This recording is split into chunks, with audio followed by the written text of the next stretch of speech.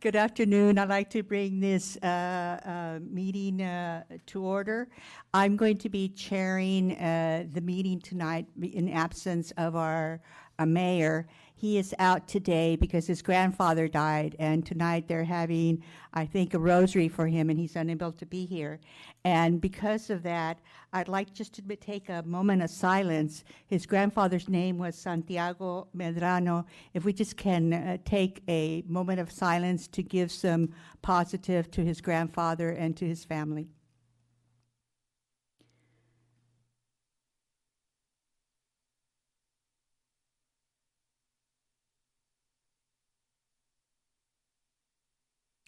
Thank you. Anyone addressing the City Council is asked to fill out a blue card and leave it at the podium for recording purposes. If you challenge any action appearing on this agenda in court, you may be limited to raising only those issues you or someone else raised at the public meeting described on this agenda. So you had to be at the Planning Commission meeting before you're able to object to any of our, or challenge any of our actions. Para uso, si necesitan traducción, por favor de usar los, eso no empieza hasta las 6:30. This doesn't go on until 6:30, so forget this. Okay.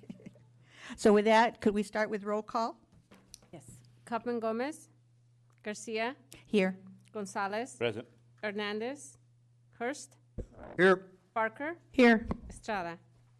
Okay, before us, if you've had a chance to read, we have had informational items, report of disbursements, and miscellaneous documents reports. And we're going to begin with our presentation. And I'm very excited about this. It's the mayor's proclamation congratulating Chancellor George Blumenthal on his retirement on June the 30th, 2019, and commending him on his dedicated service and outstanding accomplishment, as well as expressing our community's gratitude for his many years of service and wishing him much success in all his future endeavors. And I just want to say that I'm an alum from UC Santa Cruz, and I have been so pleased with the leadership and outreach to the Watsonville community that Chancellor Blumenthal has made. When I attended UC Santa Cruz, and this was in the 1980s, UC Santa Cruz was seen as the city in the hill, far removed from Watsonville. However, but with this chancellor, he has taken the time to connect to Watsonville. He has come to the high schools to different events. He has met with community members, and he has even visited our city council. So on behalf of the mayor and city council, I'd like to present a proclamation, and I invite Chaz, who will introduce herself and also say a few words. So, and it's too bad Felipe is not here because Felipe is also an alum, and I was going to invite him to join us. And if there's any other UC Santa Cruz alum, please do come and join us. I'm a Santa Cruz. Oh, I'm a slug. okay. Graduate student. Okay, then let's I invite you to come down with me. I'll let you do all that. I will.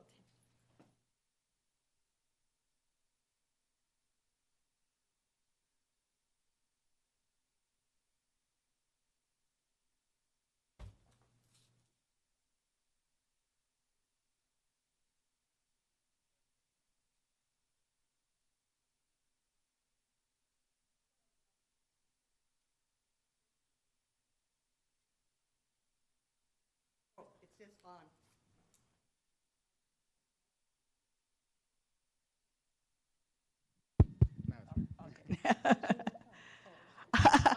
Very good. Oh yeah, come on up.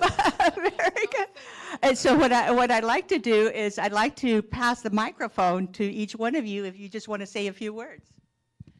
I'm a graduate alum from UCSC, but my brother also was an undergraduate UCSC slug, and my nephew graduated from Merrill.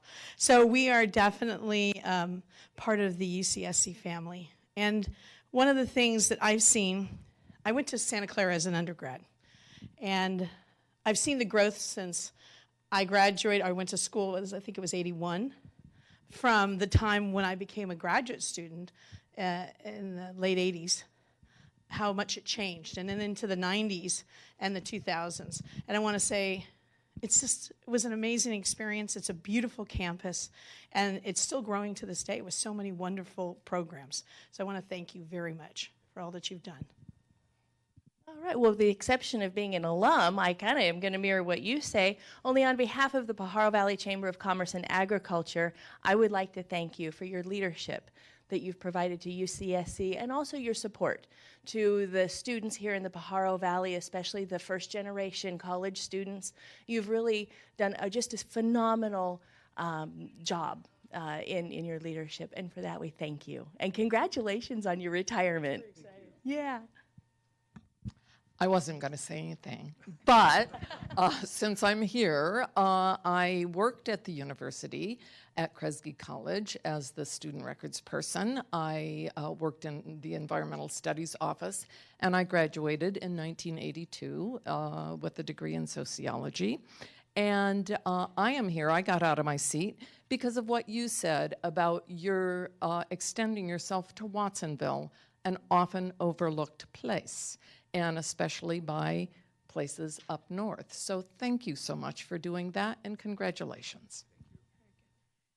And so in terms of this resolution, as you all know, resolutions always have a lot of whereases, but I'm only going to read one. It says, whereas Chancellor Blumenthal helped to set forth a new discourse and productive partnership between the city of Watsonville and the UC Santa Cruz, and for helping to bridge the, quote, town-gown relationship between our two communities and helping to demonstrate the importance of shared values. Now, therefore, I, on behalf of Francisco Estrada, Mayor of the City of Watsonville in the state of California, on behalf of the City Council, hereby congratulate Chancellor George Blumenthal on his retirement on June the 30th, 2019, and commend him on his dedicated service and outstanding accomplishments, as well as express our community's gratitude for his many years of service and wish him much success in his future endeavors. So congratulations. Thank you.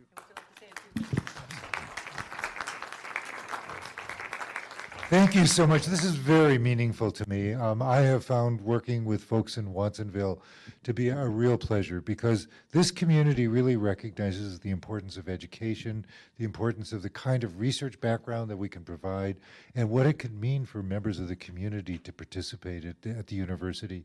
And the university has benefited as well. I mean, as you know, one of the things I'm most proud of is the fact that we're now above 40% in terms of first-generation students at the university. And a lot of those students come from places like Watsonville. So I think, in a sense, you've served as a place that we can reach out to. And I think that the partnerships that we've developed have been really important moving forward. I don't think I can possibly thank all of the people in Watsonville who meant so much to me, but I would like to thank a few, if that's okay with you. I want to call out people like Rebecca Garcia, our Mayor Pro Tem, Lowell Hurst, who I've known for many, many years, and Felipe Hernandez as well, and as well as the mayor, Francisco Estrada, who we've been able to work with so effectively. I also do want to mention Matt Huffaker as well. Matt is relatively new as the city manager at Watsonville, but he has really done a lot of work with the university. He has served on our community advisory group. He has worked with folks at the university to set up forums around the area so that we can find better ways to serve the community around Watsonville. So he has truly been an activist in doing that, and I want to call attention to that. I've also known Al Smith since almost the very beginning, and I want to mention that as well. There's a few others in the community who aren't here today who I'd like to also mention. Maria Elena de la Garza from the Community Action Board, Dr. Michelle Rodriguez, the superintendent with Pajaro Valley Unified School District, who actually means so much to us in terms of making progress going forward. The Digital Nest founder, Jacob Martinez, has been really crucial in terms of forging relationships with the university. I want to mention him as well. I worked well with the former city council member and mayor, Daniel Dodge. And last but by no means least, I want to mention the former city manager, Carlos Palacios.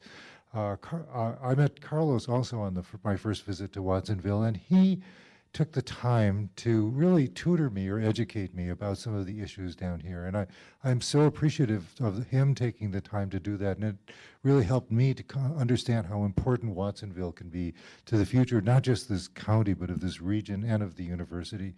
So I think we've started some really good things, some great interactions, and I really look forward to those continuing and blossoming in the future. So I just want to thank you all. Thank you so much.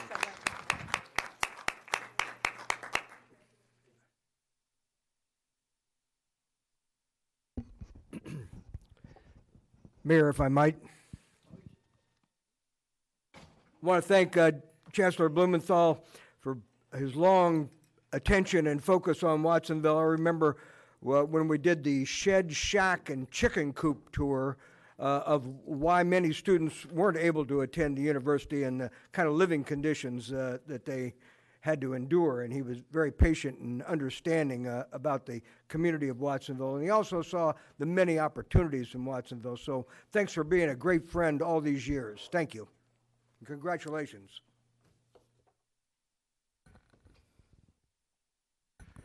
And thank you also as well as for being a partner with Watsonville as well.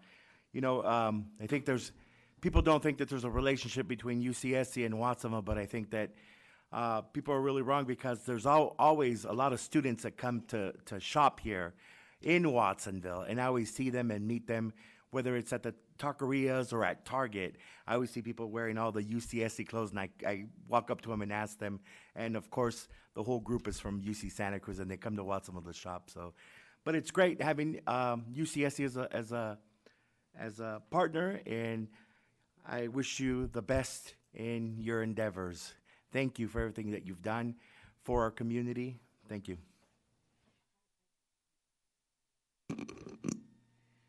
I forgot to ask Ari and Felipe, can you tell which colleges you were associated with?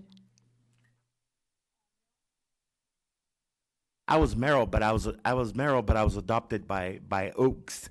I stayed there most of the time. Community studies. And I was an Oak student. Okay, moving on, we're going to have reports to the council. The first one is on Measure G, Community Survey Results Presentation, and this is going to be given by Deputy City Manager Vilas. Thank you. Good afternoon, Mayor Pro Tem and council members. This afternoon, we're bringing you the results of a community survey that was conducted in our community during the month of April. And with me tonight is Brian Godby with Godby Research. He was the person and firm that was selected to do the community survey and conduct the evaluation of the results, which you will get to hear today. But I just want to kind of share with you that back in January of this year, we put out an RFP to select consultants that could help do this survey, this community survey. And the purpose of this survey is really to assess the how likely voters that are residents of Watsonville feel about continued support of the public safety tax initiative known as Measure G. And we ask Godbit Research to help us identify projects and programs and features of the revenue measure that will be supported by, perhaps supported by registered voters, property owners, and community at large, and also to assess what are the perceptions of the community with problems such as crime, drug use, gang activity in the city as a whole. So with that, I'd like to introduce again Brian Godby, who will walk us through the results of this survey. Thank you, Tamara. Mayor Pro Tem, members of the council, I'm Brian Godby. I'm pleased to be here to present the results of the survey. We also actually conducted the survey in 2014 before the measure was originally on the ballot as well, so have some historical background as part of this process. As Tamara mentioned, the purpose of the survey was to look at satisfaction with the city's provision of services and management of public funds, to look at potential voter support for a sales tax renewal measure that would help fight gangs, respond quickly to medical emergencies and fires, keep youth on track, et cetera. We also looked at specific programs and projects that you might spend the money on if it were to be renewed.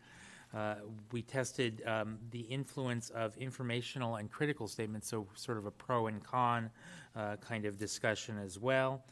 We also looked at duration, and then, of course, there's a wealth of demographic information that is available, although I won't bore you with all of that today. Mostly we use that to make sure that the sample is representative of the likely voter universes that we looked at. Which primarily was the March universe, but also November as a fallback. So to jump into the key findings, the first set of questions, as I mentioned, dealt with provision of city services, and essentially we said, are you very satisfied, somewhat satisfied, same thing on the negative side, with the city's efforts to provide services? The way we analyze this, we certainly have the data, as you can see in the pie chart, but we typically add the very satisfied and somewhat satisfied together, and so you see that the total satisfied is 68.2 for the March universe. It's virtually the same for the November universe, and I'm looking at the box in the lower right left-hand corner at 67.7. On the dissatisfied, it's 23 and 22 in round numbers, and we do a ratio of the positive to the negative, and you see that down in that box also. For March, it's 3.0 to 1, which is a good place to be. It's certainly positive. It's over 2 to 1 positive, obviously. When we compare that with the March and November and then the 2014 survey, there's really no statistically significant difference. So you're pretty much on the right path. Numerically, it's obviously a little bit lower than 2014, but again, it's not statistically significant. The next question was how satisfied or how favorable opinion do they have with the job you're doing managing public funds, and we have similar data here as well. Again, we add the very and somewhat together on both sides of the equation, and you can see we've got 52.4% that are satisfied in the March universe versus 31.3% that are dissatisfied. This almost always goes down relative to the overall services, so I'm not surprised that that happened. Our ratio is 1.7 to 1, which is actually a little higher than it was in 2014, but again, it's not statistically significant. So this is an okay place to be as well, going into a potential revenue measure. The important thing, I think, though, to note is the 16% that are DKNA, which stands for don't know, not no answer, or not sure. These are people that are likely to vote in a March election. So it's important that they not go to the ballot thinking, I don't know if you're doing a good job, because you're going to be asking them for more tax dollars, or at least extending the tax measure, and we can't just leave them out there thinking, I don't know. So there is communications effort that needs to happen before the measure is placed on the ballot. Switching gears in the questionnaire, we then asked our first test of the potential ballot question, and we call that uninformed support because there's just not a lot of information in the survey at this point. And you can see the actual ballot question on the right-hand side of the slide in the yellow box. It matches the legal requirements and was reviewed for that to make sure that it is legal to put it on the ballot as it is. You can see that it has some general language and several bullets on what we might spend the money on, and then has the important part, shall the City of Watsonville's measure renewing the existing 1/2 cent local sales tax until repealed by voters, providing $4 million per year, all that is required by state law, be adopted. And the chart shows the difference between the November universe on the bottom and the March universe of next year. and clearly both are very good. We're at 75% in round numbers for March. When we add the definitely yes and the probably yes together, we're at 78% for November when we do the same thing. You would expect it to be a little bit higher in November because the electorate is bigger and typically younger. But statistically speaking, there's no difference between the two of these. And since we need to get 66.7, we are clearly above that threshold, and that's certainly a good, very good place to start. Now, the next set of questions was the things that we might spend the money on that I mentioned at the outset. We call it the features of the measure. This is the first of 2 slides on this. And the way this question was asked is we read each of these items, which you see summarized here because some of them don't all fit on the PowerPoint slide, but we read them in a random order, or they were read by the respondents who did it online in a random order. And we then followed up with, is that much more likely to support the measure based on knowing that's how the money might be spent, somewhat more likely, somewhat less likely, or much less likely? When we're done with the analysis, or the data collection, the analysis is that we assign numeric values to each of those responses. So a much more likely is a 2, a somewhat more likely is a 1, a somewhat less likely is a -1, and a much less likely is a -2. So that's how we actually ordered these, and that's why if you look at the percentages, they may look like, not on this slide, but in the next slide, they're out of order. And we do that because we want to make sure that we gauge the intensity correctly. On this particular slide, we've just shown the percentages, and those percentages are much more likely and somewhat more likely added together. So this is all our Tier 1 based on our statistical criteria, meaning that these, while there are some numeric differences, are all essentially statistically tied.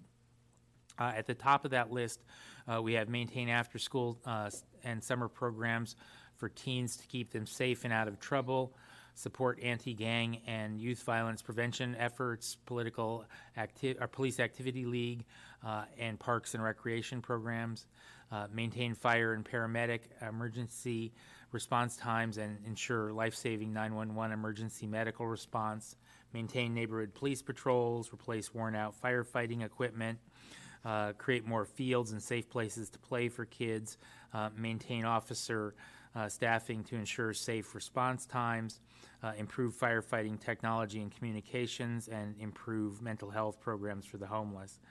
So those are the items that were at the top of the list in terms of the respondents' preferences on how the money might be spent. The remainder of the list, because it was a long list, is on this page. I won't read through all of those in deference to your time. But you can see that in our Tier 1, which is on that first page and this page, there's lots of items that are well above the 2/3 level. All of these things are positive. There's no question about that. But there's certainly a difference between an 80% positive and a 55% positive. And that's what we see on these slides. Now, the next set of questions look similar, and the methodology is in fact similar, but not identical. These are informational statements, so these are positive things, and as a result, the scale is different. So you can see across the bottom of the chart, it's just much more likely, somewhat more likely, or no effect, and that's because it doesn't make sense for people to oppose the measure based on these kinds of statements. The methodology is the same. We create the mean score or intensity score to rank the items, and you can see that here, as well as the arrow which shows adding the much more likely and somewhat more likely together. At the top of this list, we have money from this measure will be dedicated only to the specific purposes contained in the ballot measure, and the ellipses there is and can't be diverted for any other purpose. And that's 89% of the voters find that piece of information very compelling and more likely to cause them to support the measure. The next one, item F, the measure continues critical programs without increasing taxes. And then the third one is the measure will give Watsonville local control over local funds for local needs. No funds can be taken by the state. And that no funds can be taken by the state is almost always in the top 3 items, no matter what district, what agency, or what part of the state that we're working in. So that's really important.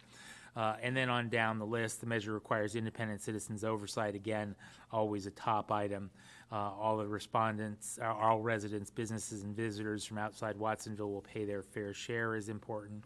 Measure will provide programs for children and teens that keep them off the streets and out of trouble, and on down the list. I won't read all of those.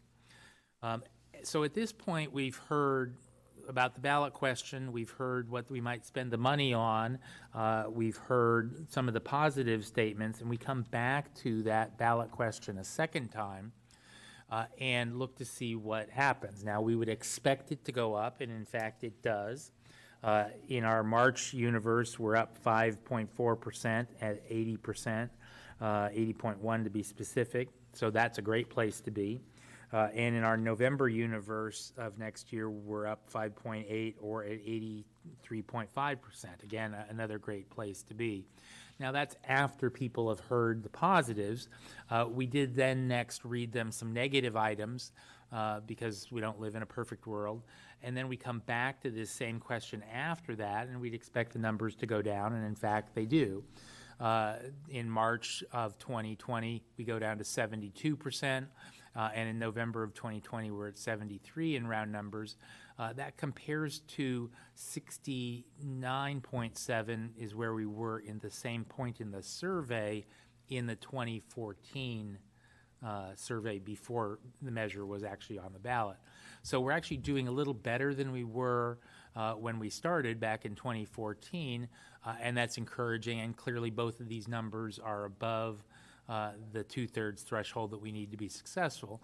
But it's important to note that, this is not a slam dunk. There are none of those. And we need to do our job and make sure people understand what this measure is about, because the golden part of the bar that helps us get to the 70s is probably yes, and those people need to be kept on board.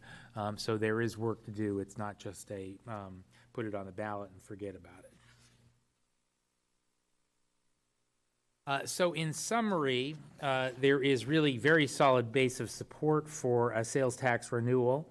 Again, in the March 20 election environment, we started at 74.7, we went up to 80, and then we came back down to 72.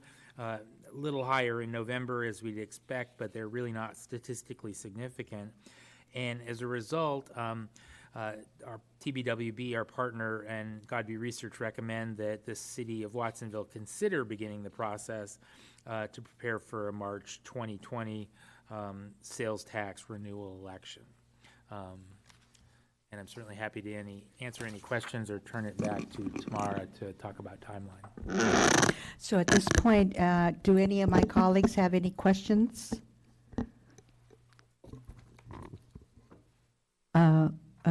Mr. Hurst?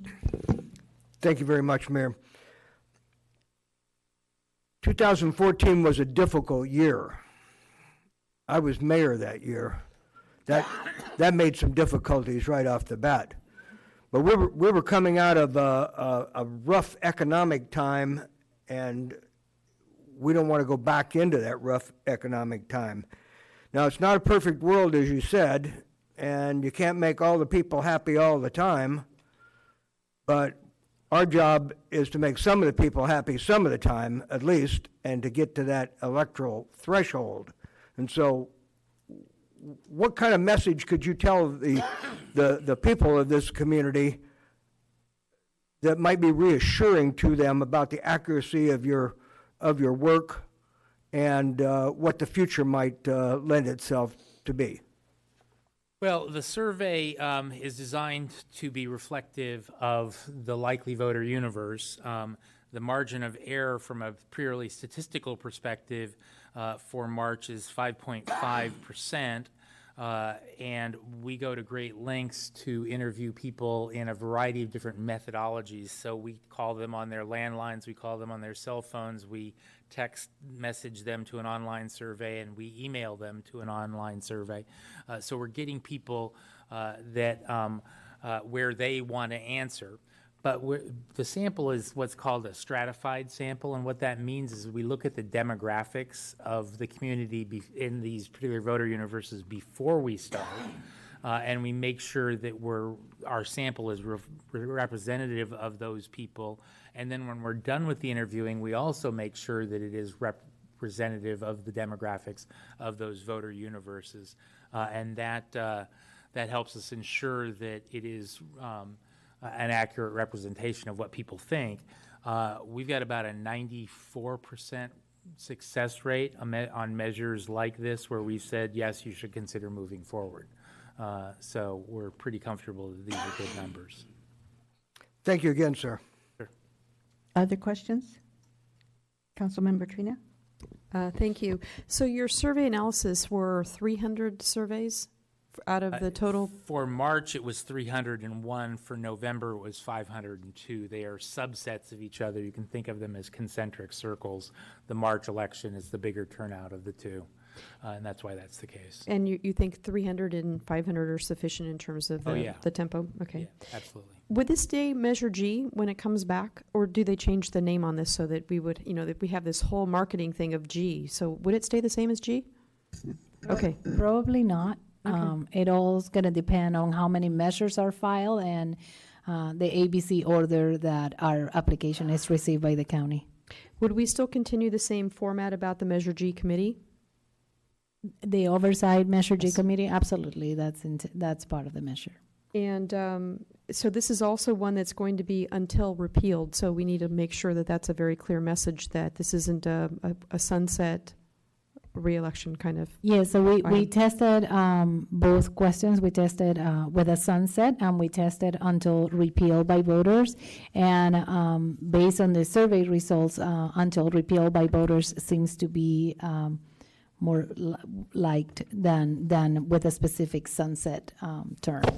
And if it were to be repealed, would it only need 50% plus one vote, or would it wouldn't take 2/3, would it?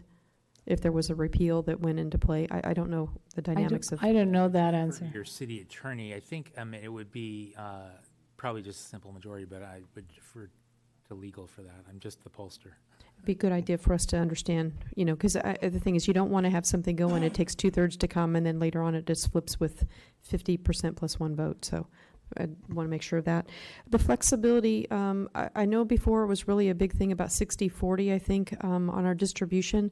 Is that going to remain consistent?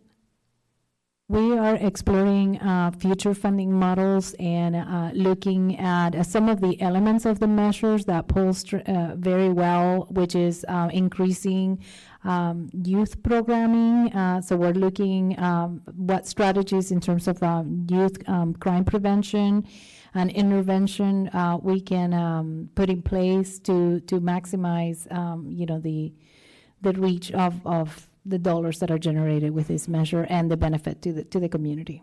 Will there be any language or a potential in any way to bond any of this in terms of leverage? Because we have a lot of capital that is deferred between police and fire. Would that be anything that would be considered if this were to go to the voters and those type of questions are asked?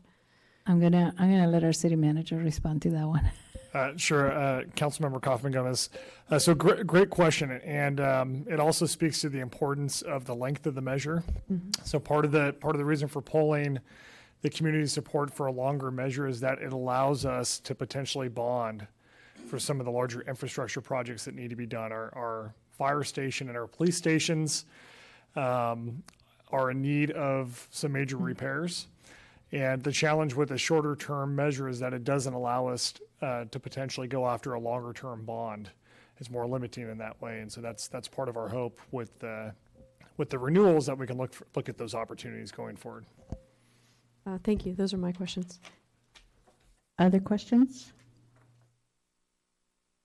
Councilmember Ari? Thank you. So you mentioned some statistics to Councilwoman Kaufman-Gomez.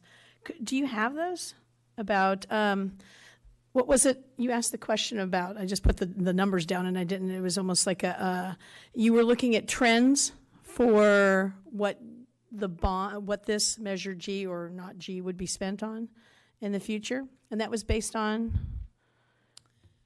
The list of items that, Yeah, that would uh-huh. poll, well, it was some of those items were part of the original measure. A lot of them were, and some new elements that were tested was the homeless question is new, and a little bit more of maintaining after-school programs is a new question that was not part of the original set of questions, but that's basically the basis of it. Like, Thank you for putting exist- that back up, yeah, yeah. because that's, You can see them here. Yeah. Maintaining after-school and summer programs for teens are at the top of the list. And while this is a long list and there's a top and a bottom, they're all really, really good. I mean, they're in the 80s and the mid-70s. So even though something is halfway down, I wouldn't say, oh, well, that's not very highly supported, because it actually is. So. yeah. And the sampling that you took these on, you have 300, you said, in March and 500 in November. Oh, that's What was the demographic sampling of that? Well, it matches the universe of likely voters. So you can look at both of those universes. For example, for the March universe, obviously it's slightly more female. It's 58-42, which again is reflective of that likely voter universe. It is definitely older. The 70 plus is 26%. The 50 to 64 is 41%. And that again is reflective of your voter population. That changes a little bit in November. The 70 plus goes down to 16%, and the 50 to 69 is 32%. In terms of ethnic groupings, the Hispanic population accounts for 56% of the March voting universe and 66% of the November voting universe. So again, if you look at that's not reflective of the population, that's reflective of the voting universes. Okay. I'd love to have a copy of this. So I don't know if the other council members would like a copy as well. Thank you. Other questions? Seeing none, I do have a question. You mentioned that there's a lot of work to do. Can you describe what that work looks like? I'm going to defer to Tamara to go through that. Yeah, so next steps is one of the items I wanted to cover today. So today's a non-action item, is basically council receiving the presentation and the results of the survey. But as you can see, the results clearly delineate that there is a support for the voters for a measure, and possibly until repealed by voters. So that's looking very positive. And our next steps will be to continue to work in writing the resolution and the ordinance that will be coming back to council for council to call the election and to set the ballot measure for the March election, which is what's being recommended. We're planning to come back to council in the November meeting, because that needs to be called by December 5th. So in order to meet that deadline, we're coming back to you in November and have that discussion as to if the council wishes to call the election. In the meantime, internally, we will be working with our police, fire, and parks departments to work on an expenditure plan. What does it look like going forward? We're working with TWB, which is a strategist that we have retained to help us with this part, and basically just building a communication and education for the community, make sure that we continue to educate the community as to like what are the benefits that the measure have brought to us in the past 5 years, and the fact that it's earmarked to sunset in 2021. And build consensus for building that strong measure that our community will support and see the benefits of. It's what we will be doing in the next few months. And after council calls the election, then it is up to the advocacy and campaign group to take it from there until the election day. So we're planning to work together with our the POA and the firefighters associations are at the table. We've actually are working with a subcommittee of the Measure G committee that includes current and former members, as well as a subcommittee of the council who will help us lead in preparation before we call the elections. So that's the next steps. And so when you talk about the campaign group, would this include just general community members also? It could include any community members that are willing to support this effort. Yes. Very good. Any other final comments or questions? Yes. I know we're taking the pass in March. In the event that this doesn't happen, there's a couple things that we're looking for triggers. One is if there's a feasibility that we need to change anything fiscally, because we are relying on these funds. So that is a message that we need to make sure is very clear in the event it doesn't pass in March, but then it allows us also the November pass in the event that March doesn't make it. And I guess figuring out a little bit more on how to fine tune it if it's not successful for the first go of it, it still has a second option in the same year. So those are still some factors there that we want to play out. And obviously, we are relying on the funds, and we are already maxed to what we can legally tax our consumers. So we also have that as a long-term message that we have here, that we have no other resources to go to. So I'd like to make sure that we're addressing how that, is communicated. Yes. Thank you, Councilmember Kaufman Gomez. I want to reiterate that while we're hopeful that the measure is going to pass in March, it's not something we can take for granted. I don't think it could be overstated how important Measure G is to maintaining our fire and police services. It represents the equivalent of 10% of our general fund overall. And so we will be working hard on this effort over the next several months. As Tamara has mentioned, we have a lot of heavy lifting in front of us. But shooting for March does give us options if in the event it's not successful. Again, our hope is that it will be. But we plan on building as broad of a community coalition of support as we can over the coming months. And just one more comment on there is what I've heard from the public too is we shouldn't rely on the Measure G to come up with the funds for those particular departments, that generally the general fund should be taken care of, so that we're not impacting what we're doing with, okay, well, we're going to pay those services out of the G funds instead of out of what the proportion should be that comes from the general fund for those particular departments. So I just want to make sure that we're very clear on that message as well, that if you don't have it, it's a big impact. And I think that people really want to understand that this is in addition to what's already the assurance that the budget is set for those departments from the general fund. Absolutely. And that's the work ahead of us. We're gonna be coming together and inviting members of the council that are part of this subcommittee, as well as the Measure G subcommittee, and having those conversations. And just to add to that, to be very clear, there's a maintenance of effort requirement in the measure that ensures that we are not replacing general fund with Measure G funds. That commitment will remain as we look at the renewal to ensure that we are maintaining the services we have. And again, this is a large number. It almost represents $4 million. The general fund is just not in a position to be able to absorb that if we were to lose the measure, and that's why we need to take the renewal seriously. Okay, if there are no more comments or questions, I want to thank Brian and Tamara for your presentation, and we look forward to the work that we have to do. Moving along then, we're going to continue now to another presentation regarding the library's outreach vehicle, Bibliovan, and I hope I'm pronouncing it right, okay. And we have our director of library, Carol.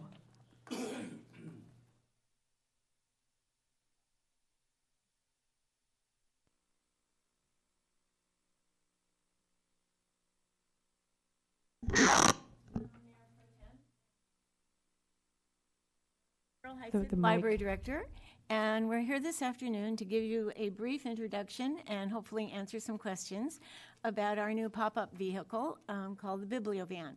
I have with me this afternoon Alicia Martinez, who is the principal librarian at the library and who is in charge of technical services. And Alicia was the guiding light behind this grant and put it together, and she will give you a presentation now of a little history of the library itself, as well as the van and what we're going to do with it. And yes, it is BiblioVan. Thank you. Thank you so much. My name is Alicia Martinez. I'm principal librarian. I've been with the library for 30 plus years. Carol is the one who's winning that award there of how many years we've been at the library. So I'm really excited. We got an opportunity to apply for this grant through the Pacific Library Partnership. It's a consortium of 4 systems and 42 libraries, and we're a part of one of those consortiums, the MOBAC, the Monterey Bay Area Cooperative Library System. So this organization allows us to apply for grants that will further the services of libraries, and so how to be more innovative in our community. Okay. So this is just a brief history of our library. Many of you have never probably ever seen what our Carnegie Library looked like in 1905. The library has had a library since the 1860s, whether it was in a room or in an actual reading room. And so in 1975, the council members then decided to raise this beautiful, fond, large building that was located on the corner of Union and Trafton, and was built, the other building there on the right, on 310 Union Street. And we started growing at an exponentially number of visitors and also services, and our books, we were at max capacity, and unfortunately that building was not being able to be retrofitted, and so due to a bond we were able to move to a new library building shared by yours truly, admin offices, and the Santa Cruz County Superior Court here at the Civic Plaza since 2008. So it's kind of remarkable that we've been in this building for 10 plus years. So I'm really excited in the history of ever of the Watsonville Library. We have a little van, and it's a pop-up library. When you think of a bookmobile, you think of this huge vehicle that you can walk in and peruse the aisles. But however, that would take approximately about $1 million. That's something that I'm looking forward to in the near future.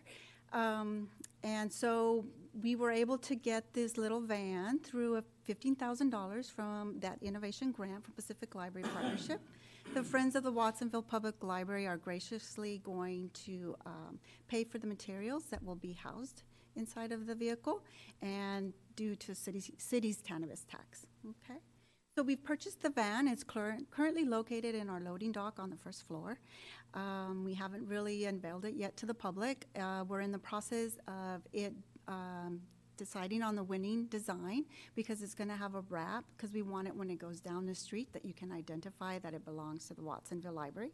So Carol is in the process of selecting that winning design. Chaz will be the one who is going to retrofit the design wrap. And it's going to be equipped with a hotspot for internet access, a laptop so that staff can check out materials, register patrons, and also check our library's catalog. So it'll be a cute little mobile. So this is what it looks like. Okay. So Chaz, like I said, Chaz Design, a local company in Pajaro, is going to, based on the winning design, is going to create the design wrap. And we hope to have it on display, and you're all invited to come to the library. We're having a Readers Carnival. We currently have our summer reading program, and we've had a lot of people come into the library and enjoy all the many events and programming. And our theme this year is Showtime at the Library. And so tonight there's actually going to be traditional music at 6:30, so you're all invited. But I know you're here. So this is what it looks like. Our design is going to wrap on the side, and then we also have one on the rear. So when you open the door, you don't lose the focal point. So the goals and objectives of this grant was to make sure that we're visible and that people are aware of us out in the community. And we want to be also be able to provide a variety of information and materials and services for individuals for our lifelong learning.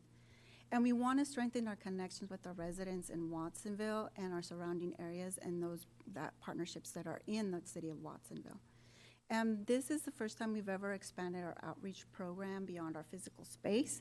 And so we want to serve individuals who are underserved due to geographic causes. And we also want to make sure each resident and each visitor experiences and connects with us as a special. And we want to make sure that throughout the city, we participate in all these events, festivals, educational events, community building activities. So we want to be aware that we are out in the community. So we're going to be at the farmers market, the senior centers, open streets, Day of the Child, and the Strawberry Festival, just to mention a few. So we also, as part of this grant, have to evaluate the project. So we're going to gather statistics based on our library system and also when we are at these events. So we're gonna gather information based on how many library cards were issued, how many items we circulated, because this collection will have its unique identifier, so we'll know that it belongs to the van when it comes back to the library. And then we're also gonna measure how many visits we go to the different locations. We also want to make sure that we are serving the needs of our population. So we're going to do a face-to-face interactions, we're going to give out surveys, and we're going to create assessments to make sure that we're doing an actual representation of what our goal is as a library. So I want to thank the City of Watsonville and the Friends of the Library, and also for the Pacific Library Partnership. I don't want to say go out and smoke more, because that would be not a good thing, but but since the cannabis tax is helping support this endeavor, so I'm really thankful. At this time, is there any questions? Trina? Thank you. Has this been run past also the library commissioners? And the radius. Okay, go ahead. Yes, it has. Okay. They have actually seen a mock-up of the van, and they are fully supportive of the project. Good. I'm glad that you're getting their participation, because I know that getting a quorum for some of the commissions has been a challenge at times. Yes. The hours, and is it going to go by schools? What is a radius? Let's see this moving around. What does it look like? That's the important difference between a bookmobile and what this pop-up van is. There is not probably going to be a regular schedule. It will be our outreach vehicle that will go to events to begin with. So we will be a presence at those events. Down the road, we plan to obviously be perhaps at senior centers at a certain time, adult locations at certain times, but it will not be on a route that you can go every Tuesday. There'll be a bookmobile sort of a concept. First of all, we don't have the staff to actually do that, and secondly, we don't have the collection to do that. So it'll be more of, the concept is that it will introduce people in the community to the library. They will be able to check out materials, and hopefully they will then be encouraged to actually come into the library to return those materials. Obviously, if we're out and about, we will pick them up, but the concept is that they will be actually drawn into the library, to the physical space, where there is a lot more for them to actually access and to take part of and take advantage of with their tax monies. So that's the basic concept behind this. Thank you. Aurelio? Yeah, just a simple question. Is this a admission-free vehicle, or is it admission-friendly? I'm going to let Alicia answer that, because she went through all the details of how she actually selected this vehicle. So I looked at another vehicle, and it was going to be about $60,000, and it was electric. However, it only goes 20 miles an hour, and so I don't think that's kind of realistic in our city, that we can, go at a putt-putt rate. But it's a small van, and it's a Ford Transit Connect wagon, and I don't think it'll be it's not a gas guzzler. I'd also like to comment, and I don't know if Alicia actually mentioned this in her presentation, but the total amount of this was $30,000. So the cost was certainly an effect of $15,000 from the grant, $15,000 from the cannabis funds that we used. So there was a cost factor that would very heavily took a place in this choice.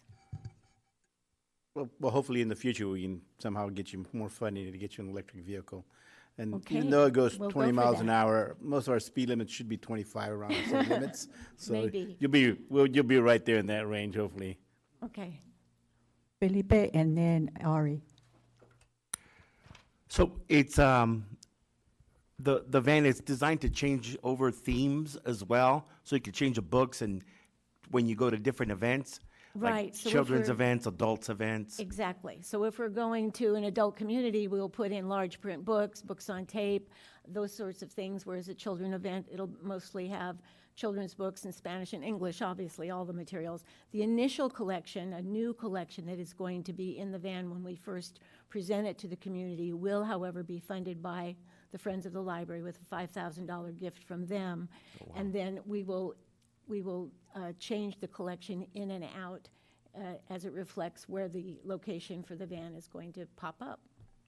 That'll be great because it'll also be good for events that have a lot of monolingual Spanish speakers. Certainly. Things like the Cinco de Mayo, the 16th of September events that is mostly Latino speakers or Spanish Exactly. speakers.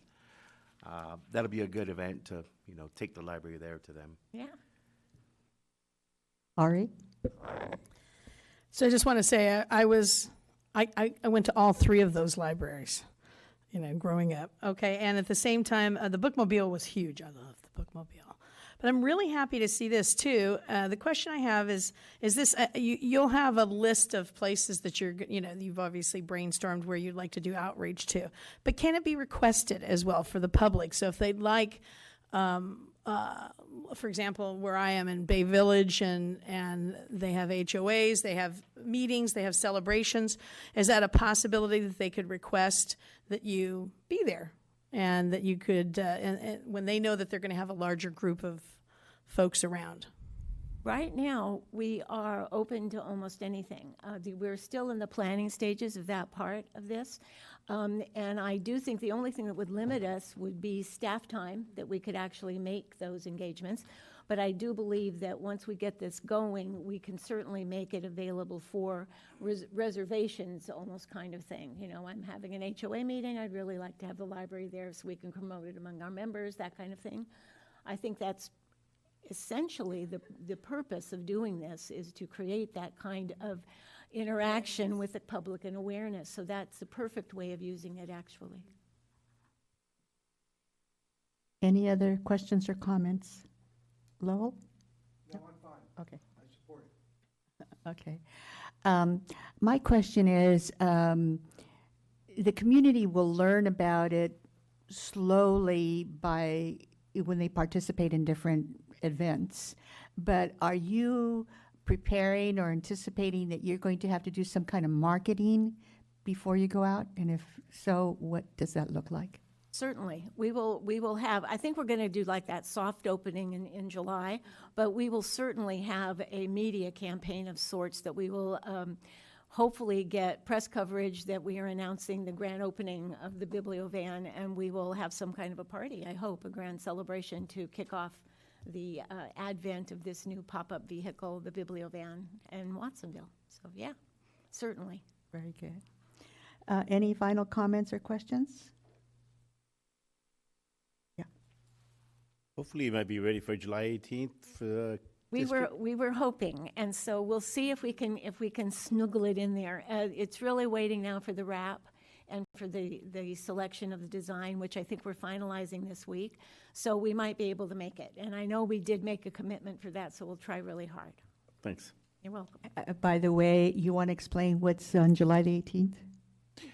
Sure, if you're going to give me the time to speak. Yeah, go ahead. On July 18th, I will be having a District 2 council meeting at River Park between 5 and 9 o'clock. And there will be some light food, and almost the whole staff, the city staff, will be out there giving information from our police, our fire, our CDC, Public Works, Regeneración will be out there, Regional Transportation will be out there, Metro Transportation will be out there, and also Mesa Verde Gardens will be out there. And this is all information for the community to go out there so they can know the resources and get to know and also our city manager will be out there, and myself. And the whole city of Watsonville is invited. Okay. Felipe, did I see you wanting to say something? Yes. You know, I know you don't have the rap ready, but, you know, if you tape up some words, it says Watsonville Library Mobile Library. I think the 4th of July parade is a good place to drive it through. We're not going to be able to make that. I don't think we'll be able to do that. We thought about it, but it really won't be ready in any way by then. So I'm really sorry. Next year. Okay. Any other thoughts, comments? Okay, the city manager would like to say something? Yeah, just real quickly, I wanted to thank our library team for bringing this great partnership together and really thinking creatively about ways that we can reach out to our community and connect them with the great programs that we offer at the library. So, great work. Thank you. And thank you to Alicia for getting this grant for us, and Carol for leading this. So thank you very much. Okay, on to the consent agenda. All items appearing on the consent agenda are recommended actions which are considered to be routine and will be acted upon as one consensus motion. Any items removed will be considered immediately after the consensus motion. At this time, any community member that would like to give input to the consent agenda, I invite you to come forward to speak.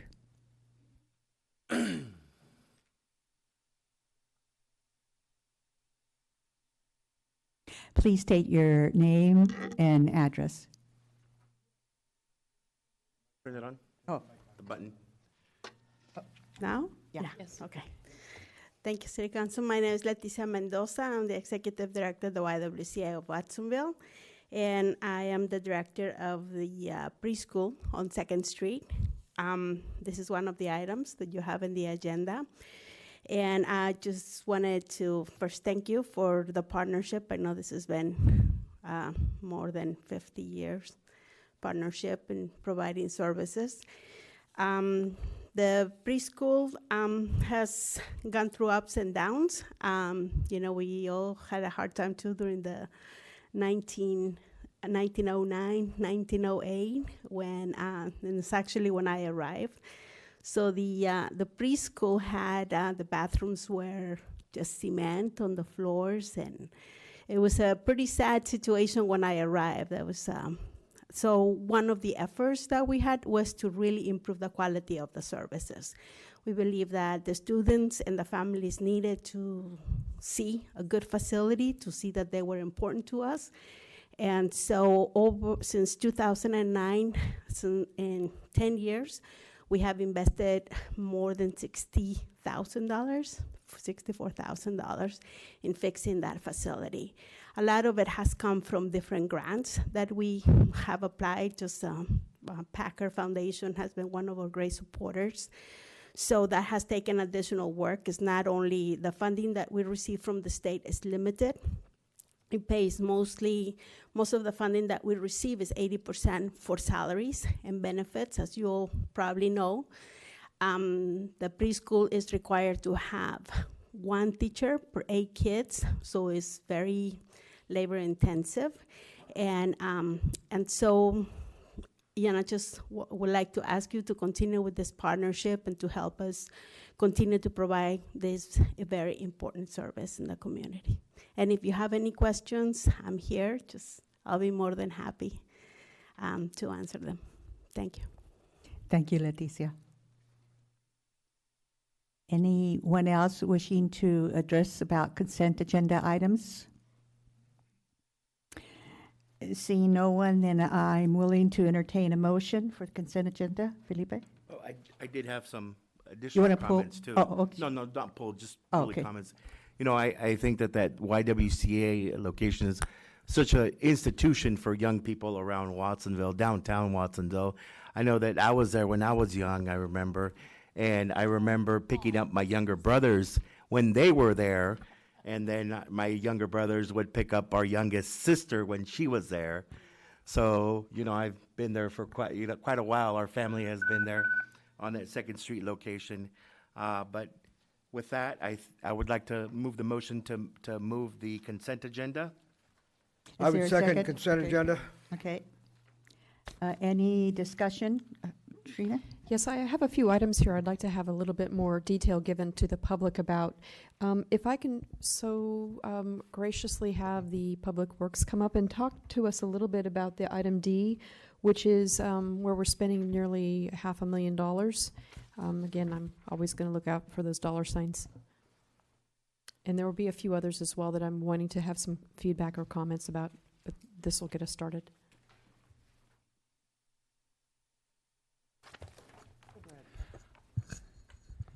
Good evening, Mayor Pro Tem and Council.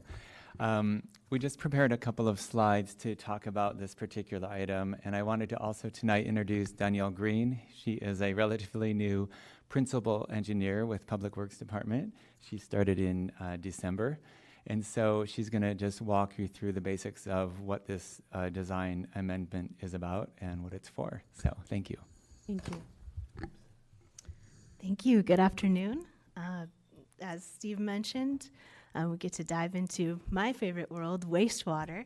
And so this gives you a little bit of background about how we came to the recommendations that are presented in the staff report. As you can see up there, we've got this is the headworks area inside the wastewater treatment plant. It has three main components. The first is the influent pump station. This receives all of the sewage from the city, flows gravity flow to this pump station. It then gets pumped up to the screening facility, which does what you can imagine the name says. It screens out any trash, gravel, debris, larger solids, pulls that out of the process before the flow continues down. And then we have, last but not least, the electrical room that houses the equipment that powers and controls both of these processes. So you may be wondering why the screening facility is in blue, and I have the answer to that. About, I think a year and a half ago it was, Carollo Engineers was authorized to design a new screening facility, and picture's worth 1,000 words. This is why. You can see the concrete is severely corroded, as is the metal.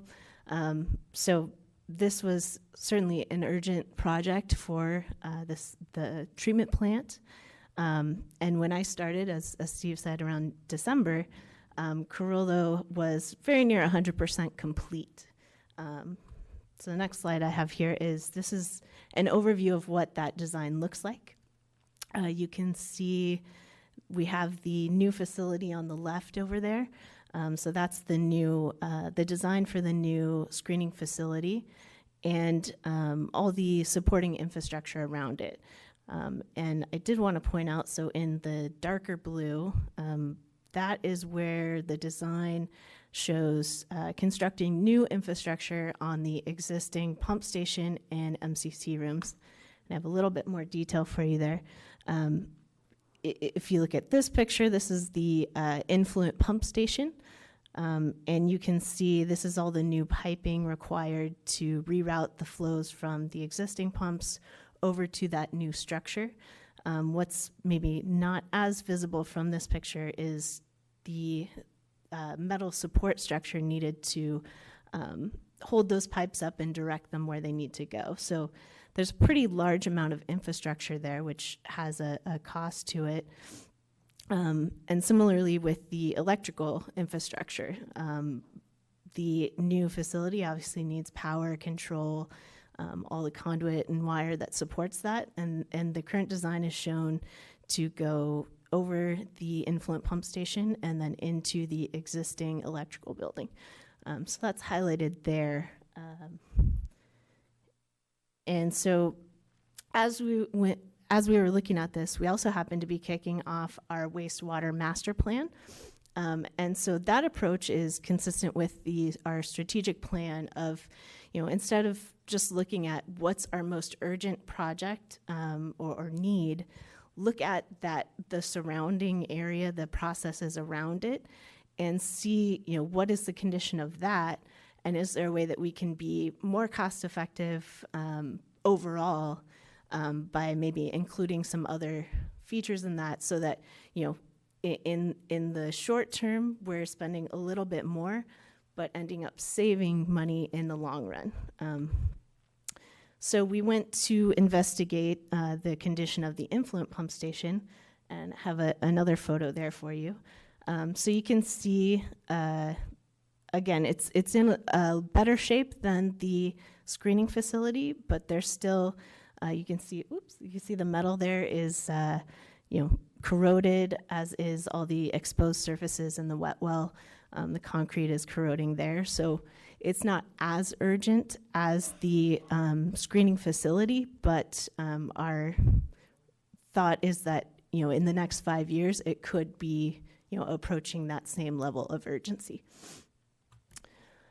Similarly, in the this is a picture inside the electrical building, and we have highlighted it with some circles there, but you can see in the overview, the MCC room shares walls with the screening facility and the pump station, and it's showing signs of that. You can see, it's a little bit hard to see, but there's some white tracing.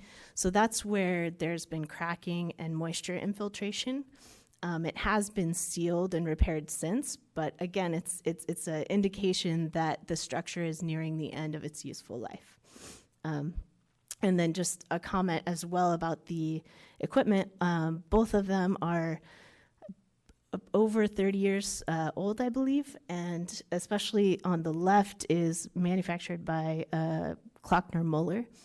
They have been out of business for about 8 years. Their plans were purchased by Eaton, but if a bucket goes down or a part needs to be replaced, we either have to find a used version on eBay or have Eaton make a custom retrofitted piece specifically for us. So as you can imagine, custom retrofitted, those add cost. So looking at all of that, we asked Carollo to, one other thing.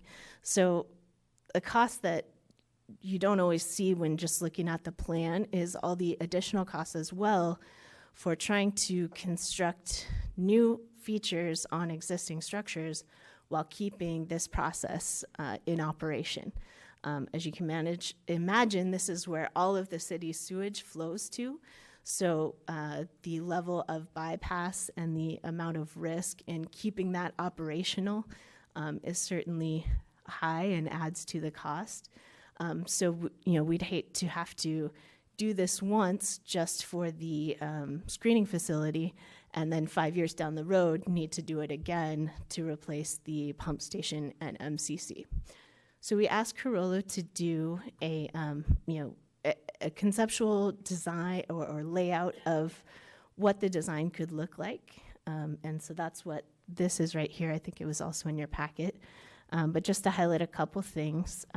So you can see this is the screening facility design that we already have, which is complete. They've rotated it to make room for where the new structures would go. And so what we're requesting this afternoon is approval to allow Carollo to start the design on these next two sections so it can be incorporated in one complete project. Thank you, Danielle. The question being the wastewater fund and the budget for that. I mean, $500,000 on the adjustments for this budget. Are we looking at pushing a different project out to come in with the $500,000? Are we going to request grants, or this is going to be reevaluated when it comes to our consumers with their water sewer bill on, it's cost us this much more, so we're going to be going to our consumers for funding this in some offset? Yes, I believe we have adequate funding in the current budget to cover the design, and it will add costs to the actual construction phase of the implementation, and we are planning to do bond funding for the construction project. So that will be coming back to council closer to the time of construction, probably 3 to 4 months ahead of the actual awarding of the bid. So can you sort of anticipate if we're going to be seeing a bond, what kind of money that would look like for This is probably going to end up being about a $10 million project. Okay. So, yeah. So we'll look forward to seeing a little bit more on the money side on that. Mhm. And we're using gas tax on this other item here for the streets, just as long as we're not taking it from, I mean, we've already anticipated this from the gas tax for your other resolution on item E, Right. so that we're not pulling it from something we're already using that money allocated Correct. towards. Yes. Okay. Thank you. I think I've got my over 100K questions for you taken care of. All right. Any other comments, questions on this motion? Lowell? Yeah, just to comment on the item D, the head works, you know, the health, just for the public, the health and the safety and the economy of this city kind of relies upon this facility. And so it's pretty important that this works effectively and efficiently and that we make sure our infrastructure is up to date. Thank you. Trina? Yes, I also have some questions of Mr. Williams from the airport. I was seeing some comments that were coming out in the community, and perhaps you can address a couple of the expenditure items that we have on our consent. Steve, thank you very much, and it's nice to meet you. Thank you.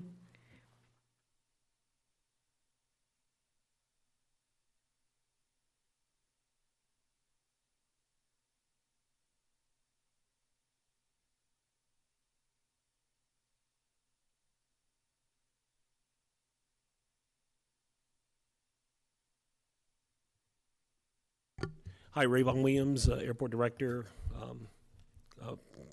Mayor Pro Tem Garcia, council members, and City Manager Huffaker staff. How may I help? Well, we have seen, we have a couple expenditure items here which would then look at enhancing our particular airport, and we've had some community responses about what this is, and I'd like to just make sure that we've got some clarifications on some of the community comments that were received and shared with you so that we can actually clarify what is accurate, what isn't accurate when it comes to the work that's being done down at the airport. Okay. On the consent agenda, there are two items. Mm-hmm. So I can address those briefly and then Yes. go. Okay.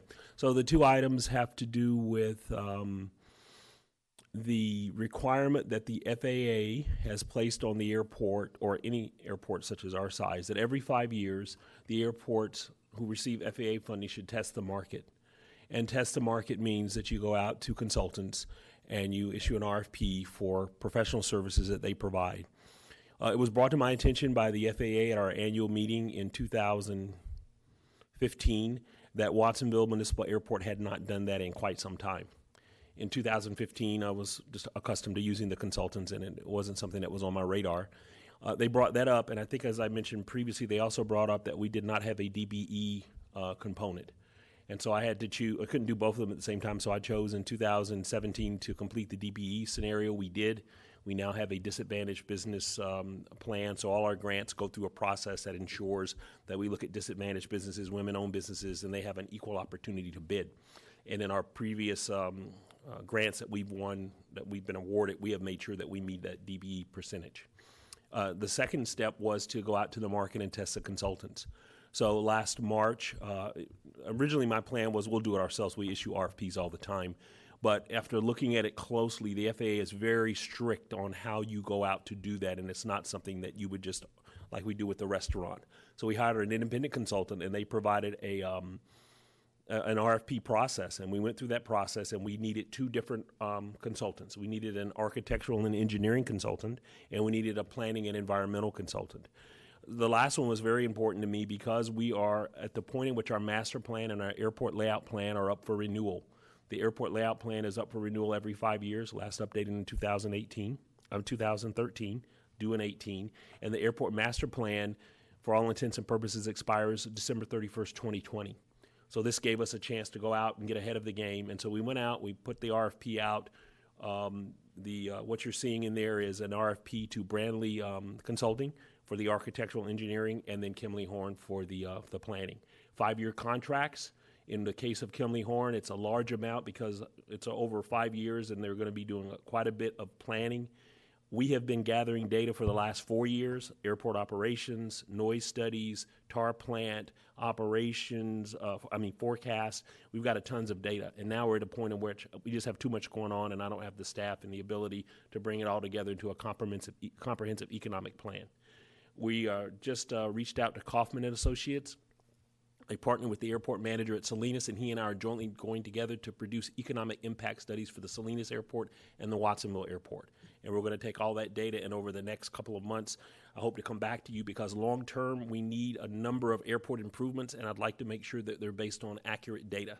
And so what we have are those two efforts. One, to build things such as new hangars, runways, additional drainage, and the other one, the planning that's required to support those. So that's what you see before in the consent agenda. Thank you, and we will also continue to follow up with that on what your findings are once they do do their work. Yeah, absolutely. I will come back. Well, in the case of Kaufman, I'm going to go to Matt and make sure that we have an agenda presentation so they can sit here and say, here's what we found, and here's what the true economic impact of the airport is. Okay, good, because I know that that's a public concern. It's a require, yeah. And I know that you did a 5-year evaluation of how many flights and what kind of flights, and will that be part of that when it does come to us, or is that a different project? No, we can certainly add that. When they look at the economic impact study, what they're going to be looking at is, and I shared this when I did my last presentation about what you to expect. They start at the airport and they work out.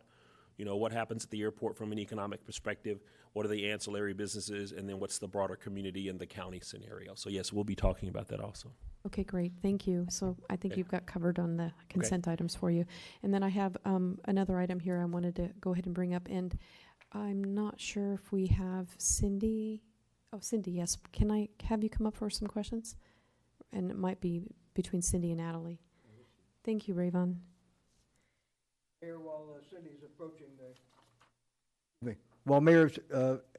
while Cindy's approaching the microphone, let me just give some kudos to Mr. Williams. He does a great job at the airport, and it's a job that few people could do or even would do, because it's a difficult job. So thank you, Mr. Williams, Director.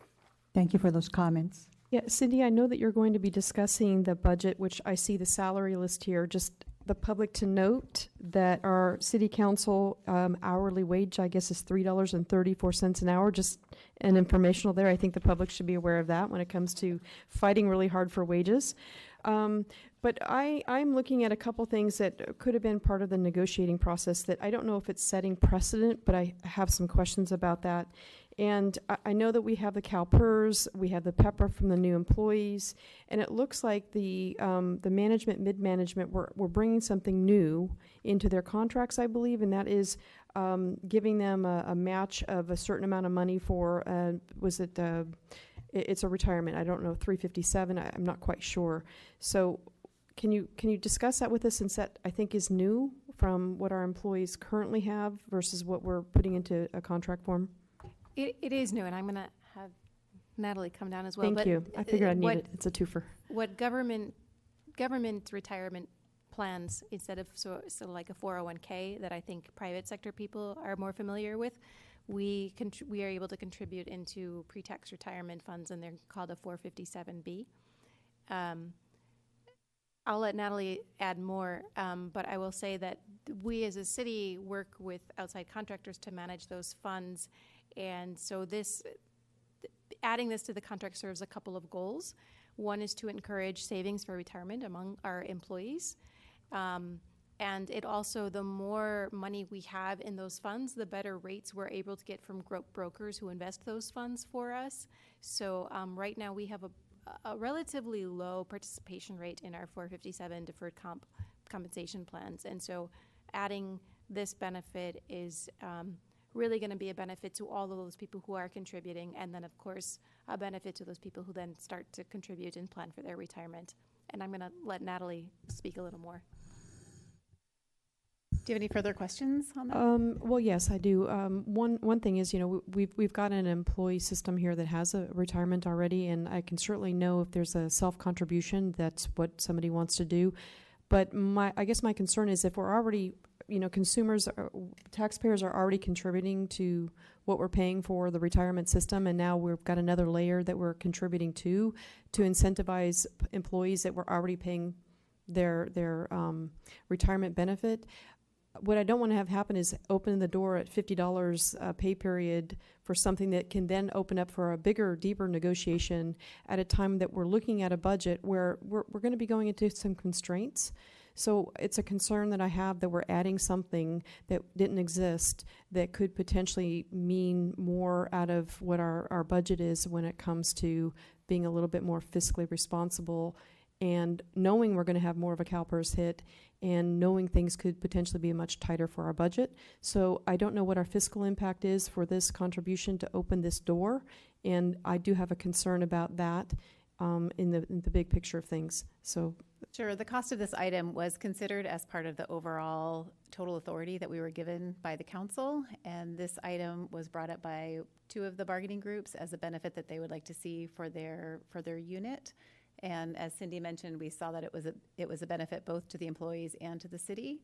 And again, it's in the contract, but everything is negotiable. So. And actually, I'd like to add one more thing. In some ways, this is a way to give a benefit to employees that is not PERSable. So it is a benefit. We do look when we're bargaining to ways to give additional compensation and additional dollars to our employees that don't add to our CalPERS burden. And this is a pre-tax savings that they have. It's not a PERSable contribution for us. It doesn't grow by COLA. It doesn't grow by CPI. It doesn't grow by PERS. And so in some ways, it's a nice win-win for us at the negotiating table. And what is the fiscal impact of this being laid into the contracts that we're looking to approve through this consent agenda? How much money are we spending this year? I don't know how many staff members that this is an impact to calculate how much money we're spending. Well, part of that is flexible because it's a match. So we will only be giving it to employees who decide to contribute. So it's a maximum $1,300 a year for those employees who decide to participate. In my budget presentation, I do have a slide on the cost of these items, and we did cost it out based on the currently participating members, and I don't have with me right now the exact dollar for this piece of the contract, but as Natalie said, it is within the authority that the bargaining team was given, and so it is included in the cost of the entire contract that I will present with the budget item later this afternoon. And if I could just add to that, I think, excuse me, I think both Natalie and Cindy explained it well, but really this is an effort that a lot of cities are expanding upon because it allows us to control future pension growth. And in many cases, employees, even though there's a pension program, when they retire, depending upon the years of service, is often not sufficient to cover their needs going forward as well. So this is a way for us to help our employees plan for the future in a way that's not creating an additional ongoing financial burden in terms of our growing pension costs. Yeah, I'm really wanting to make sure that we're fiscally astute, and the message to the community that are the taxpayers here understand that this is something that we're adding that's new on the outlook that we have with our budget and things getting tighter as we're spending more to offset this CalPERS deficit that we're going to be responsible for years to come. So that's where I'm coming from on this particular item. On if it's existed and nobody's used it, we're paying them to use it, and so I know that it's supposed to offset, but I don't think the public looks at that as an offset. The public looks at it as you're already getting CalPERS, so let's go ahead and do this other program that will start you up with for the intro of $1,300 a year potentially. For them to then, their own contribution is one thing, but I just have a concern about opening up something new when we've got a pretty big deficit going on with things, and I don't want it to have a fiscal impact that we're losing our budget money for the staffing that we need. So that's why I'm asking and want to make sure that it gets flushed out. Any other final comments on the agenda? Yes, Lowell? I just want to reiterate what's been said about item H, the YWCA child care program. Both my kids were in that, and that was a long, long time ago. It's a great program, and we want to support that. Thank you. Okay. So we have a motion on the floor made by Felipe and seconded by Lowell. City Clerk? Kaufman Gomez? I think yes, except for the item L and item J. Garcia? Yes. Gonzalez? Yes. Hernandez? Yes. First? Yes. Parker. Yes. Okay, with that then, we are going to close for our closed session. And at this time, the public comments regarding closed session agenda will be expected at this time. Is there anyone wishing to address our closed agenda? Seeing none, then we will end this. Oh, I'm sorry, I didn't see you walking up.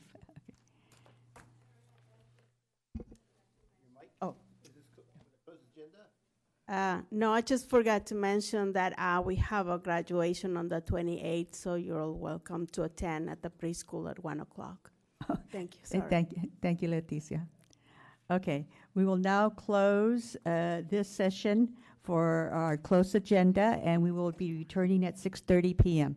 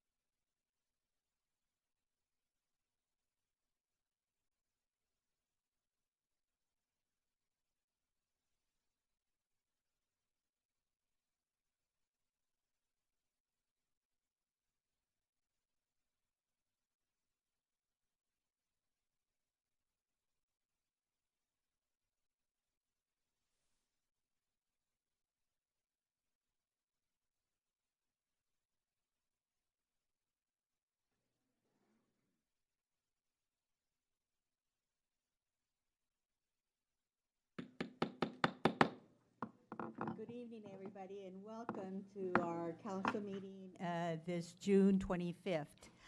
Para usar los aparatos de traducir en español, obtenga un aparato de su mesa junto a la caseta acá. Préndalo y use el canal 0, cuélgueselo en el cuello con el frente hacia afuera. Si no puede oír, revise que el aparato esté encendido y sin obstrucciones. Solo funciona dentro de la cámara de concilio y por favor de regresarlo antes de partir. And so we will begin our meeting this evening with roll call. Kaufman Gomez. Present. Garcia. Here. Gonzalez. Present. Hernandez. Hurst. Here. Parker. Here. Estrada. And I am Rebecca Garcia, the Mayor Pro Tem, and I'm in this position because the mayor had a death in his family, is unable to be with us this evening.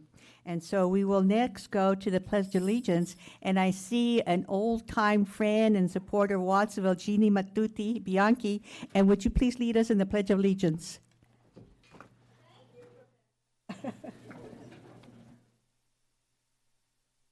Pledge allegiance to the flag of the United States of America and to the republic for which it stands, one nation, under God, indivisible, with liberty and justice for all.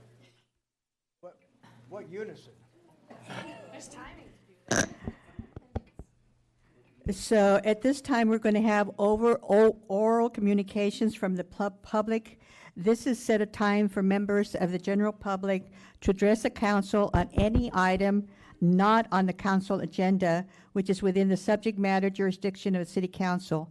No action or discussion shall be taken on any item presented except that any council member may respond to statements made or question asked or may ask questions for clarification. All matters of an administrative nature will be referred to staff. All matters relating to council will be noted in the minutes and may be scheduled for discussion at a future meeting or referred to staff for clarification and report.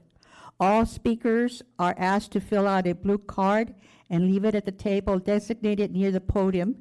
Go to the podium and please announce your name and address in order to obtain an accurate record for the minutes. So welcome. Please do start. Thank you. My name is Daniel Hernandez. I reside at 319 2nd Street. I've been a residency of the city for 64 years, my family for over 100 years plus. I'm here tonight representing a group of mine. We are people too. These are homeless people that for the last 2 years have helped me do a study of who and what is outside within our city limits so we can really realize where are all our resources going to, and why do we still have this an absorbent amount of homeless on our streets? Well, to help you with that, here's my 2-year studies from the group. In the city of Wattsville, we have 6,410 homeless individuals. 1/3 of them are children. 6 are Vietnam vet. 8 are Iraqi vet.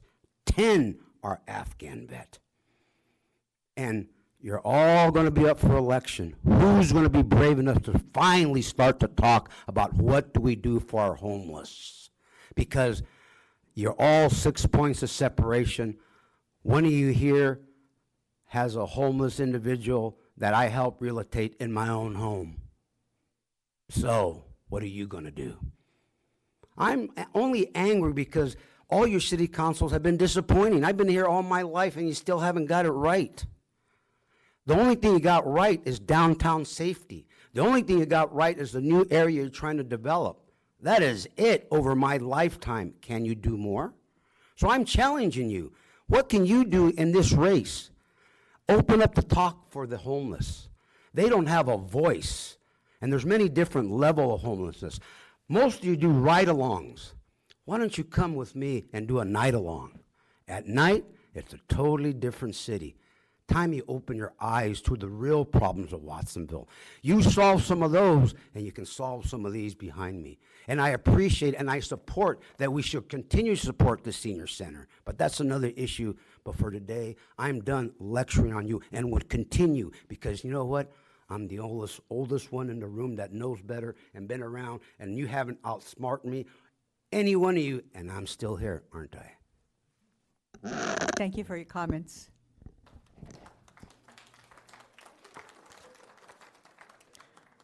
Good evening. I'm Dr. Lupe Rivas, and I'm here representing the Association of Wattsville Area Seniors. First of all, I want to say thank you for your past support of our center. We've been able to make a lot of very good improvements in our center, and we're very proud of the improvements we've made. But we need your continued support. So I'm submitting a letter today to you, and I'm going to just read it. It's not a very long one. The Association of Wattsville Seniors would like to request that you consider the following. Request that the city reconsider their funding allocation. Request that AWAS leadership, president, executive board, and board members be included in the review committee or ad hoc committee that you're planning to create. 3, request that the committee look at the existing operating and management structure and consider ways of assisting AWAS manage their work more economically and best serve the older adults in the community. Funding existing agencies and programs provided there are vital to the community. If you don't support the seniors here, then where in your city budget are you showing that you really care and are providing services to seniors? And along with I'm going to leave these letters with you, and along with that, I want to point to you that 60% of the population is 60 plus population is, there was a 48% increase of the population. There are people there that really need the services. They're very low income. They're retired from very low income jobs. So they get meals every day. They get serviced every day. And if the services were not there, some of these people would be homeless or they would not be able to make it on a regular basis. I left you some statistics on aging and to remind you that it's a growing population and the population is getting poorer and poorer. So we really need your help, and please consider our requests. And we look forward to working with you and an ad hoc committee and any committee so that we can try to provide services to our seniors and assist the city in providing services to seniors. Thank you. Thank you for your comments.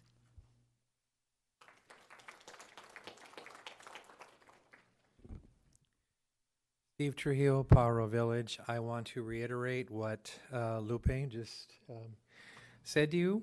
The Senior Center is a vibrant and active and very important part of this community.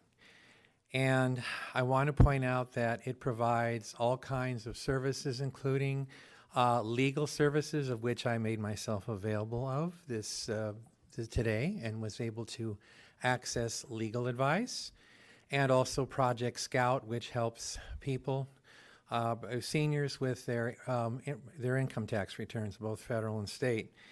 And I was fortunate enough to witness the bingo game in progress with my dear neighbor, Marian Madrid, who was actively involved in the process. And the reason this is important to us is because, as you all know, we are an aging nation. We have a growing number of seniors, and they are going to have great needs. And while the Senior Center does provide some of it, it can do much more.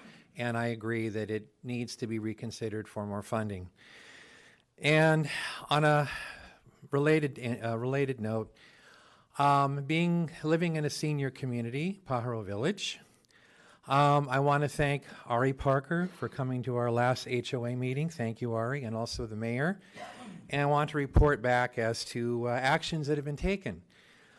Due to incredible amounts of homophobia on the part of our HOA president and vice president, I have filed a complaint with this California Department of Fair Housing and Employment, 12 counts.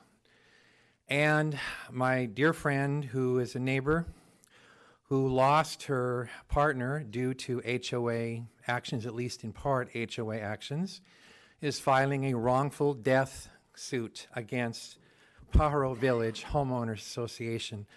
So therefore, I would recommend any realtors or people planning to buy into Pajaro Village need to really think about whether that's a good idea, particularly if you're gay or lesbian or transgender.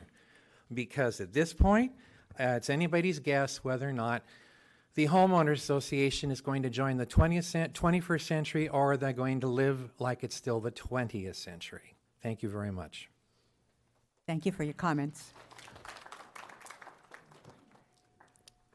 Good afternoon, Mayor and Council. I'm Tamara Vides, Deputy City Manager with the City of Watsonville. And I want to take a moment tonight to give you a brief update as to our work as it relates to a conversation that resulted from our May 28th discussion about social service grants, which is AWAS, or Area of Watsonville Area Seniors, Association of Watsonville Area Seniors, AWAS, which is the nonprofit that currently operates the Senior Center building. As a result of that conversation on May 28th, the mayor appointed a 3-member ad hoc subcommittee of the council. We met with the subcommittee of the council on June 11th and began a preliminary discussion as to what an audit process and a report could look like and what elements the council was interested in reviewing. The subcommittee requested that we explore doing a full financial and program review of AWAS and come back with recommendations as to what we can do to ensure the future viability of the senior center. I was happy to report that yesterday I had the opportunity to actually visit during the senior center, the board meeting of AWAS at the senior center. And I explained to the board briefly what our intent is and an overview of the work plan that we intend to embark in the next 2 weeks. And I believe the board was receptive of the process of the subcommittee it's gearing up to implement. And they're looking forward to be part of this review process and welcome the review, and they want to be part of this process with us as well. As I share with them, I like to share with you that the audit will include a financial audit, a complete financial audit of like three-year profit and loss statements and financial review that our finance department is going to help lead. We're also going to be looking at a program review, rental program review. We are planning to have interviews with participants, with staff, and definitely all board members of AWAS. We also would like to document and review current state of the facility and capital investment that has been or is needed to be done in the facility. As I expressed yesterday, we committed to complete this review by the week of July 15, and we are optimistic that we will have a full report for the council to consider when they meet in the month of August. I think this process will result in a clear action plan to improve senior services and programs in our city. I know that the city council and the city staff are all working together to continue to support senior programs, and as such, the funding that is being recommended actually funds many of the programs that serve seniors that are based out of the senior center. So I just wanted to provide you with a quick update so that you know where we're going and moving forward with that. Thank you for that update. Could you tell us who the members of the subcommittee are? The members of the subcommittee are Councilmember Trina Kaufman Gomez, Aurelio Gonzalez, and Ari Parker. Thank you very much. You're welcome. Hi. Good evening. My name is Dan Brothman. I live in Santa Ana, California. I am the CEO of the company who is purchasing Watsonville Community Hospital. I know there are people here who are interested in this transaction. Myself and my two partners have spent the better part of 1 year putting this proposal together. We've been precluded from talking to people in the community. We've been precluded from talking to the employees, the board members, the foundation, the FQHC, people that we would normally talk to. I myself have been in the hospital business for 40 years. Myself and my two partners, we're all in California. We formed, by the way, we have 80 years experience, the three of us, running acute care hospitals, most of that time in the state of California. I ran 4 hospitals in Orange County, California. My partner, Sean Fowler, who will be the CEO of the hospital, ran Barstow Community Hospital, and then 3 other hospitals in Los Angeles. Edmund King worked with several hospitals in Los Angeles, and he will be the CFO. We've worked with many hospitals. People ask me all the time, why are you interested in Watsonville Hospital with a large percentage of Medi-Cal? Many hospitals that we've run have had a larger percentage of Medi-Cal than Watsonville. The state 10 years ago came up with supplemental funding to help take care of Medi-Cal patients. We were involved in the creation of that fund, and we're very anxious to work here. I have devoted, myself and my 2 partners have devoted a year. We've not made any money. We've devoted 1 year to coming up with a plan to make this work. There's a union here. 3 of my 4 hospitals in Southern California had both the CNA and the SEIU in them, so we're very comfortable working with the union. We're very comfortable working with the foundation. Frankly, I think the foundation is an asset. I've worked, and I think I had a lot to do with FQHCs coming into Orange County, California. I had 3 clinics that we started in Santa Ana, and we converted those clinics into FQHCs by working with an existing FQHC in Los Angeles. There's nothing about this that we're afraid of. I mean, I've come up to Watsonville a lot. I love your community. I want to be here. I've hired a realtor. I'm looking for a house. I've been in California a long time. The 3 of us live in California. No, actually, Ed's from California. He just moved out to Utah, but I think he may be moving back here. He's lived in California the longest, but we're committed to this project. I know there's a couple of gentlemen behind me, maybe a couple ladies have joined them who are from the hospital. I welcome their comment. I'd like to meet with each and every one of you. I want to be part of your community, and I'd like you to see myself and my partners as responsible members who want to be here and be part of your community. Thank you very much for giving me the time to speak. Thank you for your comments.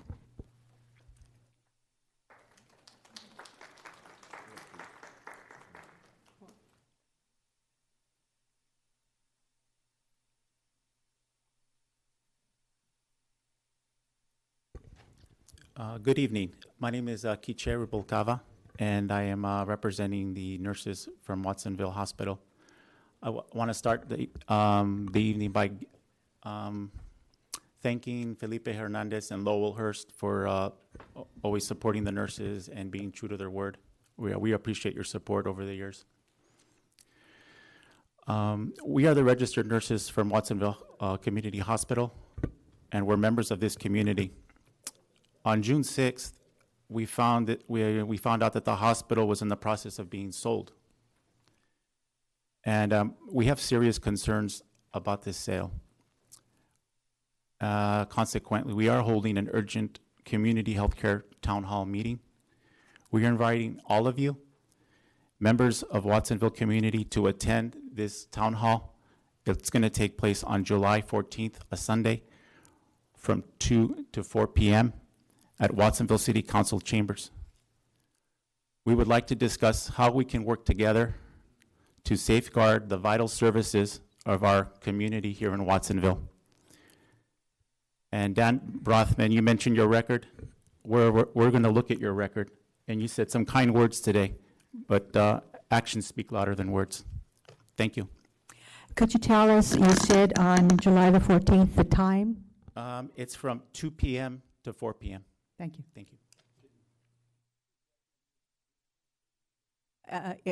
These chambers or the old chambers? They're going to be in these chambers. Okay, thank you very much. Thank you.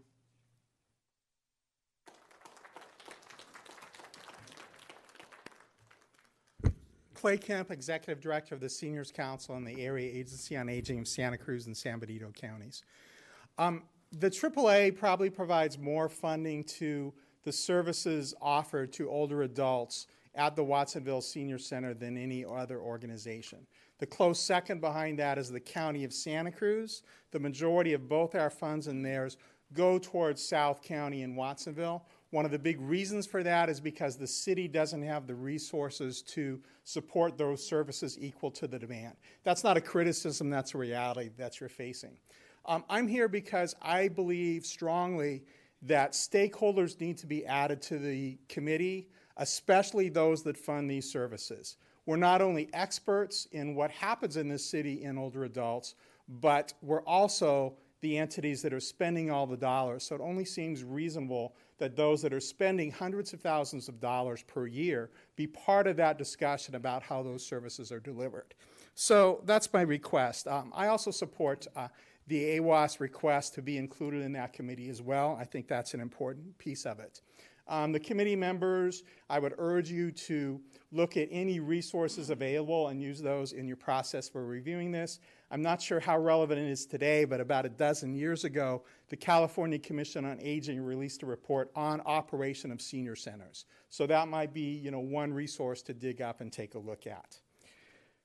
So, bringing a bigger group together and taking outside of the city council, I mean, that's often hard. You have people with, their own biases or points of view on it. But it's really the only way to get the experts to the table, both experts in aging and both experts in how to deliver services in the city of Watsonville and in the area. So while that process is going to probably be harder and more painful, I think it's the only way to get to a really positive result, regardless of what that is. So I know the committee will look at what's best for older adults in this process, and I really commend you in making that effort.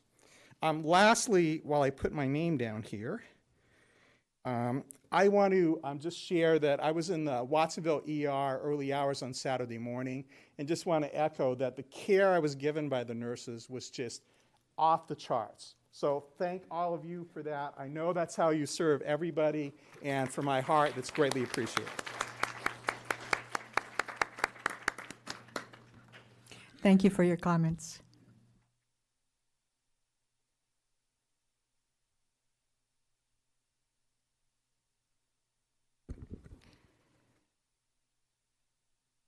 Mayor, City Council members, my name is Antonio Rivas, live on 33 Janisaco in the city of Watsonville. The reason I'm here is that I want to thank the mayor for appointing the subcommittee for the senior center. I was very concerned that we didn't hear anything at all if that was appointed or not. Thank you, Kaufman Gomez City Council member, along with Aurelio Gonzalez and Ms. Parker for being part of that subcommittee.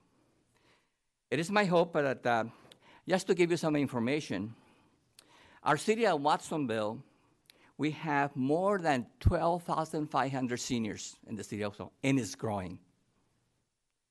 And with the ages of 60 plus years. It's the only population in the city of Watsonville that is growing. You should know that. It's very important for the city of Watsonville to really think what's going on with our seniors in the city. Also, our senior center, if you're not aware, serve an average of 350 seniors a week, providing meals on wheels and other services. Also, just to be aware, I see somebody say that legal service. You cut the legal services in the senior center. You did. The funding. There's no legal services anymore. Also, you cut some of the funding at Meals on Wheels from community bridges. Which that means that some of the seniors will not be able to get served. They have to select which seniors can be able to receive those meals. It is important to be aware of that because just remember, our senior center has been there for a long, long time. And by cutting the funding, it hurts. It hurts me. It hurts the hearts of our seniors in the city of Watsonville. Whatever the reason you had, you decided to cut it. It is important that the senior center is a place in which they gather, they talk, they socialize. It's good for the mental health and the socialization of our seniors. is the only place in which they can gather the seniors. A lot of us have mothers, abuelitos, grandparents, parents, and mothers that really they are seniors. Some that passed away. But just remember, our seniors have been here for a long, long time, and they have provided a lot of taxes in order to the city. And you, by cutting $25,000, it's nothing.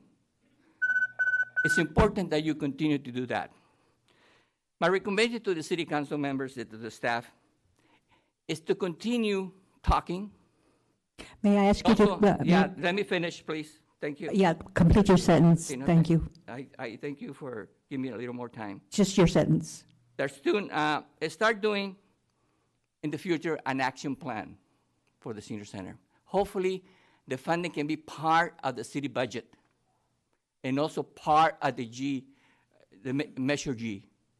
Think about that. And also start looking, like they say, into different models throughout that we will be able to serve our seniors. Thank you so for your please, comments. Thank you. And I will look forward to see those models, and I hope that the seniors, the city council members can think about what you're going to do with the seniors, and soon, as soon as possible. I thank you, all of you. Thank you. Good afternoon, thank you. I'm Marian Madrid. I live at 758 Bronte here in Watsonville. I volunteer at the senior center. I volunteered probably 3 years ago when I was home depressed, and a friend came over and said, let's go to the senior center. I haven't been out of there since. I volunteer there. I also work in Project Scout, and we are at this time helping seniors that are homeless, that are, inbound home and couldn't go to one of our sites. These people need us. They need that communication. They get off that bus and go to the senior center, and they hug you like they're your best friends or your mothers or your grandmothers. They love sitting there, the music. Some of them haven't danced in years. We put that music on, and they're moving. You guys have been there. You've seen how they're treated and how lovely it is there. We ask for you to keep us in your hearts and your spirits for our help and the money. And Project Scout, too. That's really, really needing you, because we help thousands of people with taxes. These are people that cannot afford to pay for taxes, and they are very grateful. They're very grateful. Thank you. Thank you for your comments.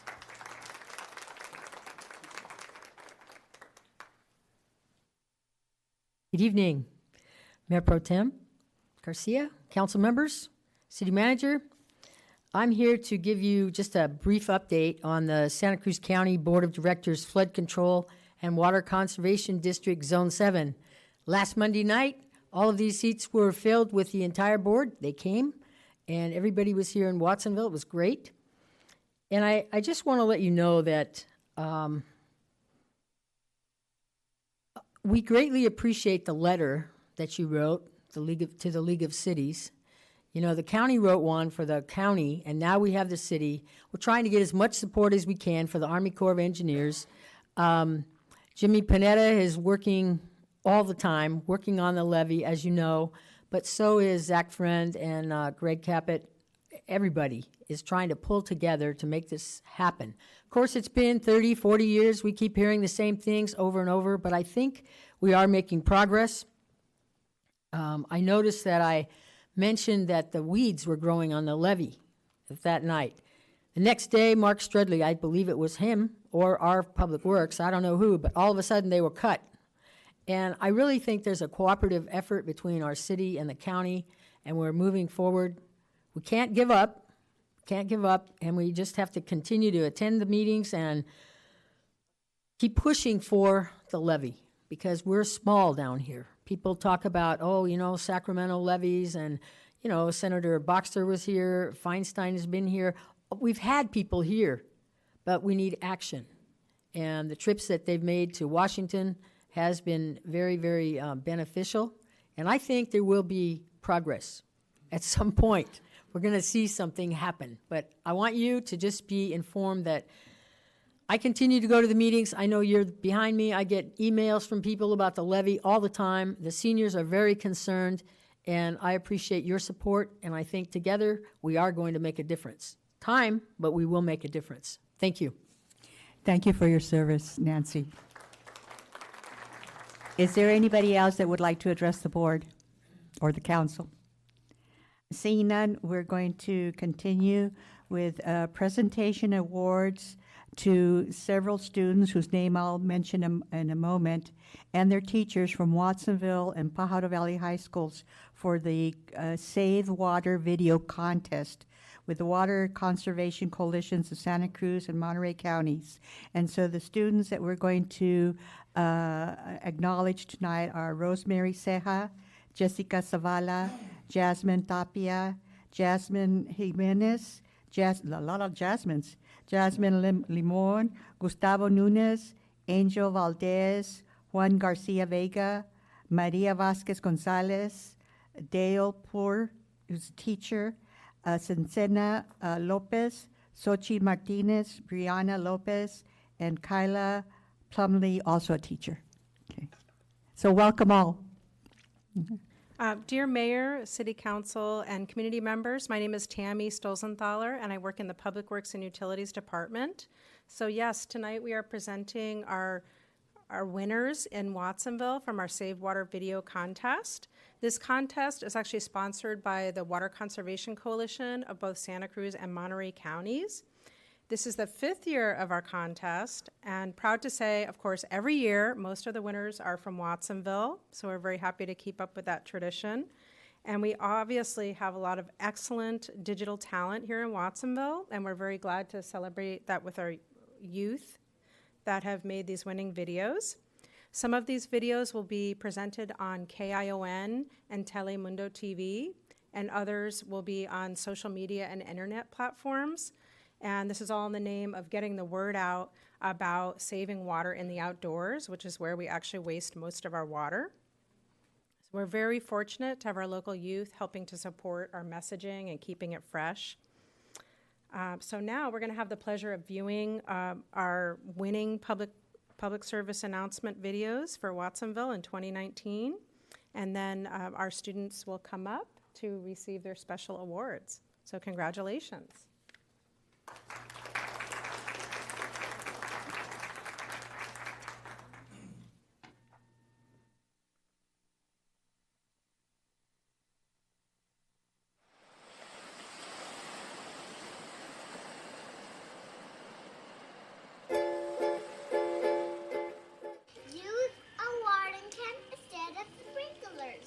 Save a lot of water. Plant, water, saving plants. Make sure to save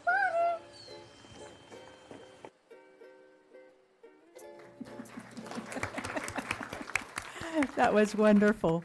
So if I can have the students come up, please, and we will give you each a certificate. Mayor Pro Tem, there's some additional videos that'll be playing. More? Oh, I'm sorry. How many videos are we going to see? Oh, 3. Okay, sorry. Oye, es tiempo de reemplazar esos jardines. Te voy a decir cómo para que no lo adivines. El agua hay que conservar, así que plantas nativas hay que agregar. A ortiga y milerrama yo te las presento. Reducen el consumo hasta un 60%. Hay que cuidar el medio ambiente, no seas desobediente, mejor sea inteligente, yeah.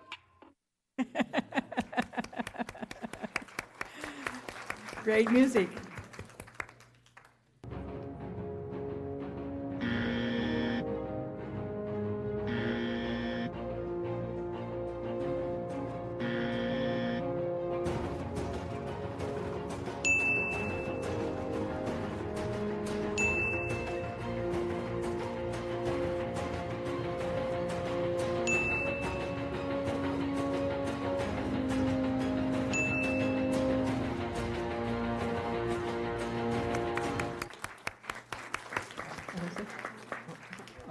Siento que el agua se está gastando. ¡Capitán Agua! Hola. Este escenario es muy común.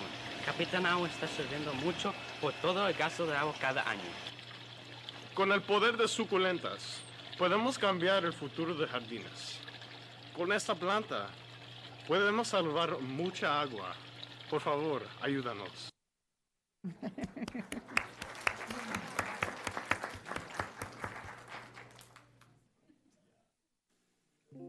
Everyone wants this kind of lawn in front of their house to depict the notions of hard work.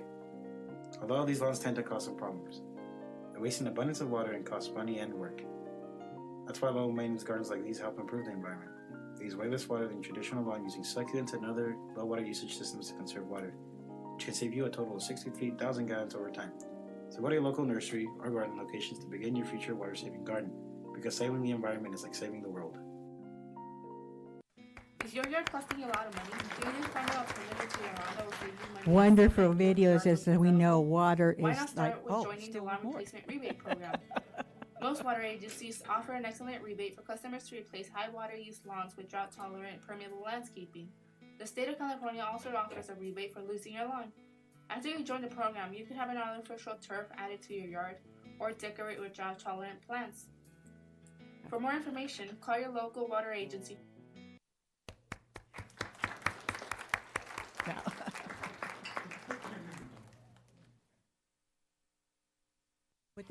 Would the students please come up now?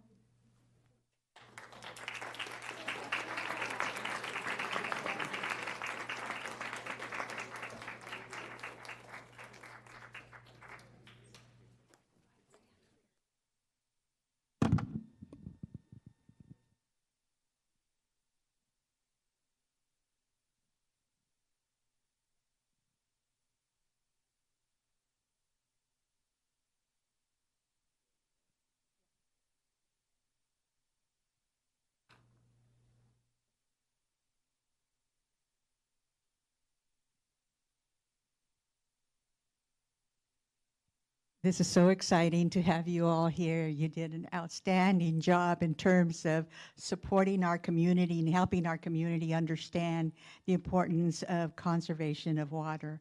And so we congratulate you and we wish you well in whatever you decide to do, whether it's continuing to make documentaries as you did, whether it's just making sure that you're going to continue with your education to our community. We'd really appreciate it.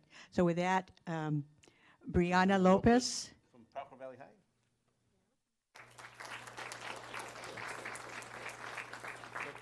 Xochitl Martinez. Azucena Lopez. Yeah, for her.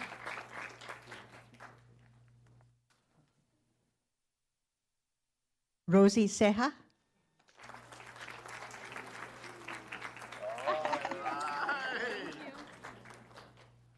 Jessica Zavala. Jasmine Limon.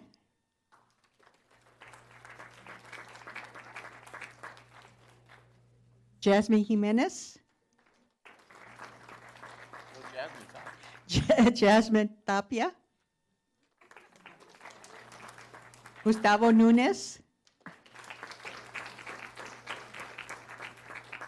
Ángel Valdez.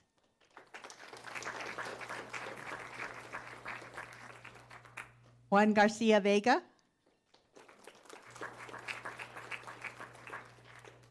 Maria Vasquez Gonzalez.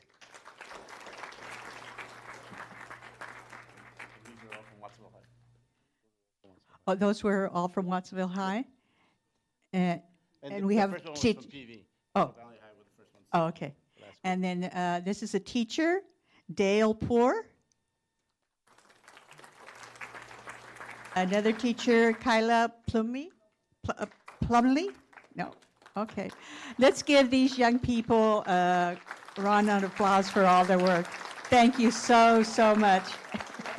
Okay. Like your smile.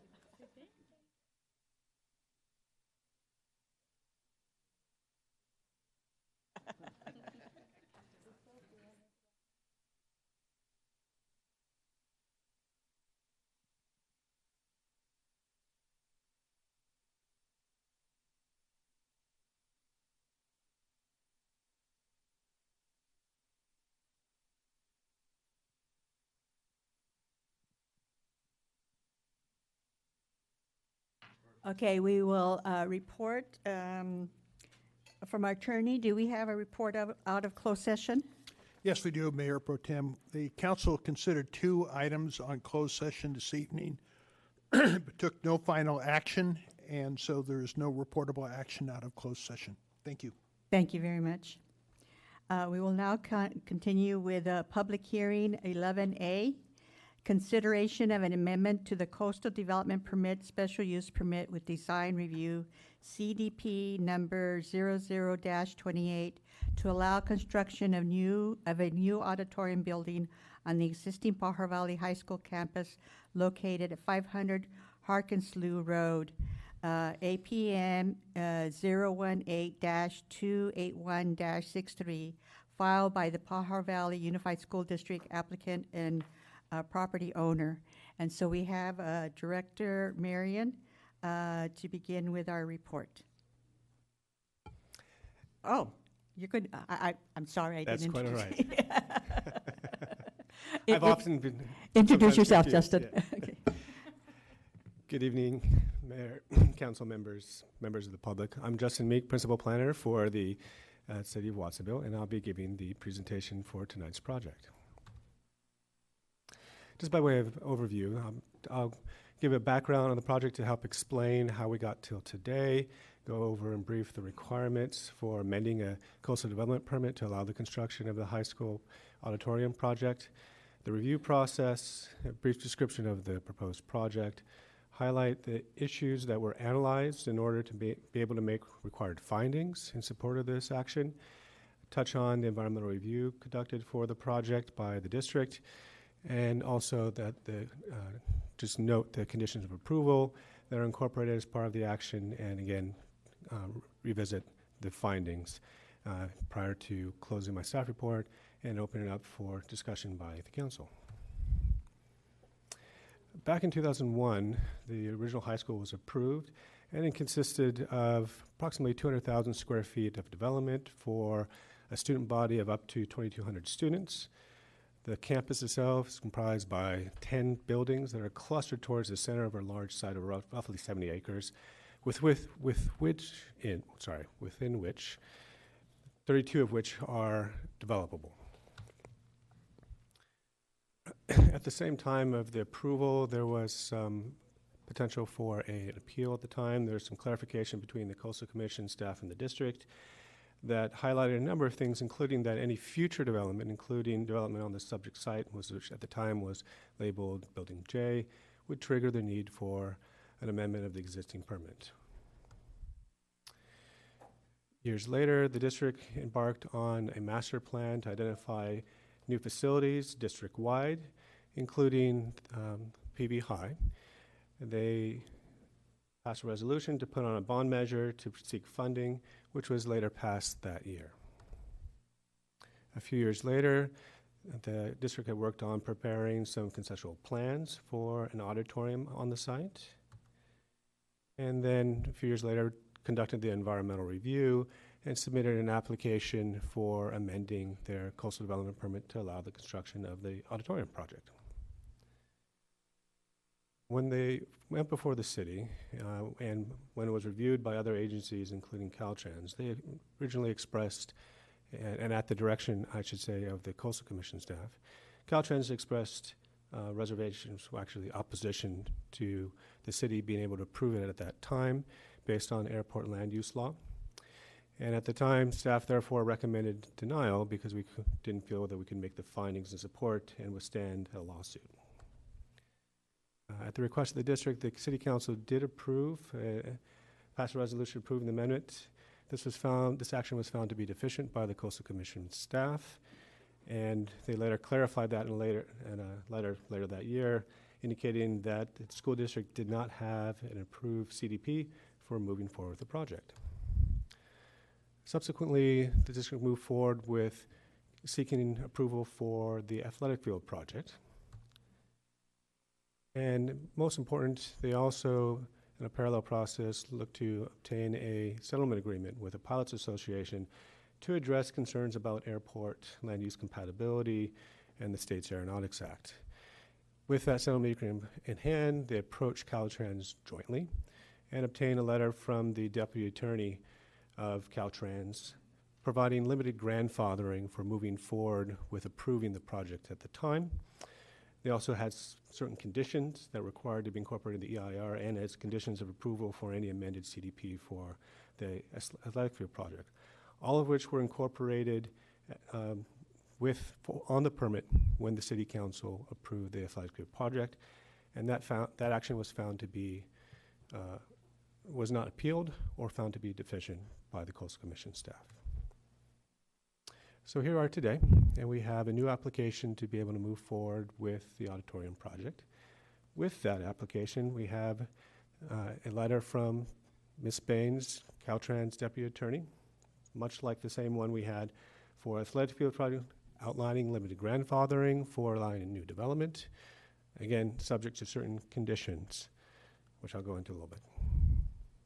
I just want to highlight that since this is in the coastal zone, the general intent for it is to provide regulations that address appropriate development within the coastal zone itself, in large part to help protect environmentally sensitive habitat, water resources, visual resources, and so forth.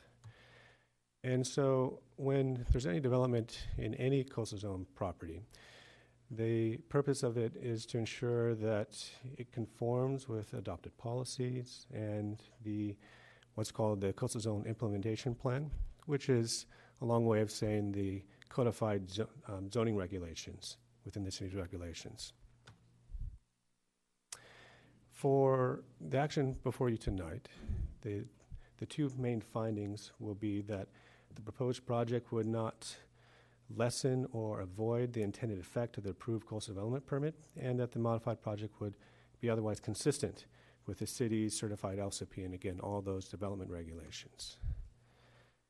The proposed project, of course, is an auditorium with 450 seats with a square foot of about 15,000 square feet. It has a maximum height of 30 feet from the finished grade level, which is the maximum that's allowed per the coastal zone regulations. This picture shows from a vantage point from the location of where it's going to be. The auditorium would be behind this picture, and off to the right is the administration building. Just an aerial view showing the project site. Again, it's a undeveloped parcel within the existing campus footprint itself, next to the cafeteria, the driveway aisles, and the parking lot in front of the administration building. And this is just a plan view, again showing the infill of the new auditorium building in relation to the existing buildings. You can see here the footprint is in dark gray. The pathways and concrete walkways in front are in that hatched area, and there's some landscaping in between the building and the roadway too. This is a side elevation showing the front of the building with the administration off to your behind and to your left, and a visual symbolization that's been prepared by the district to show it's not just the mass and scale of the proposed development on campus, and as you can see, it's in keeping with the existing buildings on site. This is the range of issues that were evaluated and were talked in greater detail in the Planning Commission packet, which were included with your packet as well. And then that was then used to inform making consistency findings for the project.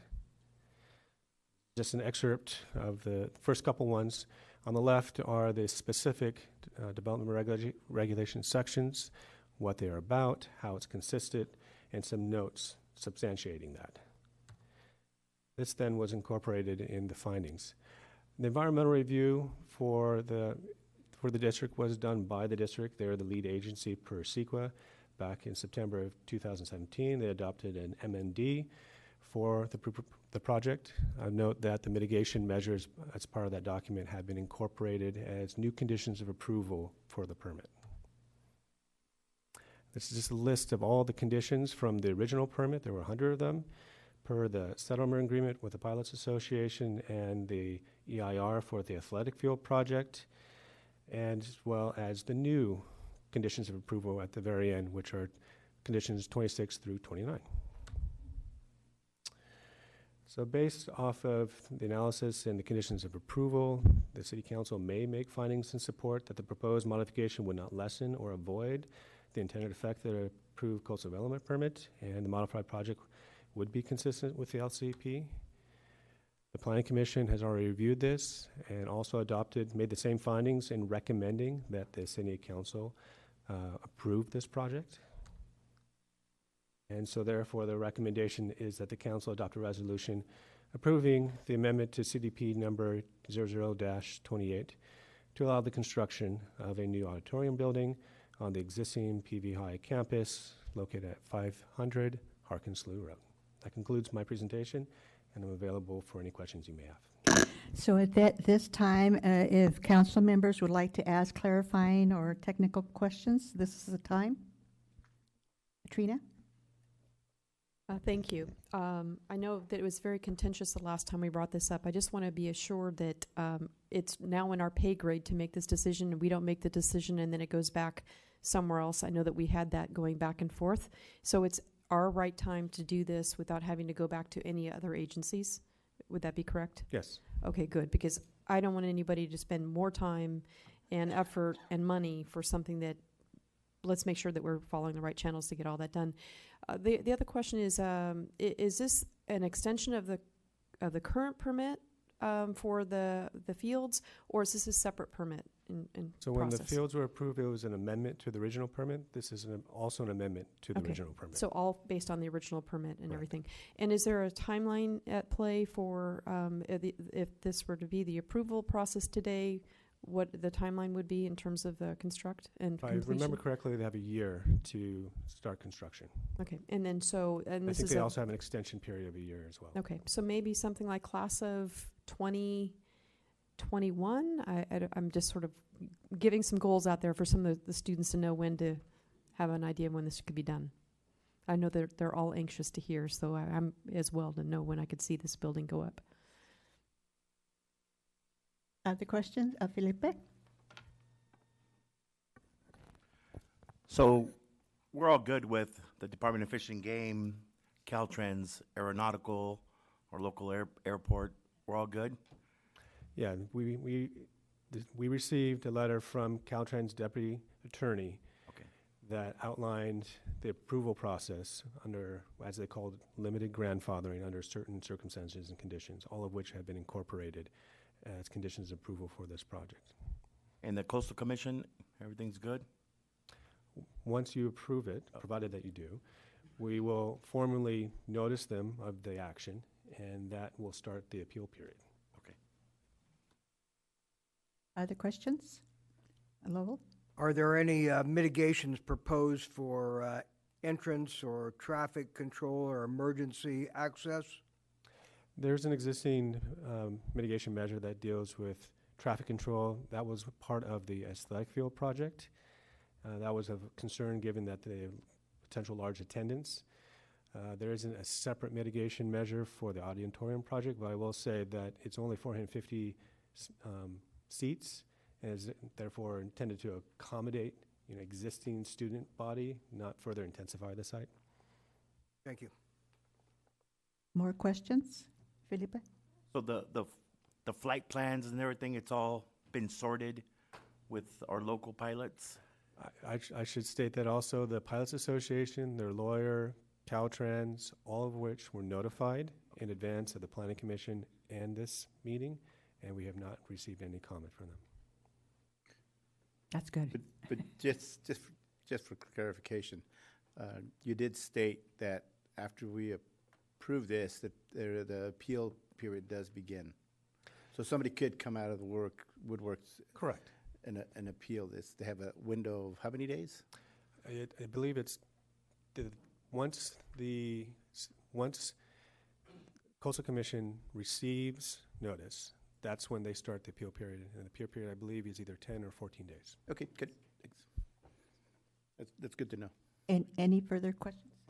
Yes. Mayor, I was just going to say one thing. In order for someone to appeal, they would have to have raised their objections as part of this process.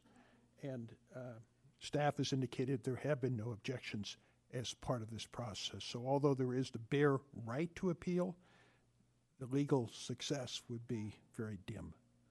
And I think part of it would have been that they could have gone to the Planning Commission, is that correct? That's absolutely correct, and they did not. Okay. Other questions?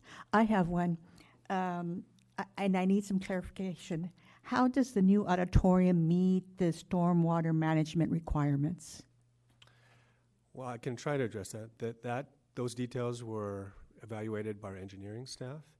What I can say is that the stormwater is handled on-site before discharging off-site, and the way in which they're accomplishing this is they have underground storage chambers that can handle the peak control and treatment of the stormwater before, again, it discharges into the existing basins next to the road.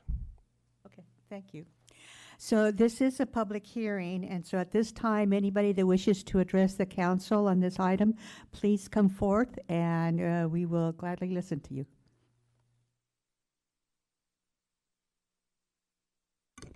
Well, good evening, Mayor Pro Tem Garcia, council members, and City Manager Huffaker. So I'm Michelle Rodriguez. I'm the superintendent of Pajaro Valley Unified School District. And so we are here really just to thank staff and also thank the city manager for their work collaboratively for us to get to this point. We are happy to say that our field is up and running smooth, in that we are actually ahead of schedule with construction at this point. In response to that, we will be ready for the beginning of the 2020 school year for the field. So that's August of 2020. We will, of course, run the course as we have before with the bidding process and all the work that we need to do with the auditorium. But it is a very different situation than it was the last time, and I'm really appreciative of the support of the council and the city manager for making this happen for our students and our community. So thank you. Thank you for your comments. Anybody else would like to address the council?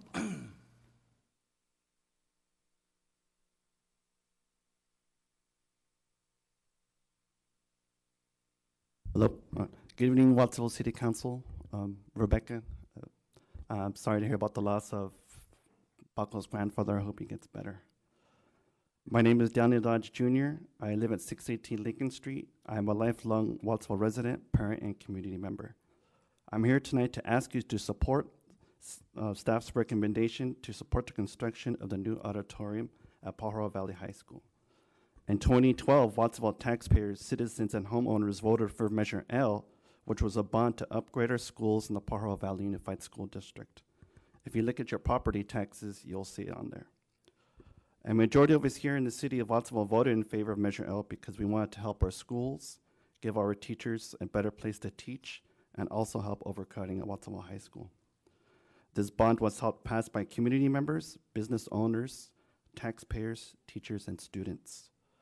After years of haggling, lawsuits, environmental studies, thousands of hours of discussion, and dozens of council members who have come and gone since 2012, we are finally at this point. Thank you, Watsonville City Council members past and present who helped push the completion of the sports field at Pajaro Valley High School. And hopefully you can support the completion of the new auditorium, which was promised to the voters, teachers, and students in the city of Watsonville back in 2012. Thank you very much. Thank you for your comments.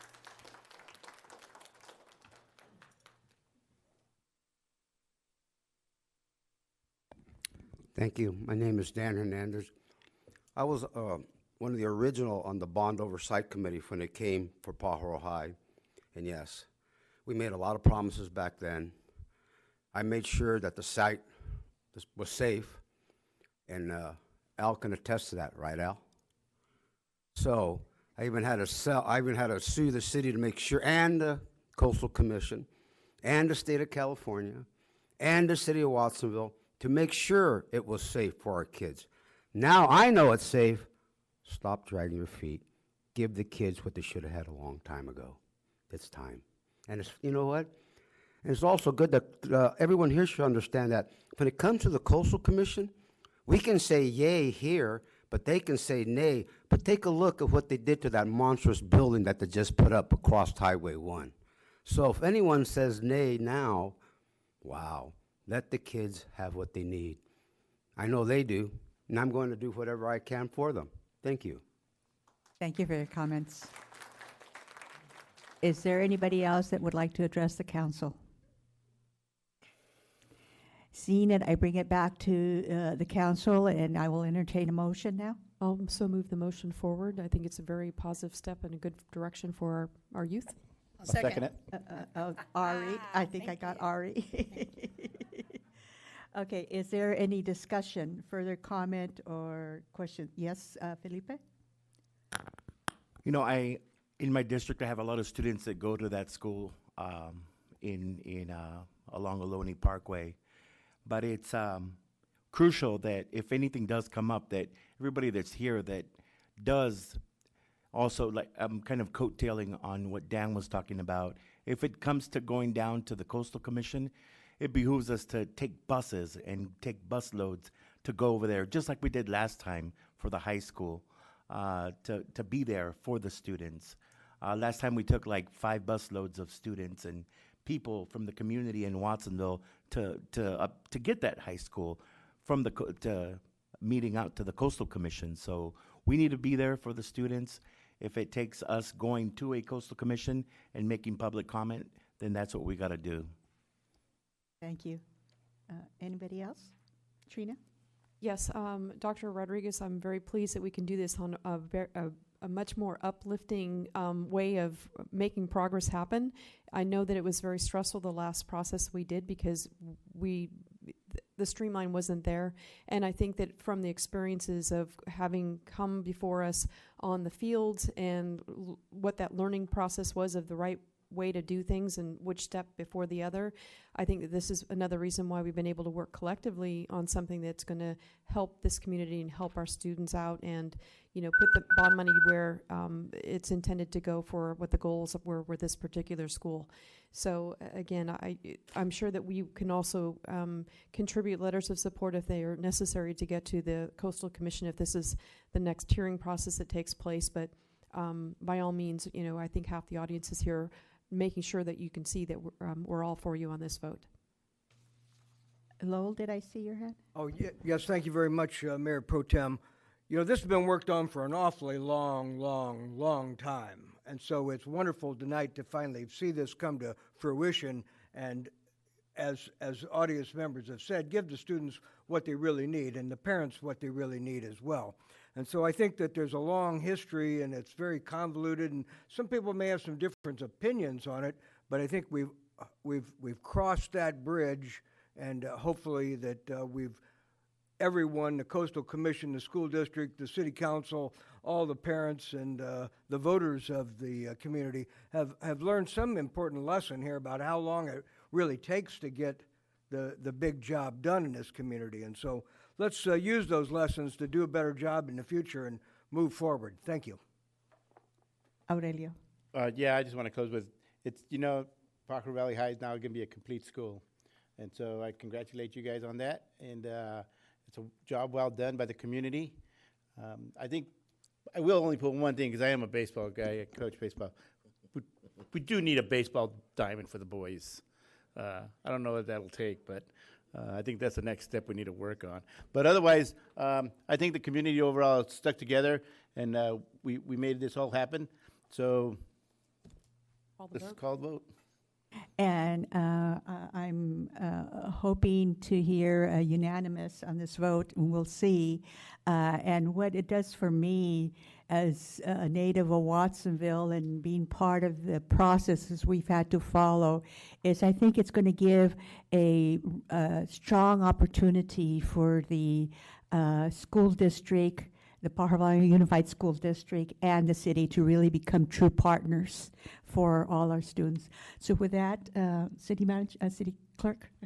Kaufman Gomez? Yes. Garcia? Yes. Gonzalez? Yes. Hernandez? Yes. First? Oh, yes. Parker? Yes. Congratulations. Motion passed.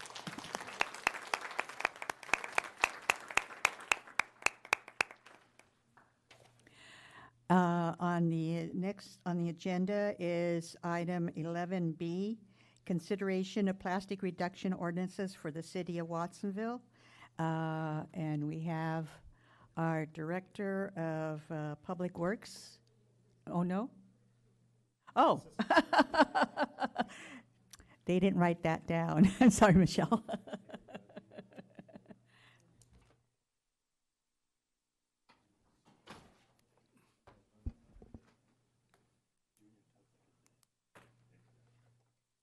All right. Good evening, Mayor Pro Tempore Garcia, council members. So tonight we're here to talk to you about a couple of items that we're having a lot of pressure from upcoming and existing state mandates, as well as communications from the community on what they're asking for. We're looking at reduction of waste and single-use plastics pollution in particular. And the city's proposing 2 ordinances to address these issues that are preparing our community for the regulations and the trends that we're seeing both regionally and statewide, as well as internationally. So tonight we'll be discussing the 2 proposed ordinances that are aimed at moving away from single-use plastics in the hospitality and the food service industries, as well as a 3-bin waste stream system to accommodate both recycling mandates and the new, now 2.5 years new, food scraps or organics recycling mandate. I just want to start with a little background. I will get into the details of each of the ordinances further in the presentation.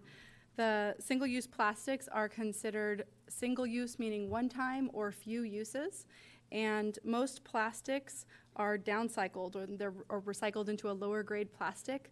That lower grade plastic cannot be in turn recycled, and so that becomes trash and adds to our waste stream. Many jurisdictions have started landfilling plastics due to the difficulty in recycling them. And here in the city, our Watsonville landfill reached its capacity, and we are now taking our waste, garbage recycling, and organics down to the Monterey Regional Waste Management District in Marina. So the ordinances that we're bringing forth are 2. One is a hospitality ordinance. The other is food serviceware and environmentally acceptable packaging. The second of those ordinances, one is a third time around. So in 2009, the original ordinance came forward and was approved. There was a repeal and replace in 2014 because there was changes in the industry then, and then we're seeing the same speed of changes in the solid waste industry and waste industry in general. So this is based on those recycling mandates, and in particular, China's national sword policy, which many have heard about, has placed a ban on which recyclable materials that they accept. And as much as a third of plastics recycled in the U.S. had been previously sent to China for processing. The sword policy that China set has dramatically limited the types of recyclable materials that they take, and particularly plastic. That's where we're hardest hit right now. The primary reason behind this is that China said that they needed to be increasing their own domestic recycling and also developed really strict new rates of contamination. Their new rate of contamination, meaning whether a batch of recycling is mixed incorrectly or not clean, their new rate is a 5% rate of contamination is allowable, and that's really hard to achieve since what we've been looking at is a 10 to 25% contamination rate. So reaching that goal is extremely challenging, if not insurmountable. So the cost benefit that China was looking at of the health of their own nation citizens and their environment, as well as their capacity to recycle domestically, is kind of the reason that this hit. So the biggest impact that has is this new policy has left the U.S. with 1.4 million tons of plastic each year. We have no alternative buyers at this point, and those numbers are expected to rise. So that's kind of where we're at with some of the new challenges in recycling. The waste reduction regulations in California as well are that the state is looking at a hospitality industry regulation around limiting single-use plastic personal care bottles, and there's about 5 billion half-used bottles thrown away each year. So they're looking at that as an easy way to reduce single-use plastics. So while one of the major challenges that we're no longer able to recycle as many of those plastics, the other issue is that there's just too much being produced.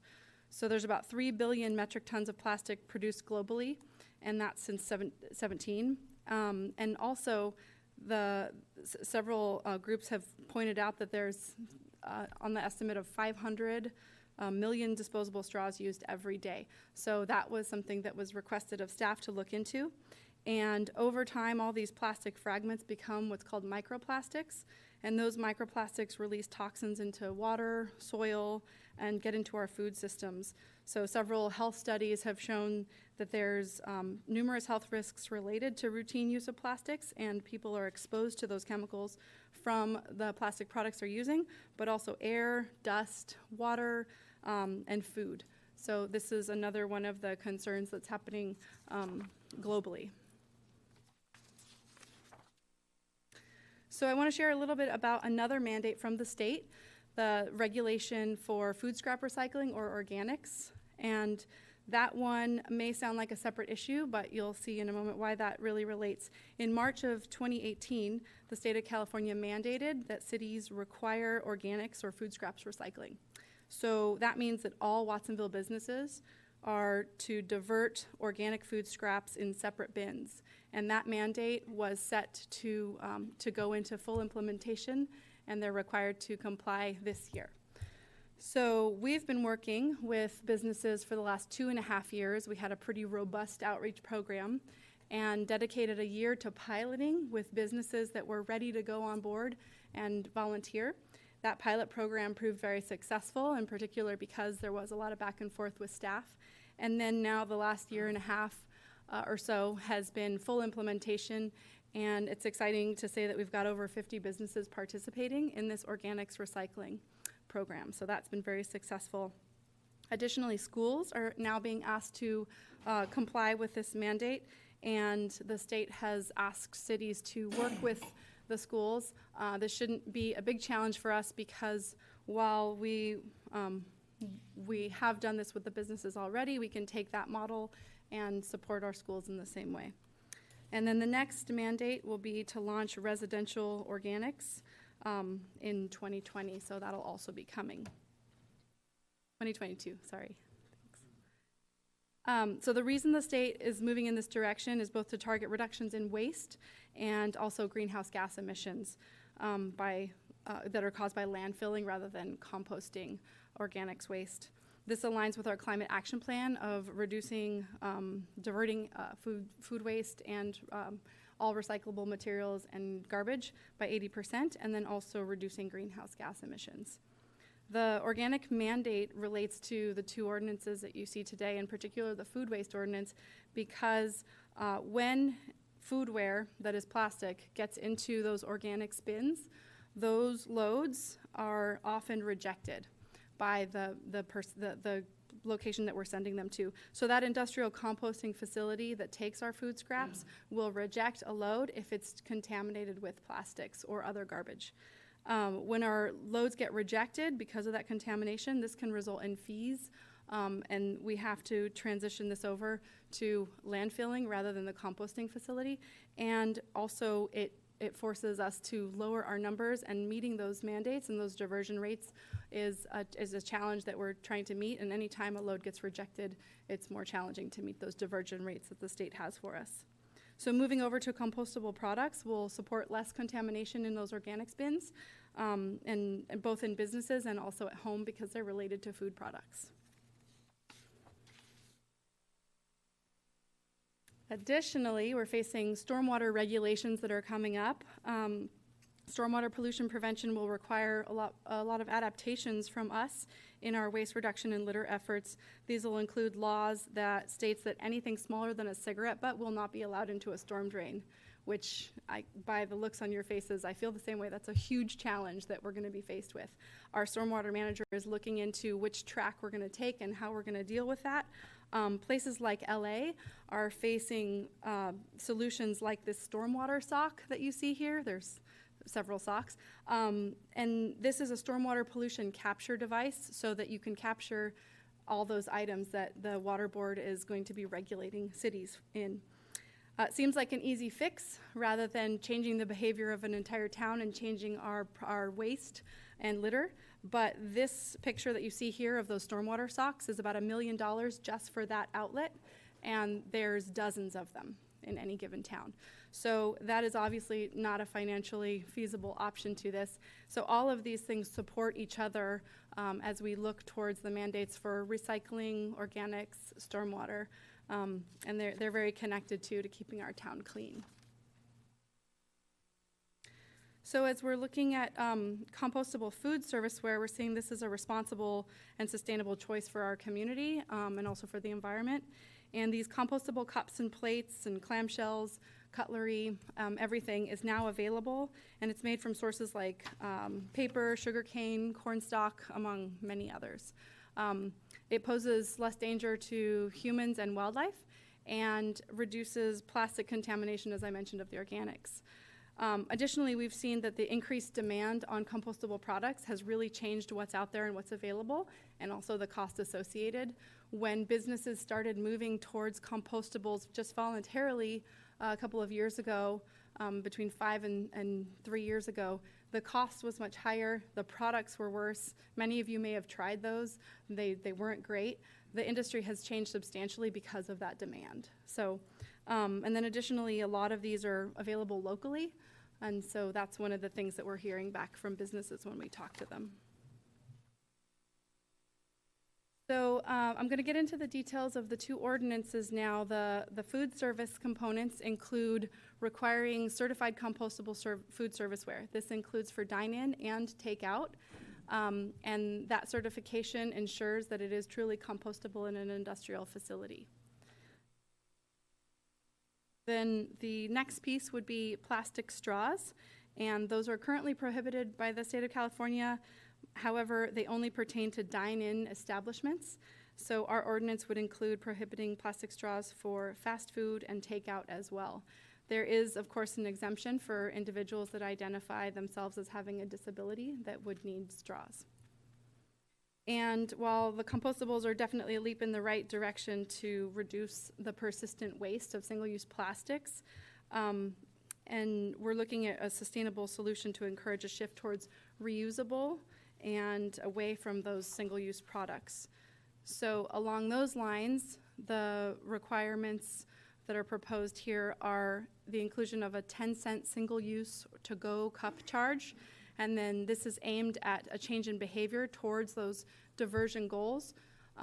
Businesses would keep the 10 cents themselves, and then also encouraging reusable cups through outreach both on the city's end as well as businesses. And there would be a California Health Standard provision in that allowed a business to refuse any reusable cup that didn't meet the standard. So this strategy follows the same approach taken for plastic bags. We did a lot of education and outreach, and the idea is these lower hanging fruit on reusables like bags, cups, things like that. People can really make some big leaps in reducing trash and recycling and compostables, just the amount of waste that we're producing. So that's the goal behind the charge. And then finally, the required 3-bin waste system, and that would pertain to food service providers that have self-busing and also for events. The goal of this is to support businesses in meeting the diversion mandates and the organics recycling mandates, and having clearly labeled bins to make it easier for the customer or residents to be able to use this system. So that's it for that one ordinance. The next ordinance is the hospitality ordinance. This is an area where single-use plastics can be limited in a fairly easy way. The proposed ordinance would prohibit small single-use bottles for personal care products like shampoo, lotion, conditioner, and to replace those with larger bottles, dispensers, or other alternatives that meet the criteria. And this would be for hotels, motels, vacation rentals, and it would be consistent as well with the county's ordinance. So that one is fairly straightforward. Most of the hotels we talked to were already working on this transition, if not already moved in that direction. So implementation and timelines, like other ordinances in the past, staff is committed to working with the business community to make the proposed transition smooth and reasonable. That's why we are proposing sort of a lengthy and scaffolded implementation period that takes sort of an educational enforcement approach. We want the goal to be supporting our businesses and our community in meeting those waste and pollution and litter reduction goals. So in January 1 of 2020, that's when we would be proposing that the prohibited plastic straws go into effect, and the hospitality ordinance would happen then as well. And then giving the businesses and the city time to prepare for the next round, which would be January 1st of 2021, where the required three-bin waste system goes into play, and the required compostable food serviceware, as well as the mandatory 10-cent cup charge. They would all be in 2021.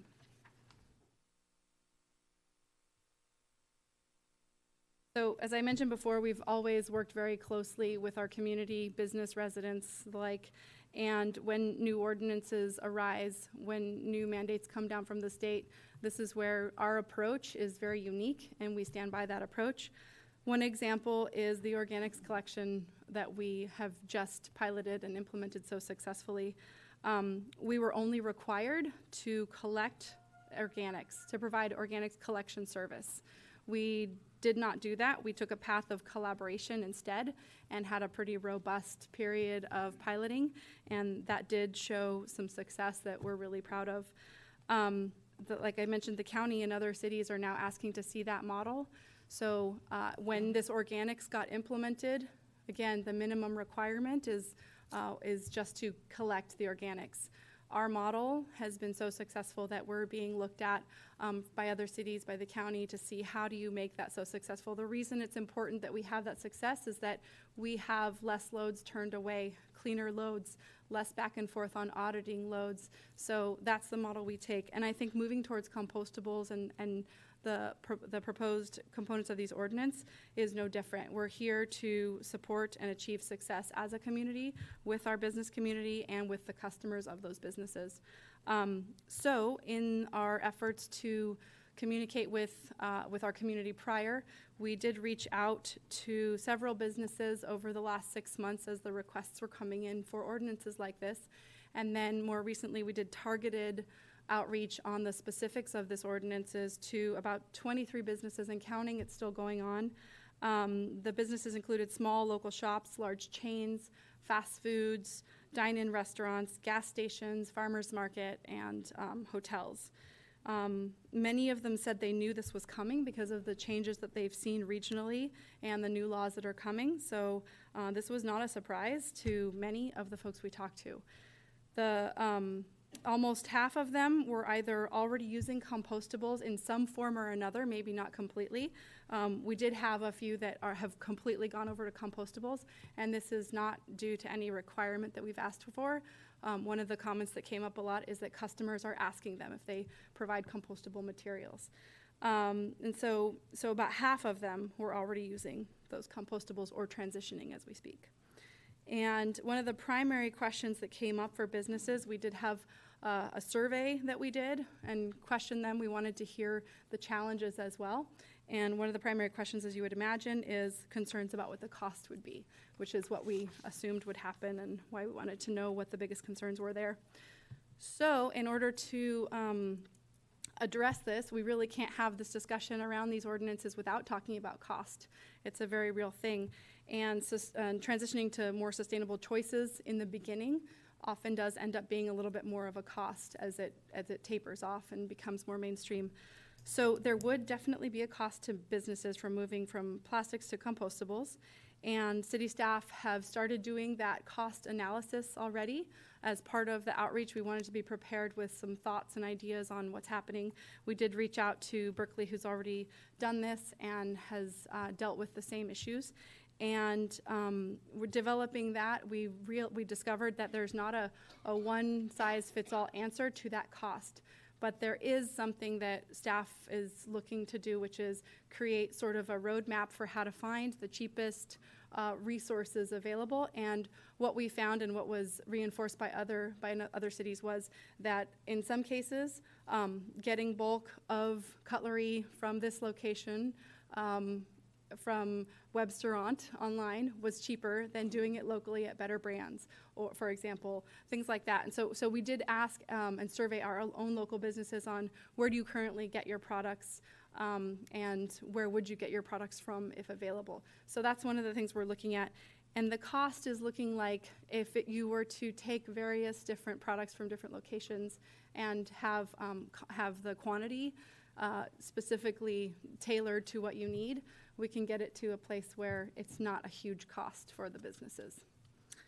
I also think that being proactive about this is a key part of this. The reason this photo is up is because we did make changes to our businesses related to bags. And I think when an ordinance or a mandate comes from the state, we don't have a lot of time to act. And one of the things that Watsonville has always done when it's our ordinance is we take a lengthy approach so that we can do it right. And that's what we're looking at here. If we can predict what's coming, we can create longer timelines to meet those goals, and that helps businesses. That was one of the things that businesses brought up when we spoke with them, is that they didn't feel as fearful because of the timeline that we were proposing. And what we did find in previous situations was when that timeline is really quick, a business may have purchased everything for the next 5 years, and then what do? And that's both wasteful for resources and also financially for them. So the timelines proposed, I think, are something that will really help with that. And then also, there is a cost community-wide, and that's something that we're all looking to commit to. There will be a cost to businesses. Hopefully, it won't be a huge cost based on what we're starting to see. And then there is a cost to health, environment. There's also a cost to city services as waste goes up. And then there's a cost of meeting those mandates, or worse, not meeting those mandates. So we're looking at all the different costs involved and trying to make it something that our community can do together to meet the changing challenges that we're facing. So in conclusion, staff's recommendation is to adopt the proposed ordinances. First one, the single-use foodware, environmentally acceptable products, and litter reduction ordinance, and the hospitality plastic pollution reduction ordinance. Thank you for that report. So at this time, I open up to the council if there are any clarifying and technical questions. Aurelio? Yeah, I have a couple. Actually, they come from some of the community members through emails. And one of the things they asked me was, if you're homeless and you need a glass of water or a cup of water, how are we going to address that issue with our population? And the other thing was that if the city implements this ordinance, does it also affect our school system? Do the school system are they required to also implement this process? Okay, so as far as homeless and even certain qualifying low income, we do have provisions in there. So there's exemptions. If there is extreme hardship, either for a business or individuals, we have an exemptions component to this ordinance. EBT is part of that exemptions for the, I'm assuming you're talking about the 10-cent charge? Yeah, the 10-cent charge. And so I think that is something that that counts as one of the exemptions there. Yeah. And on the school districts? And the schools. Yeah, so this refers to businesses. However, the schools are working towards all of these directions as well. So I think they'll be watching what model we create in our business community. And we've already started discussions with the school district because the organics is coming, and then how the organics system gets contaminated with plastics is another question. So those are discussions that we've begun, and I don't know if you have anything more to share about the school district discussions. We've met into this. They want to shift to compostables already on their own. It's not going to be a fast turnaround for them, but they're looking into that, and they've asked for our recommendations, so we've been having meetings with them. I think that's one of the things we're looking at with providing some kind of a tool that, so each business and district won't have to go out and do their own research on all of this. If we can provide guidelines, not necessarily mandated where you need to buy, but here's some guidelines to support, so not everybody's having to recreate their wheel.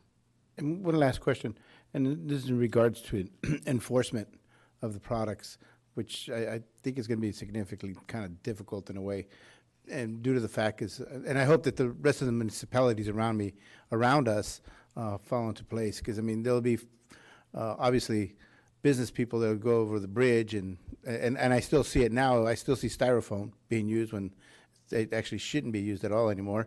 But you know, they're still being able to purchase these items and utilize these items. So how are we gonna, you know, what is this mechanism for making sure that our business people are gonna be? So I'll address both the enforcement and then also the regional collaboration that you brought up. As far as enforcement is concerned, we have models that we've used in the past, enforcement around the plastic bags, enforcement around our styrofoam ban, enforcement around Sharpies and spray paint in stores, having those locked up as part of our graffiti ordinance.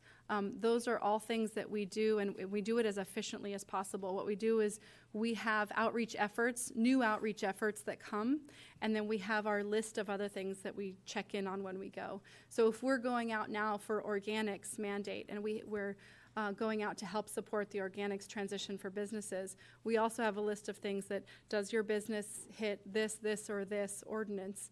And so we're checking up on all the things in one visit, and that's a way to streamline our enforcement, if you will.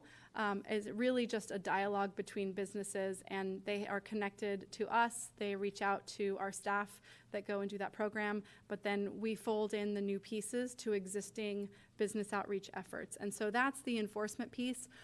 Because most of it isn't proposed until 2021, that would give plenty of time, because we're going out to businesses, like I said, for 5 or 6 other things, and that will be part of the thing on the to-do list if this were to pass, is start talking to them about how to prepare for this. So by the time implementation happens, enforcement hasn't been a huge issue for us. We actually haven't had to take very swift action on many places because they see it coming and they start building and growing towards it. And then as far as the regional collaboration, we are talking with the county and the city of Santa Cruz. They're looking at similar ordinances statewide. This looks like it's coming, and so I think that is one of the challenges, and Watsonville was a leader with styrofoam and plastic bags, and many looked to Watsonville for how to move forward with this. But we have started talking regionally, and we're looking at how to create consistent ordinances, and likely we will copycat each other's ordinances to make sure that across the lines it's a consistent message, because 20 years ago we had a lot of challenges with that in what was accepted recycling-wise. Felipe? I know I got a call from a Monterey County supervisor that wants to look at our ordinance already. But how are we with the Santa Cruz ordinance? Because the county is just right over the, I mean, I don't think that it's not a 7-Eleven, what's the other store going out in East? Quick Stop is Santa Cruz County. How is the Santa Cruz ordinance in comparison to ours? Are they pretty comparable? So they are, in the sense that it requires, are you talking about the foodware in particular, the compostables? All of them, yes. Yeah, so it requires only compostable, biodegradable, or recyclable. The challenge is that word recyclable is becoming a smaller and smaller amount of things, and that does create confusion for our businesses. So in some ordinances, including our old one that we are proposing to repeal and replace, it says that biodegradable, compostable, or recyclable is required. That recyclable piece, businesses have to stay up to date on the changing face of what's recyclable in the plastics world. That is a lot to stay on top of, and it is much too much for us to stay on top of enforcement-wise. So that changes so quickly. So that's one of the things that I think the County of Santa Cruz and the City of Santa Cruz in our discussions have talked about, is how do we tackle this? Right now, I think they're looking at plastic water bottles as well.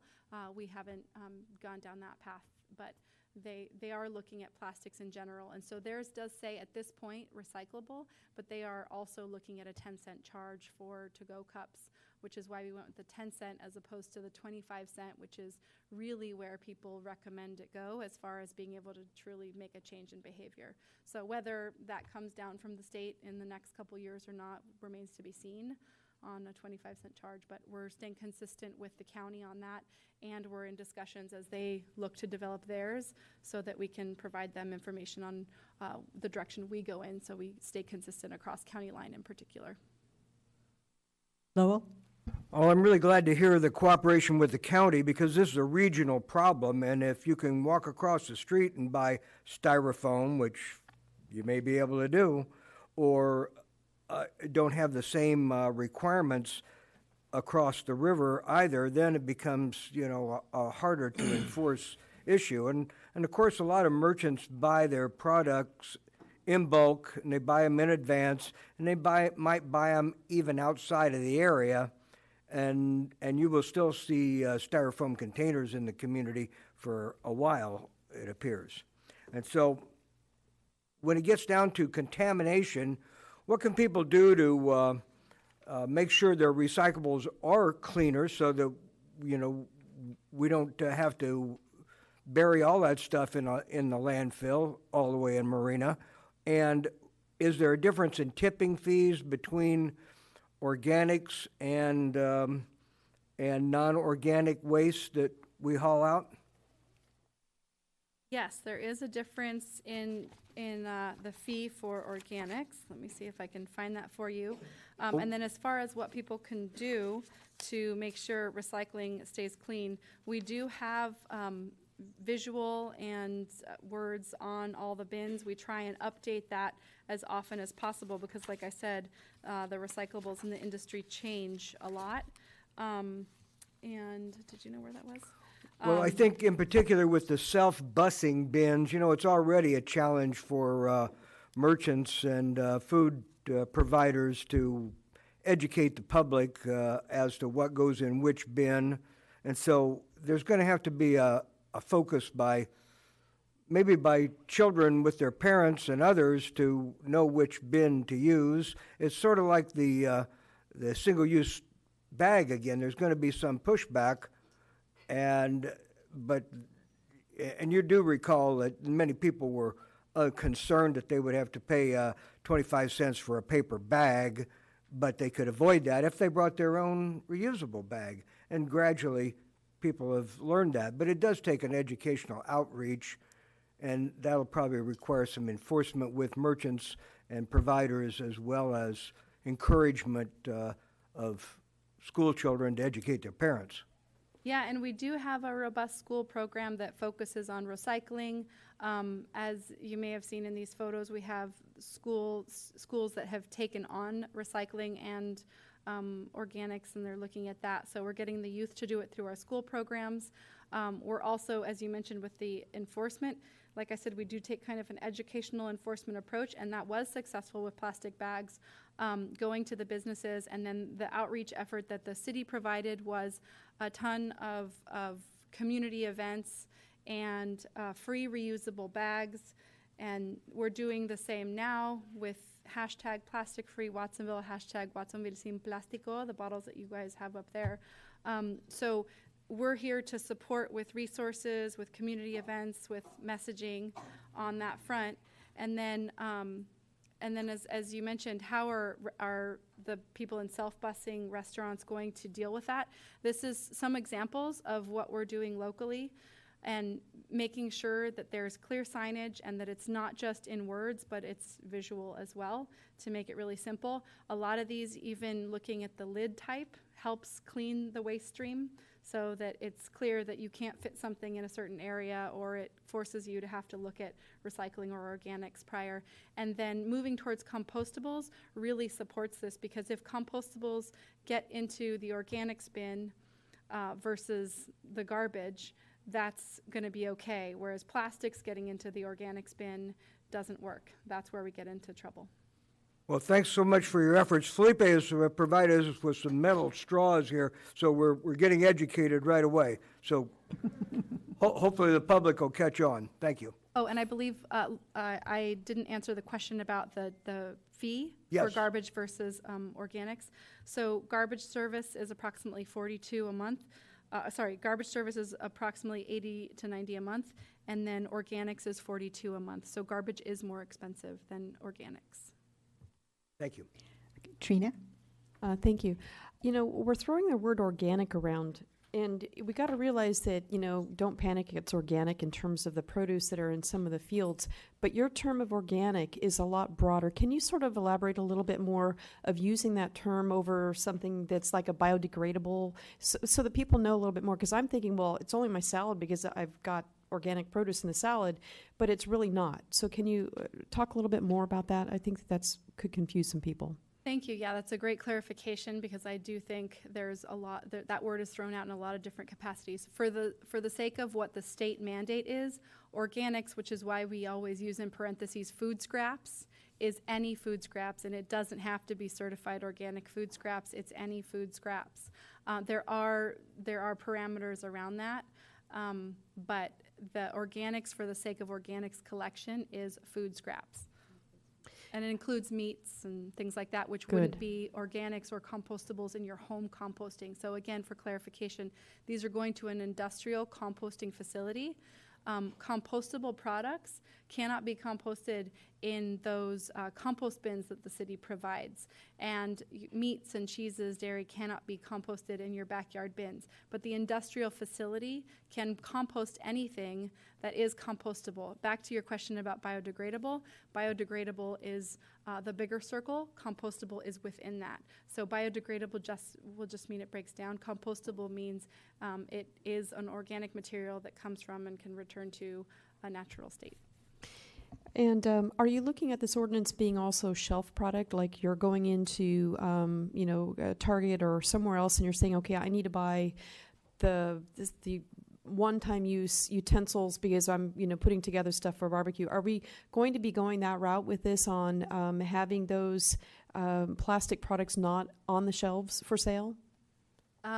This ordinance does not address that. We are not going in that direction.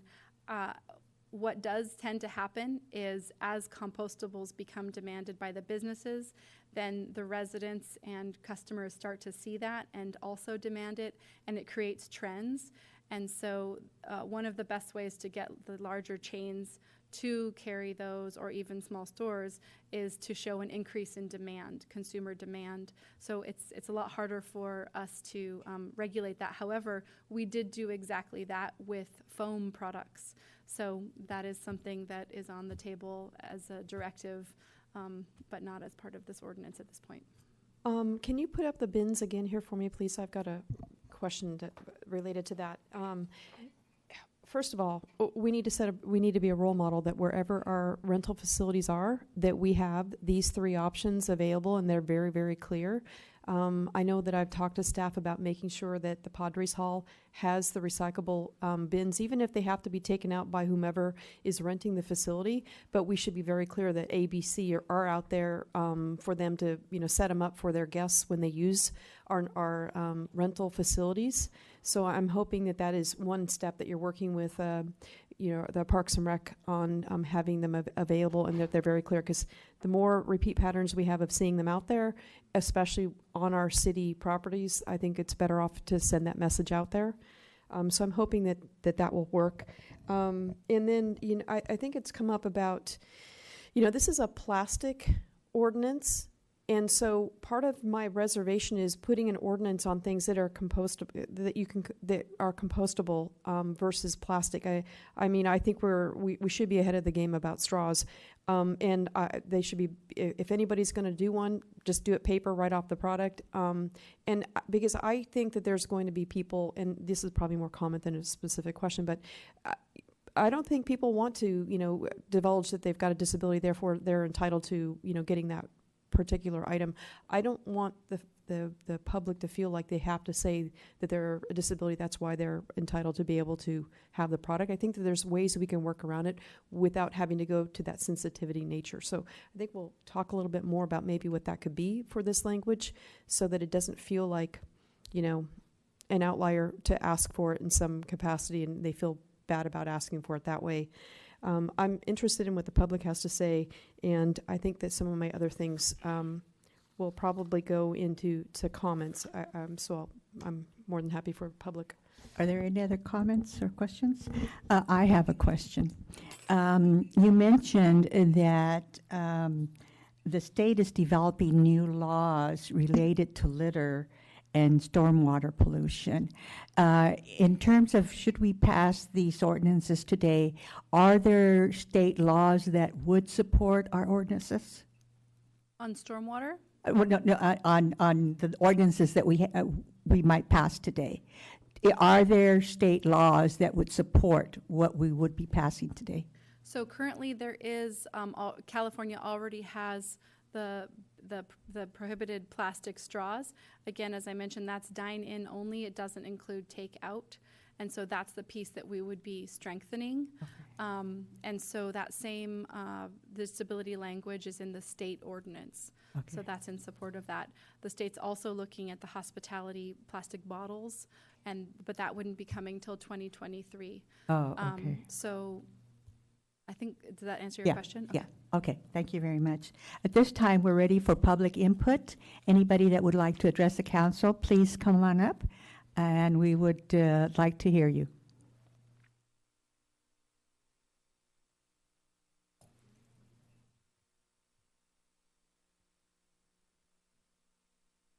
Steve Trujillo, Pajaro Village. It is a wonderful event that the city is now considering these two ordinances, because having moved here a little over 4 years ago, I made it my business to take my dog for a walk every day along Salsipuedes Creek Levee and into Attree Park. I've missed very few days in 4 years, and almost every day I pick up either plastic forks, spoons, knives, cups, you name it, folks, and straws. There are very few days I don't pick them up. They invariably head by magic, towards Salsipuedes Creek, and of course they head down to Pajaro River and down to the Pacific Ocean. This stuff is really a problem, and as they pointed out, we have to take everything down to Marina. I also want to point out that during a storm, guess what builds a wonderful dam on storm water grates in the street? Oh, those plastics do a great job. They smack up against each other, and they keep the water from flowing down into the system that would head out to the ocean and creates flooding in our streets. That does that. I've seen that happen on Hushbeck and Attree Way, and even Delta Avenue and Bronte Avenue. The other problem with plastics is some of them are connected to cancer. Like we're getting rid of Roundup on July 1st. We all know that's coming up Sunday. Isn't that wonderful? We need to get rid of these plastics because, to be honest with you, animals can also pick up forms of cancer by ingesting it. And yesterday there was a wonderful series, or wonderful program yesterday in the community center right next door, of the movie Straws. And this poor sea turtle that not only got a hold of his straw, but ingested it through its nostril.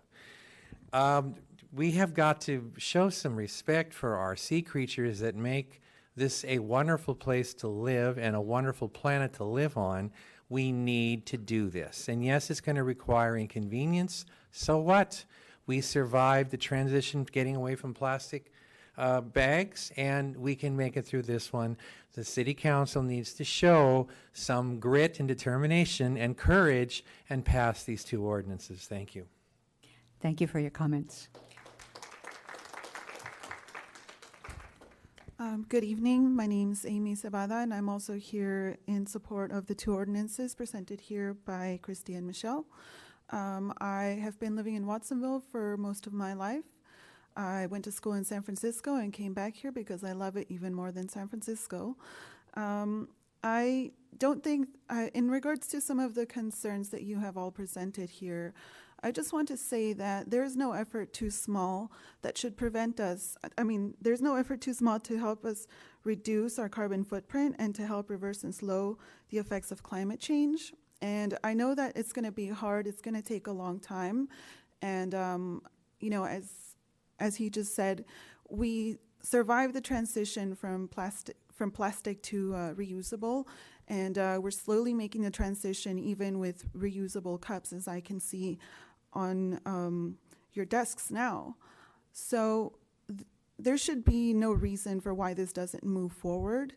I know that there, again, like I said, will be challenges, but that's not a reason to strike it down, rather to let it go forward and then amend it and improve it as we figure it out.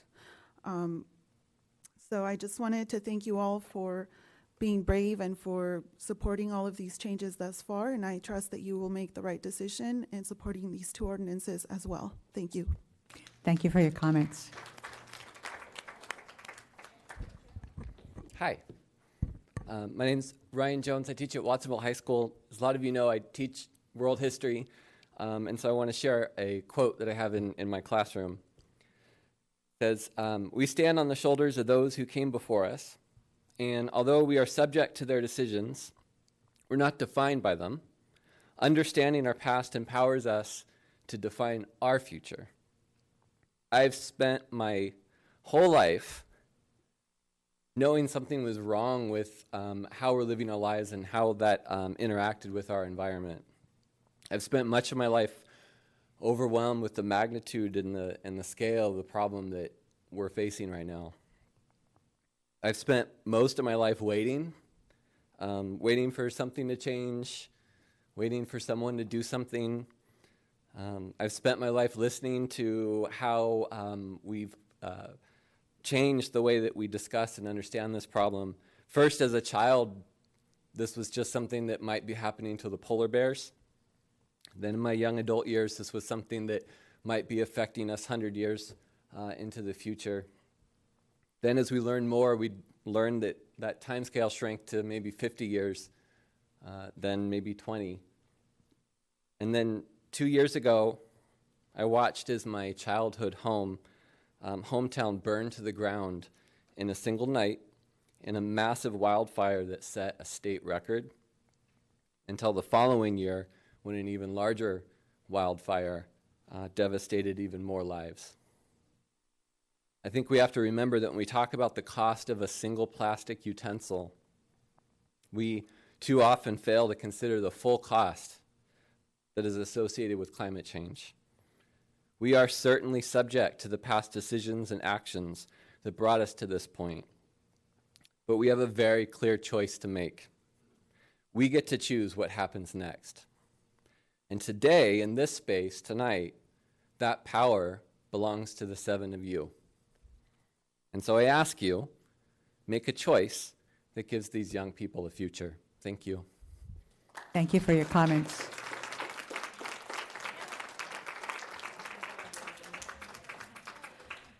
Hello, I'm Adrienne Elizalde, and I live in Aromas on Carr Street. That is a 15-minute drive outside of Watsonville. I'm now a junior at Watsonville High School, and I have much family inside of Watsonville. I would like to thank Councilmember Gonzalez for voicing one of my concerns over the 10-cent charge that I wrote to you in an email this morning, and Councilmember Kaufman Gomez for voicing on behalf of the disabled community. I would also like to voice on the disabled community. I've read firsthand, sorry. You're doing well. I've read firsthand accounts of people in the disabled community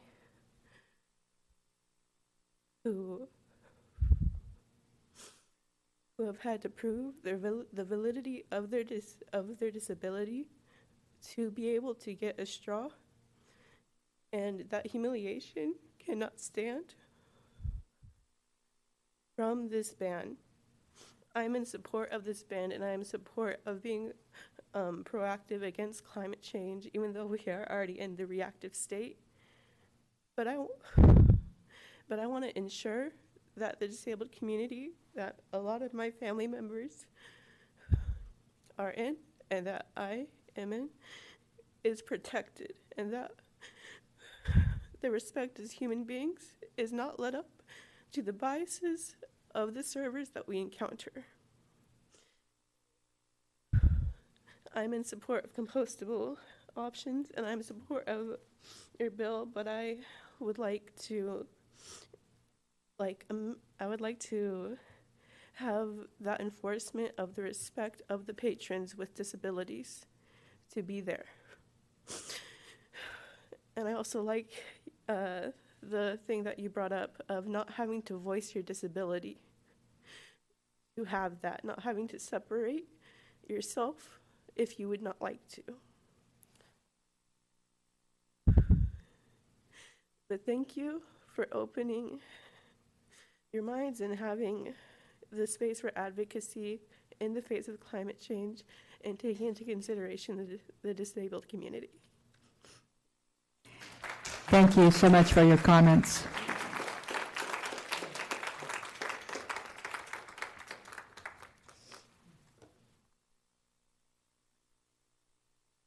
Good evening, Council. My name is Pat Foreman, and I would like to say how appreciative I am of all the efforts that you've put into putting together these measures, and I only wish that they went further. It's a huge thing. I know this whole business of getting the recyclables and the prohibited products off the shelves is just amazing, but really, if we didn't sell them within the city limits, even if it were only within the city limits, it would be even better, because that would really make the message clear. And we have so many alternatives. I mean, there are so many alternatives to plastic straws that I don't see why we shouldn't just go for it. But then I'm not in your position. And maybe there are good reasons. Anyway, I regularly patronize establishments in town, and I don't use paper cups or disposable cups because I cannot stand hot drinks in disposable cups. And everyone, believe it or not, has mugs. And there's one more thing that could have been added, and I know it's too late right now, but the next go-round, please add balloons, because flowers are not recyclable, but they are biodegradable, and they are so much nicer, and they don't do any harm to anyone. So if we could, please. Thank you. Thank you for your comments.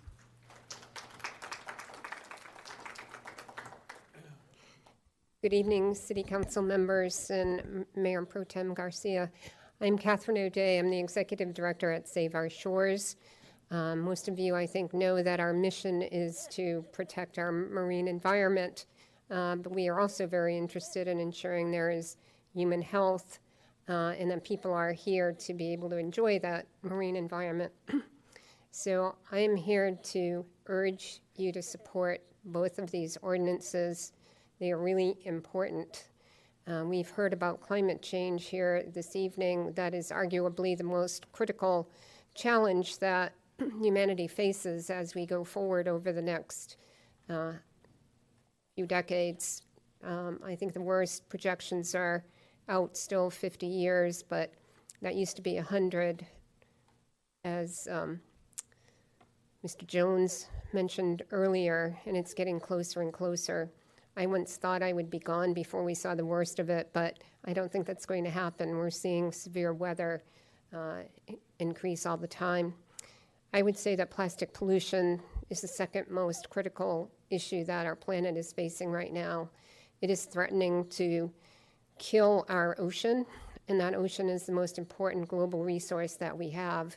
Without the ocean, we cannot live on this planet. The only reason there is life on this planet is because we are a water planet.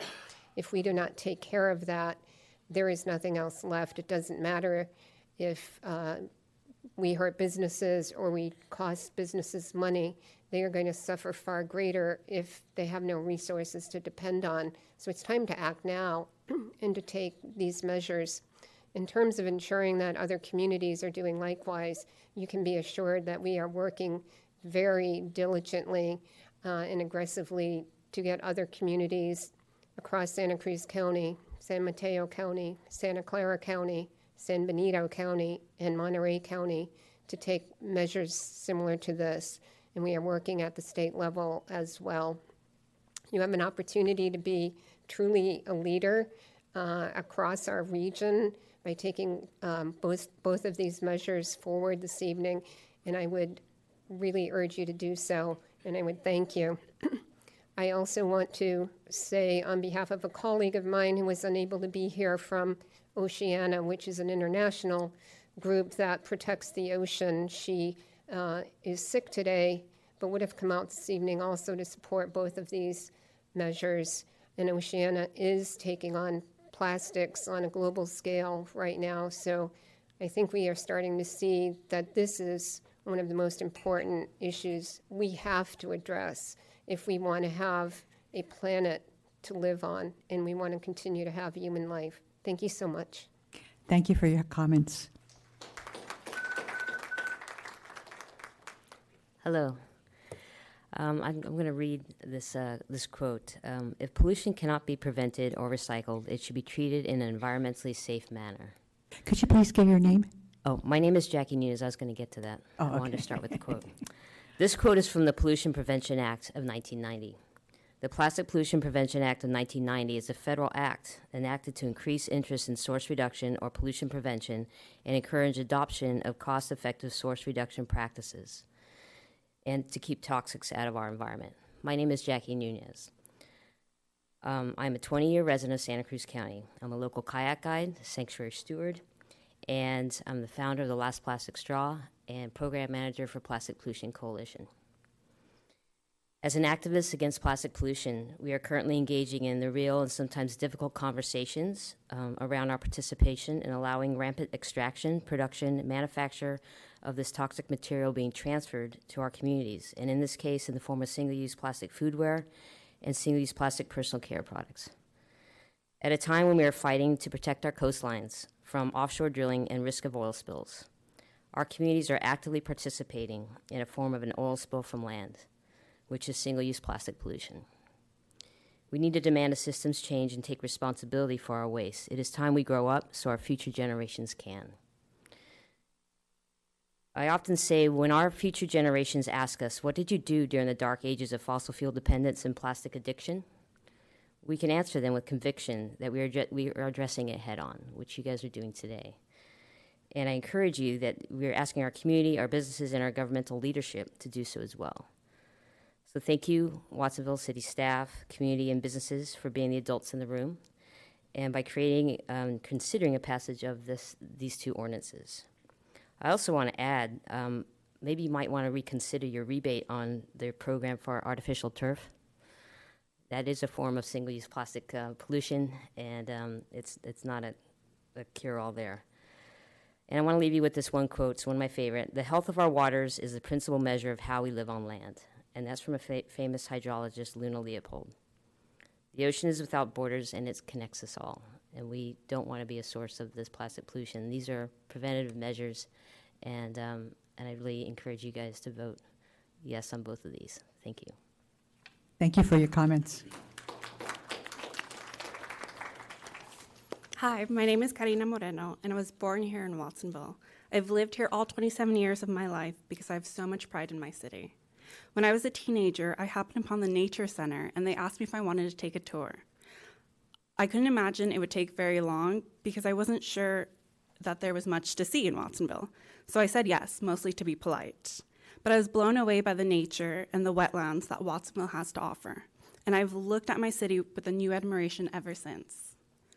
When I became a student at Cabrillo, I took a biology class to fulfill a requirement, and my world was blown open. I had never been so sure of anything, but I was sure that my calling in life was to become a biologist. The only problem was that I wasn't sure I could do it. You see, there was hardly anyone in the science community at the time who looked like me, and for a brief moment, I entertained the idea that there must be a reason for this.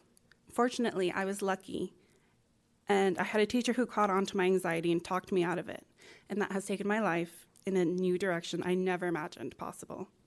I think if this were to pass, it would not only be a huge step for sustaining the beauty that is Watsonville and our oceans, but it would be a huge step in telling all the young people and children from Watsonville that they can become biologists, scientists, and care about sustainability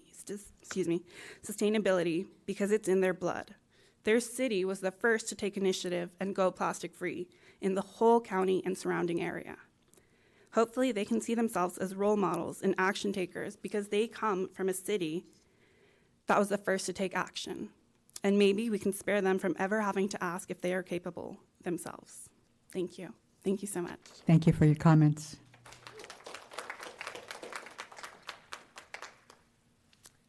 My name is Jeannie Matute Bianchi, and as a former classroom teacher in the public schools, I want us to remember the important role that classroom teachers, particularly elementary school teachers and their students, played in making recyclable a good word and put into practice. They taught the adults in the room that this was something that we needed to get behind, and I want to encourage the council to give every opportunity to listen to the young people and what they're saying, because they care about their future. And they may not have a voice, but we have an obligation to listen to them, because we are the stewards of their future. Thank you, Jeannie. And I just want to add, each council member received in the minimum of 10 emails from some of our youth in terms of what we should consider today. So yes, our youth are speaking to us. If there's anybody else that would like to address the council?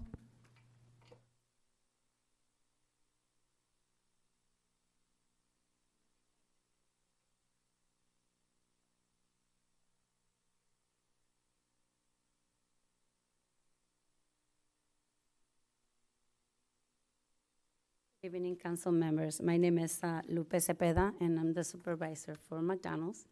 And I'm here as a, we support everything that the city puts together, but we also cannot ignore the cost that this represents. Anything any ordinance that goes up into effect, McDonald's has always been part of the solution, among the things that we do. Recently, we have the food scrap recycling. So we started on the pilot program on May 8th, and this month, we already added that to our utility bill because it's a $42 charge, and we're happy to do that. But in between, we always try to be part of the better environment.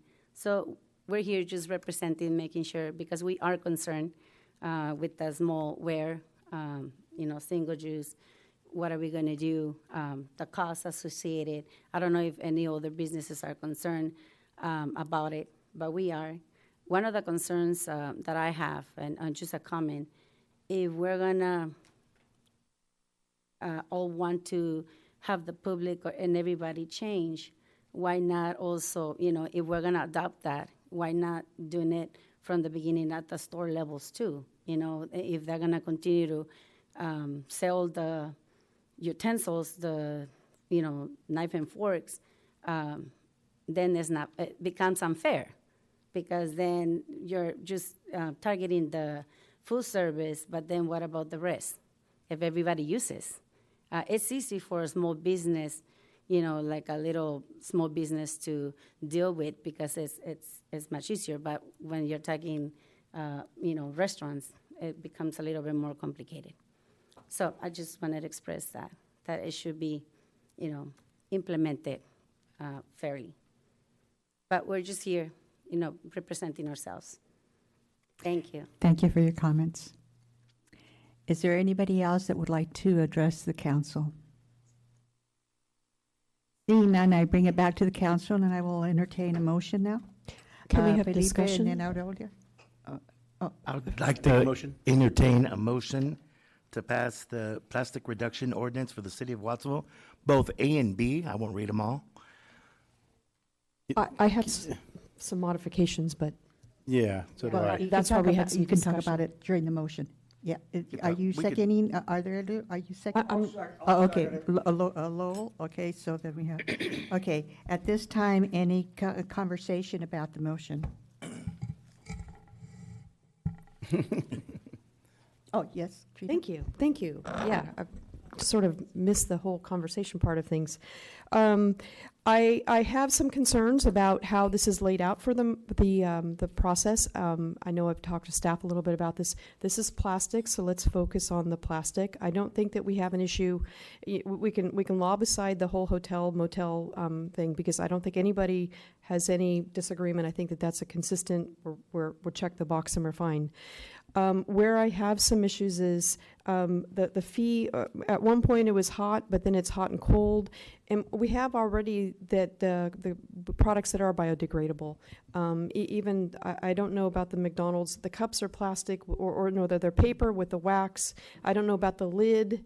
And so if it's the lid product that can be changed, or that you can use it. So it sounds to me like corporate world is already in that realm of something that they're using that is compostable for their cups. So I'm just looking at this as, if it's plastic, I understand. So, the straws, we could put our ordinance on that, but the paper straws be available. I think also that is, and I'm looking past you, because I know that we've got a large vendor that uses a lot of products for a lot of, the convenience foods. So I just want to ensure that the paper straws would work, and everything else is somewhat of a biodegradable kind of a product that you can use, or that's being used. Okay.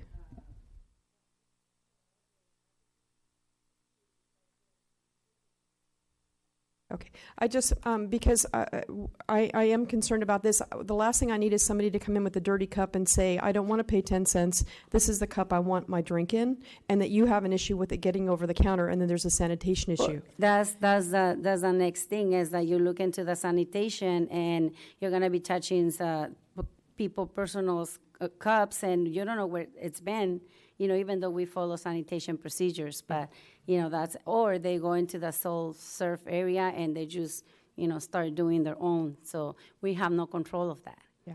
So I know that you've, can you make a brief comment about that, so that there is some assurance with one of our large vendors here in the process of the discussion here? Yeah, I think that's great clarification. So we did reach out to another city that's doing this, and we're very cautious to work with our attorney and make sure the language around the California Health Code does allow a provision for restaurants to be able to refuse a cup that does not meet a health standard to them. So there is that provision in there. We did do that. I also just want to clarify that the ordinance is single-use foodware, environmentally acceptable products, and litter reduction. So it isn't specifically about plastics. It is also about waste reduction. The 3-bin system is not just about plastics. It's about waste reduction. So it is kind of a larger waste reduction in general, with plastics being kind of at the front end of the biggest challenge that we're facing. But so for the health aspect, there is a very clear provision in that for exemptions, and also for around EBT residents, and then also around the health safety of those cups. Yeah, and I am concerned about, having to prove yourself being disabled in order for you to get any kind of, acceptance or variance. I'm really sensitive to making sure that we have that language in there that is sensitive to the needs of those that shouldn't have to prove themselves if they need something. If there's an ask, I'd like there to be an ask available if it's necessary for somebody to need the product that based on, what their own standard is. Rather than it being, I think what you've got it as, the way that I think that I'm reading this language in here is self-identifying as a person with a disability making the use of the plastic straw necessary specifically. The exemption on that and saying, well, I'm exempt because of that, we have to do better than that in our language to really make sure that we're better sensitive to those that do have this need and would be embarrassed to sort of step up and say so. So I don't know how to verbiage that language, but I want to make sure that we have something in it that's a little smoother on that. And again, I'm looking at the timeline is fine. I don't have January 2020 for the straws. Biodegradable needs to be there because we have product that you're going to need a straw. there's just no way around it at times. And I'm okay for the 10 cents on the plastic cups, and maybe we can transition that so that it's plastic cups for the 10 cents initially, and then maybe down the road, maybe revisit on the paper cups that would disintegrate, that are biodegradable. So those are some things that I have some reservation about implementing those, because I know that we're on track record to do something that's forefront, but I think that doing it all at once is an issue. And I also feel that, the shelf of the product as well. If we're going to say this to restaurants, we should also be looking at that and letting stores know that we would like to see that those items are removed from their shelves, and that they also adopt the same standards as we're doing, that we're expecting the restaurant businesses to adopt.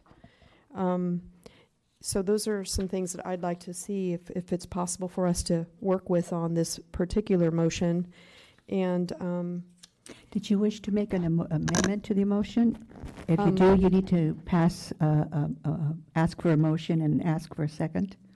So I would like to make a motion that says that we will adopt the on the ordinance with a modification of removing the language about the whole identifying yourself as a disabled person in order to get the product. And that the 10 cent be for the plastic cups and the hot beverage cups that are not biodegradable or non-compostable, and that the cups, the remaining cups, could be revisited in January 2021. So those are like three components to this. Is there a second to I'll that second motion? that. Okay. Is there any discussion? I think she wants to clear it up. Okay. Go ahead. I just want to make sure I understand what's being asked here. So plastic cups wouldn't be in question because everything would be required to be compostable. So you said 10 cent for a plastic cup, but it wouldn't be plastic if it were passed to move towards compostables. So can I clarify that what you're asking is 10 cent on hot beverages, not cold beverages? Is that what you're saying? Well, my understanding was this is a plastic ban ordinance, so that's why I wanted to clarify that it was plastic cups for the fee. Basically what you're doing is you're telling every consumer out here that they're going to be paying money for that extra, to have a product put in something. And I know that it's supposed to go to the vendor on that, but if the vendor's already doing their part of doing everything that's compostable, biodegradable as possible, then I'm looking at this as plastics are the issue. The rest of it, I know that it's still landfill a bit, but it still decomposes and it goes back and recycles in a process. So I'm looking at it as those that are the plastic have this fee and this timeline. And then when it comes to the biodegradable, compostable, that come back to revisit that on adding that at a future time instead of all at the same time as plastics.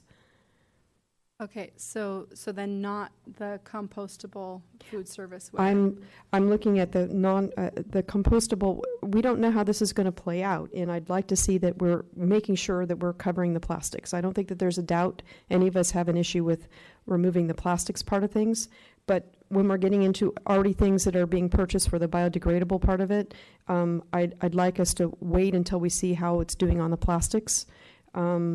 And then also, again, the sensitivity about self-identifying yourself to get anything with a variance, we need to remove language that reads like that. I don't understand what you're saying either about the plastics and waiting and seeing what happens. Well, all of these things are based on timeline. The timeline is that in the straw ban is January 2020, and so that's the plastic straw ban 2020, and the food service will be compostable by January 2021. You're doing a mandatory 10 cents for disposable cups, but if the disposable cups are plastic, I can understand that's where we need to charge money. But if the disposable cups are can be degradable, then hold that off, because we're asking the consumer to pay more money for something that is already something that will digest and be biodegradable. Any more discussion on this motion? I don't Ari? understand. Yeah. I think what it is, and this is why I seconded, so my understanding is, I completely agree with Adrian, that to have somebody to have to say, my mom's 96, she has to use a straw when she goes out. I mean, it's just a thing, even though she's fine everywhere else. She can eat, use chopsticks, but she has to use a straw. And for her to have her privacy invaded to say, I'm sorry, I'm disabled, I have to use a straw, so you have to give me one, is so far out of Watsonville. It's not Watsonville. So I totally support, if you ask for a biodegradable straw, a paper straw with a paper cover that's biodegradable, you should get it. And you should be able to use it. And maybe when the city council folk are in their 90s, we'll have our own collapsible ones that'll come in their own cleaning, holder.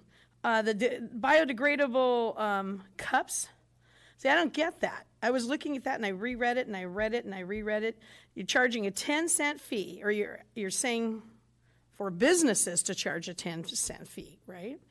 For cups. Plastic, biodegradable, any other way, as long as they're going out, if they're one time to go. And that makes all these businesses the ones who make the decision. I come up with my cup, they think it's, oh, no, not going to touch that. No, I'm sorry, we're serving, we're refusing service, even though, it's my cup and I'm going to drink it. Then at that point, they give me a paper cup or a biodegradable cup, and I pour it into my cup, but I've just paid 10 cents, and they've just had to make that decision for me. I don't see how that is in any way stopping people from getting, the paying the 10 cents, and it's also putting a lot of businesses, and I just don't feel comfortable with that. But I do feel comfortable for the 10-cent fee for plastic cups. Anything has to be biodegradable, and if it's not, then you're going to pay 10 cents for it. So that's what I understood from the motion. Right, exactly, as well as the shelf product and also the disability language on that requirement. Right. Felipe? But guys, that incentivizes plastics, because then they make 10 cents off plastics. They can just get only plastics and charge 10 cents additional and make more money. That would be the point. Why would you do that? Why would you put the business in charge of that 10 No, cents? the business will you're incentivizing it. You're incentivizing. You're Mayor, making an incentive to the business. Mayor and Can we bring Council- this back? Can we bring Mayor this and Council, back? so we have a motion on the floor that I think the council should take action on. But just to make sure we're clear on what the motion is, I'd like to ask Michelle, give her an opportunity to clarify a couple of points of what the ordinance is doing and when some of those elements will be taking effect, because I think there's a little bit of confusion there. So again, I think back to I think we're getting a little stuck on the plastic cup. The plastic cup would disappear if you pass the compostables. So there's no question about a charge for plastic anything, because there wouldn't be plastics. The charge is completely based on the concept of changing behavior towards reusable containers, which we did with the bags, and we did a lot of outreach around that, and it's the same proposal here. The charge is much lower than the 25 cents that we did with the bags. It's lower than the 25 cents that cities that have already passed this are doing, because the 25 cents seems to be the tipping point on behavior change. The county is looking at the 10-cent charge as well, so that's why we're following suit with that 10-cent charge. The 10-cent charge would be for cups, because that is something that is readily available, that people can step into the reuse world. So it's not about reducing plastics, it's about diversion rates. Those 80% diversion rates in our climate action plan, the diversion rates that CalRecycle, the state regulator, has for us to reduce waste, not just garbage or recycling or organics, just all of those reducing. So reuse is the intention behind the charge, and that's based on the market research they've done and the experiences with those charges in the past. Can I Okay, I will allow more conversation, and I just want you to be clear in terms of this motion is to amend the original motion That was made by Felipe and seconded by Lowell. Yeah, I'm aware of that. I got two things here. First of all, just a little bit on the cups. All right, and reusable. Starbucks uses tons of cups. People throw Starbucks cups away daily by the tons. Starbucks is not to promote that product, but they also sell reusable cups. And that's changing the mindset of when you go to locations like this, that these outlets will start using reusable cups. And so you could take it to hopefully a McDonald's or any other place and fill your coffee cup up or fill up your soft drink up with it. It's getting to change the mindset of the community to use reusable. And that's the important factor. And that's where you get away from having to be charged at 10 cents. And as far as this motion goes, it's been a year since I've been on this council. And that year, somebody stepped on the podium, and we were talking about environmental issues at that time, and they said that we needed to take some bold steps for the future and for the future of our kids. So I'd like to add to that amendment, if it's possible. I don't know the process in terms of adding to an already motion that's an amendment. So I think we have to go on this amendment, on this motion first. So and then you can. I can't ask the city councilman to. No, you add to cannot. her No, you amendment? cannot. No, you cannot. Ellen? Because it's her amendment. I'm just asking her to a polite.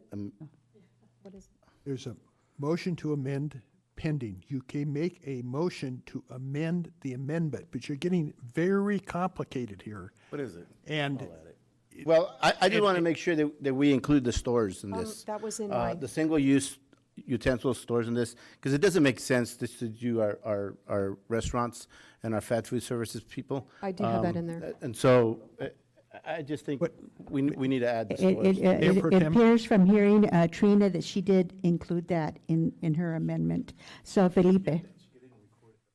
well, I'd like to restate my motion for A and B, the yeah, stores. Okay, you can't do that yet. Can I make a Because we have a motion on the floor to amend.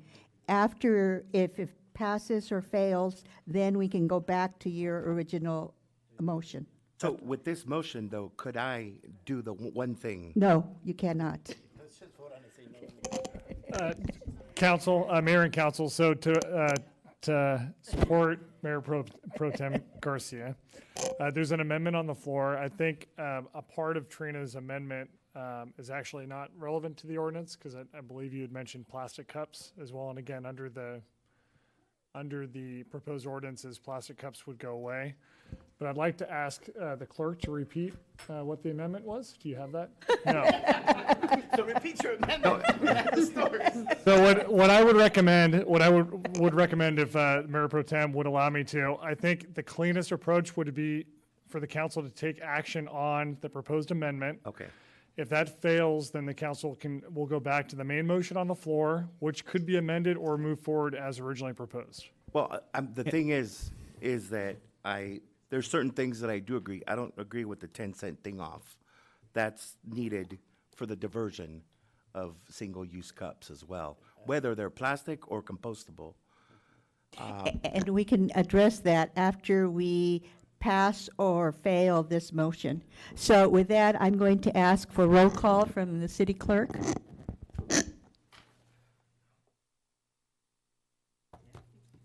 On the motion to amend. On the motion to amend.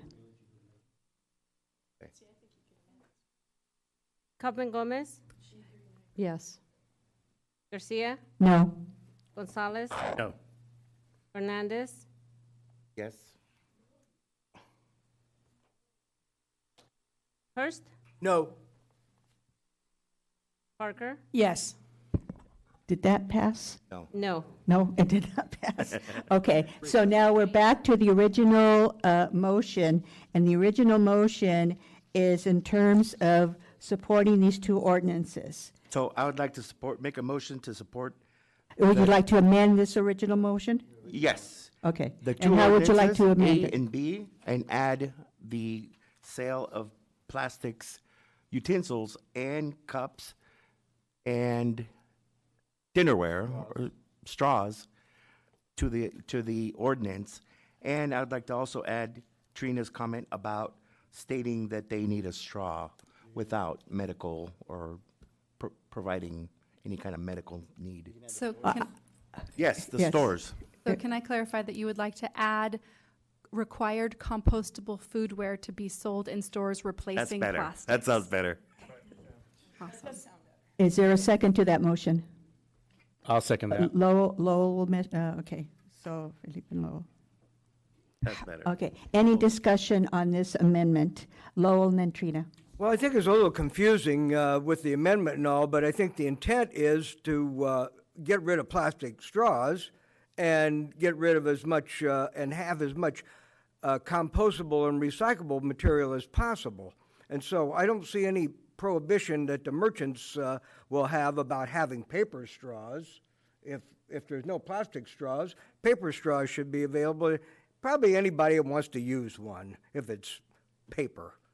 So I think that, you know, there's a lot of confusion about what's being done here and said, but I think the intent is to reduce waste stream and provide a greener, more recyclable environment.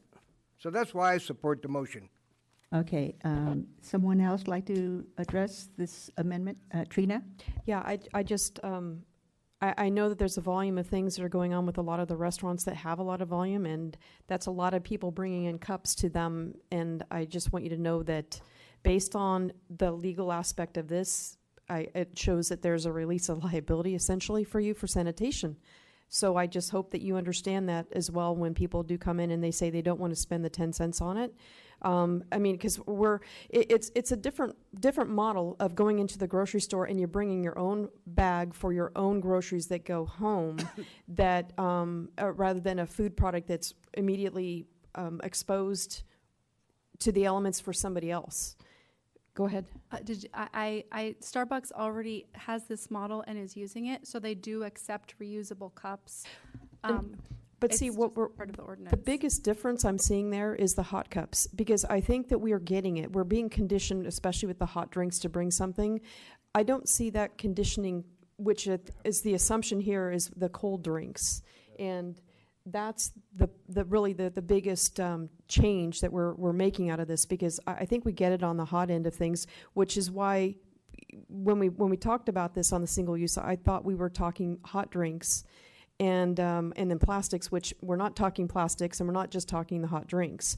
So trying to integrate this into everybody with the cold drink that needs their ice, and using the dispensers and using communal areas, especially if they're going to be doing their own serving. That's the part that I'm a bit more concerned with, because especially if they're able to dispense their own with their own cup versus a hot mug that's given over to the Starbucks folks to go ahead and put the drink into. I just there's a difference that I'm seeing here, and I mean, I think we're still having people spend money that they're not going to be able to walk in there and just say, you know, here's my cup. And I don't think that I think we're going to end up with a consumer that's frustrated with that. And how many cups and how dirty they're going to be when they walk. It's going to be an issue. And I'm just trying to see if we can graduate this in there. And even if it's like the hot cups where people are conditioned that that's what they bring in, but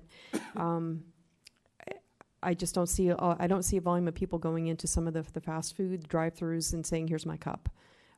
Even if they know it's practical and there's money, I don't know that we're going to see that kind of reduction. Hopefully we do. Any other comments on this amended motion? Well, I think that's where the education comes in, and I think they do have a good timeline to do this in.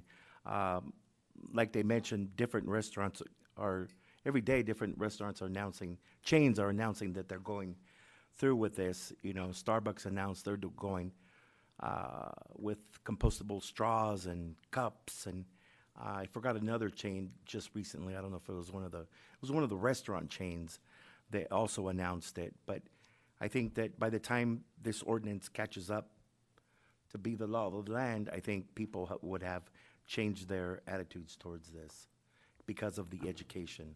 Ari? Okay. Council, if I may, and excuse me, Councilmember Parker, but I want to bring a couple things to your attention. So the changes that are being proposed would result in a new first reading, which would mean we would end up bringing the ordinance back July 9th, and then the second reading would end up being in August. The changes are large enough that I think that would make sense. The other option that the council could consider is that we could table this this evening, because I think some of the questions that are coming up about restricting the sale in stores is a large change. That's also has some implementation questions about when would that take effect, how would we roll that out, that I don't know that we're prepared to answer this evening. So that's another option for the council, but I just wanted to bring both of those to light as you complete your discussion. I can certainly see that we need more time. Okay. Okay, so that's pretty much what I was going to say. So you just said it more eloquently. I was going to ask for the timeline for this, because asking Target and everybody else not to sell plastic anymore and only to sell, it's not a bad thing, but asking them to do it and what timeline that would fit. So I'm fine with tabling it. Before we go on, may I ask the attorney, in terms of tabling it, what is the process we need to use to table? Good question. So you have a motion to amend on the table now. Someone make a motion to table that. That would end the discussion on the motion to amend. Then you're back to the main motion, make a motion to table that. Then it can be brought back to the council at some time in the future. So in terms of tabling it, do we have to take a vote on that? Yes, you do. Okay, we would have to take a, so would somebody like to recommend we table this? I have Felipe and then Lowell. I would like to ask. Madam. Well, first Felipe and then you, Lowell. Thank you. Felipe, you first. My question was, can we make a motion on the original motion? We already have an amendment. Well, that's what I asked for, but you asked for an amendment, and so we got a motion to amend. So can we take that vote tonight? Yeah. Yeah, well, Yes, we but can. right now what I've asked is, as a request of Ari, could we table it? And so I'm asking, would somebody like to make is it a motion to table it? Motion to I'll table. make a motion. We could make a motion to table it, so. I'm going to withdraw my second on the amendment.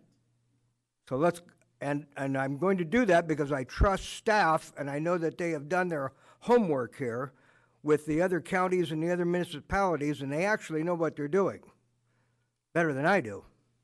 And I don't know about withdrawing. I don't think we can do. I don't think under parliamentary procedure you withdraw a motion. Once you make, withdraw a second. Once you make the second, That's it's what on I the think. table. It's out of your hands. So It's in what the we can hands of the do is body.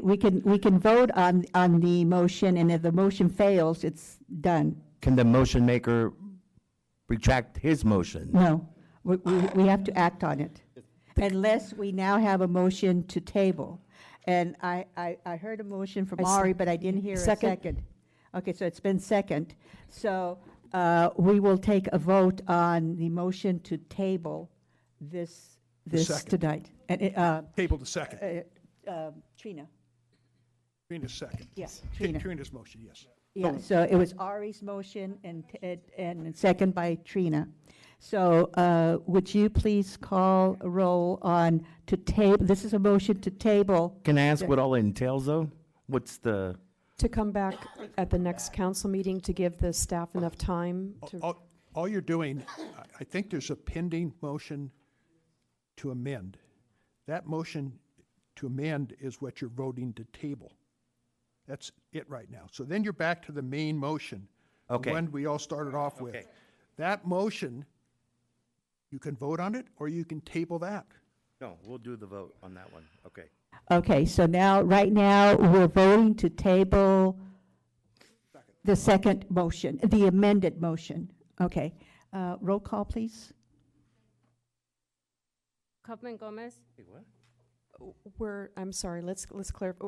The vote is that if the yes is that we're tabling the motion, the no is not we're tabling the motion. Is that correct with what we're voting on? Yes is to table. Yes to table. Yes to table. Kaufman Gomez. Yes to table. Garcia. Yes. Gonzalez. No. Hernandez. Abstain. Can't, it's voted yes then. It could be a yes if you abstain. Okay. Is it An abstention? No. No, it's not an abstention, or no, it's a no vote. No, it's a no then. No. Hurst? Yes. Parker? Yes. Okay, so this last amended motion has been tabled, so now we're going to go to the original. Okay, and the original was what's on a piece of paper, which I could repeat. So we voted to table this. No, we voted to table the amended motion. The amended motion. Okay, we could vote to table this also, but right now on the floor is the motion to support staff recommendation. I saw your hand up, Ari. Okay, so just to be honest, there's no way unless we change the language of the straws and disabilities and the request for it, no, that was the change in the amendment, but it's not the change that is we have here. So we're voting for what is here. No, the original motion was to support staff recommendation as Right, is. which also makes people have to say, Right. I'm disabled, I need a straw. And exactly. I'm sorry, that's not acceptable to me. Okay, well, you can vote no then. Okay, that's what I was announcing. So But that'll come up again, though. The second it won't come up again. There is no second vote. Because this is the original We're voting on the motion. original, unless we can make an amendment to this now. Can I make Exactly. amendment? Exactly. May I make an amendment to this original motion? You could make an amendment, and then we'll see you have a second. Okay, I make an amendment to insert the ask straws. All you have to do is ask for a biodegradable, no plastic wrap straw, and you should get it without any other rationale. Is there a second to that motion? Yes, there's a second. Okay. Is there any discussion on that amended motion? Trina? We did have some discussion about the other sales in terms of shelf sales, and that's not included at this point. But No, I'd it's like not. to the shelf sales, and I wanted to have a chance that staff would be able to incorporate that, and they may need time to incorporate that. Well, that is not part of this motion. Right, so Mayor and Council, it's correct that that's not part of the motion. I think we've heard that that's an interest of the council. That is also a large change. And so what I would recommend, if it's the council's interest of moving forward with what's in front of you this evening, along with the amendment regarding the straws, we can come back at a later date, just specifically on the component of retail store sales of those plastic items. Okay. Any other further discussion on the amended motion? Lowell? I think we need to check where we're at here for a minute. Who's on first? Yeah, who is on first? Who's on second? I think you can't make the folks at the counter do one thing or another, you know. And I've never worked in the fast food industry, but I have been a customer on a time or two. And I think that the folks at establishments, they want to make the customer happy. They don't want to put the customer in a bind. And so if somebody asks for a straw, you know they're going to get a straw, a paper straw. Any other comments? Now, just to be clear, Ari made the motion. I can't remember who made the second. Felipe I made made the motion. No. Oh, no. The amended amended motion. motion Ari made. Yeah. So, was Felipe seconded? Yes. Okay, Felipe. So we have a motion to amend the original motion made by Ari, second by Felipe. Roll call, please. Copen Gomez? Yes. Watch the video. Gonzalez? I'm sorry, Garcia? Yes. Gonzalez? As long as we come back with the stores, yes. Hernandez? Yes. Hurst? Yes. Parker? Yes. All right, motion passes. So you're back to the main You motion. should be happy. I mean, the mere fact that the only time we really get to talk about this is out here in front of everybody, so it gets messy sometimes. So I want to make sure it's understood too, that part of what we're following is the state on the disability, and compostables are, happy to move forward with that, but there are some people with disabilities that cannot use compostable straws, so we want to make every provision for them to have plastic straws, which is in the ordinance. This would be part of our working with the businesses to have a small supply of plastic straws for those that cannot sip through a paper straw. This is something that has been studied on the disability level, so we're very aware of that. And how that's been enacted has been sensitive to and communicated with, and had people from the disabled community in this realm have comment into the law. So just wanted to make sure you understood that little nuance.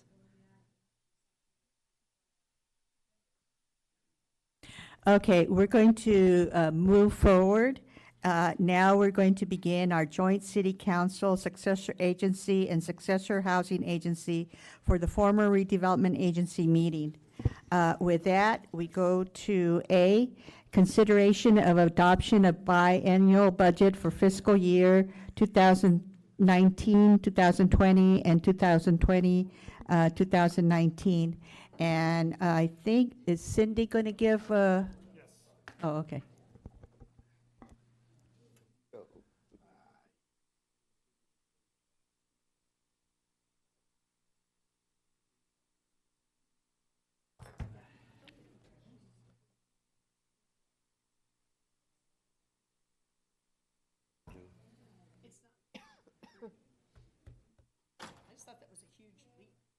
Good evening, council members.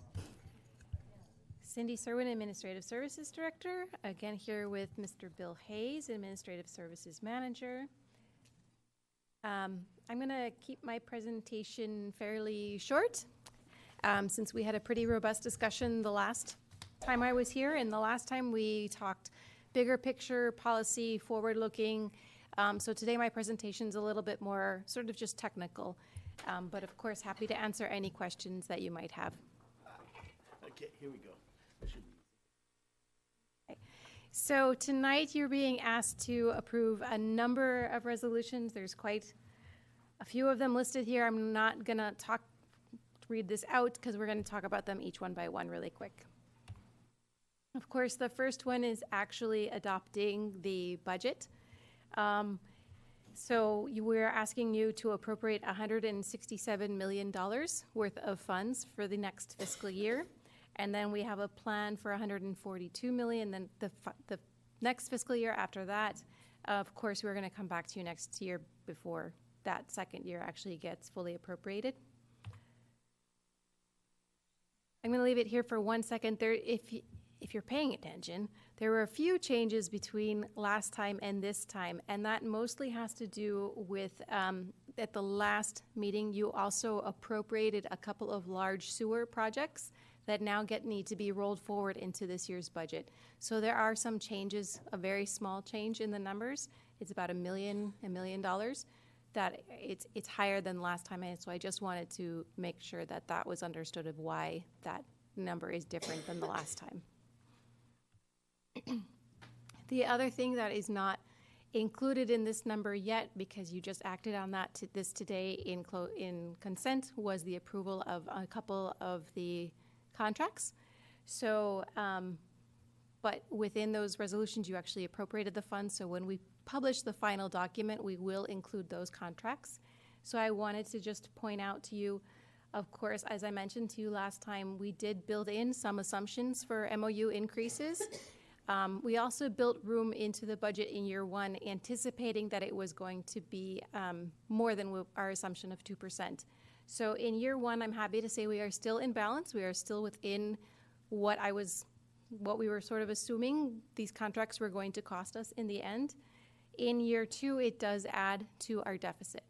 So as we're going to move on to some of the other resolutions that you have in front of you, again, as we talked about last time, we know that year two and in the future years we have deficits we have to manage too, and so we will be taking steps to make sure that next year when we come to you, it is back in balance. So this is a summary of sort of where all of our funds get spent. You can see that in this year's appropriation, the enterprise funds are 45% of all of our expenditures, and the general fund is only 27%. We talked a lot about the general fund last time, so this time I'm really just wanting to give you a summary of how much general fund money is being appropriated by departments. I hope this also helps answer some of the questions around Measure G that came up earlier this year, or earlier this meeting, about the general fund expenditures on police and fire. As you can see, there are top departments, with police $18.5 million, which is, you know, almost half of our entire general fund, and far outpacing, and even the size of Measure G being at nearly $4 million is much greater than almost all of our, many of all of our other departments. So hopefully this answers some of that question. Again, we talked last time, our general fund budget message this year is really that we are starting to kind of just tighten up our belts a little bit after several years of growth due to flattening of major revenues, increasing pension costs, deferred infrastructure needs, and of course the uncertainty around Measure G. In the enterprise funds, enterprise funds are $75 million.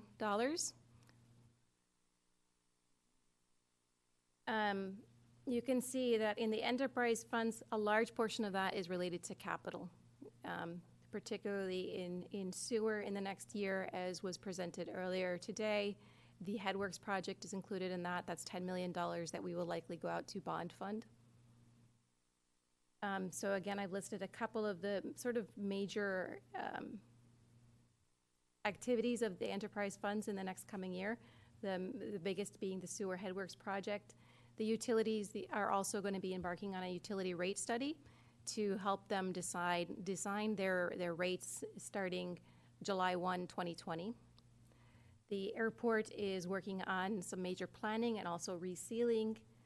There's a lot of vehicle replacement going on in the utilities, and actually you'll see that in kind of all the capital plans all over the city. The city is really emphasizing vehicle replacement where we can, as we know that our aging fleet are costing us a lot of money to maintain and just not the most efficient.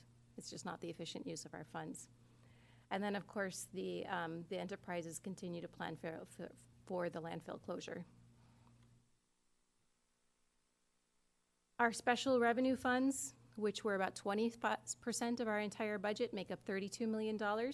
Those are, again, funds that are not business enterprises like the enterprise funds. This is where we get money that is dedicated for certain things. We can only spend it on those items. So that is Measure G, gas tax, SB1, Measure D, our retirement tax, our library falls into this category. So some of the things going on in this category are, of course, Measure G is funding 22 positions this year. There's a lot of fleet replacement happening within that fund, including paying on some debt service for the fire truck. They're continuing on the body-worn camera implementation project and some station improvements. Transportation funds have various stages of planning and maintenance for roads, bike lanes, pedestrian improvements, and trails. And then the library is coordinating efforts with a consultant to work again on also work on a strategic plan. And of course, we heard about the deployment of the Biblio van earlier today. Just to put a little more attention on some of those transportation funds. I know you actually had a presentation on Measure G at the last meeting, but just to highlight a couple, Public Works sent me these very beautiful slides on some of the work that they're going to be doing on Freedom Boulevard, Lee Road Trail, and then of course their continued work on Watsonville's pedestrian and traffic safety. So that's the first budget resolution that you have, is to talk about the budget. Now I'm going to actually go through sort of all of the what I would call sort of trailer legislation. So the next one is approving an ordinance of, I think it's an ordinance, I don't know, but of creating, sorry, resolution or ordinance, creating the Information and Technology Department as its own department that reports to Matt as a department head. You know, I think we all recognize that information technology is playing an increasingly important role in the functioning of an efficient government. And so recognizing that, we are asking to create a separate department where it had before been folded under our other departments, but we think its importance is now increasing. You are also being asked to approve our calculation of the GAN limit. I'm going through a lot of these. There's a sort of standard, but I know there's some new members on the council, so I want to help everybody understand what it is that you're actually approving. The GAN limit was proposed in 1979. It's a state amendment, it's part of the state constitution, and it essentially is a formula by which cities have to show every year that you are not increasing your revenues above certain growth calculations. Watsonville is about $100 million under that calculation. So we're way under our GAN limit, and we'll probably never get there. But you still have to approve a resolution saying so. We also are one of the few cities that have a property tax levy that helps to pay our retirement costs. We were sort of grandfathered in when Prop 13 was approved. And because we had been collecting this, I think I read that we've been collecting this since in the 1950s, but it was authorized in the charter in the 1960s, or in the 1960, and then it was reaffirmed again in 2006. So we continue to collect this tax, which helps pay for retirement costs in the general fund. This is just kind of showing, again, what we expect our CalPERS cost to be and where we expect that revenue stream to come in. So while it does help us, it's clearly not covering the cost. The red line is what we think we're getting. We're also asking you to reapprove the voluntary time off program. This has been in place since 2009. And it is for employees who desire a reduced weekly work schedule, but they're still able to participate in our benefits program. It encourages voluntary savings among departments. There's currently 15 participants in it, and we do budget for the savings, and so it does result in real savings in small ways across the city.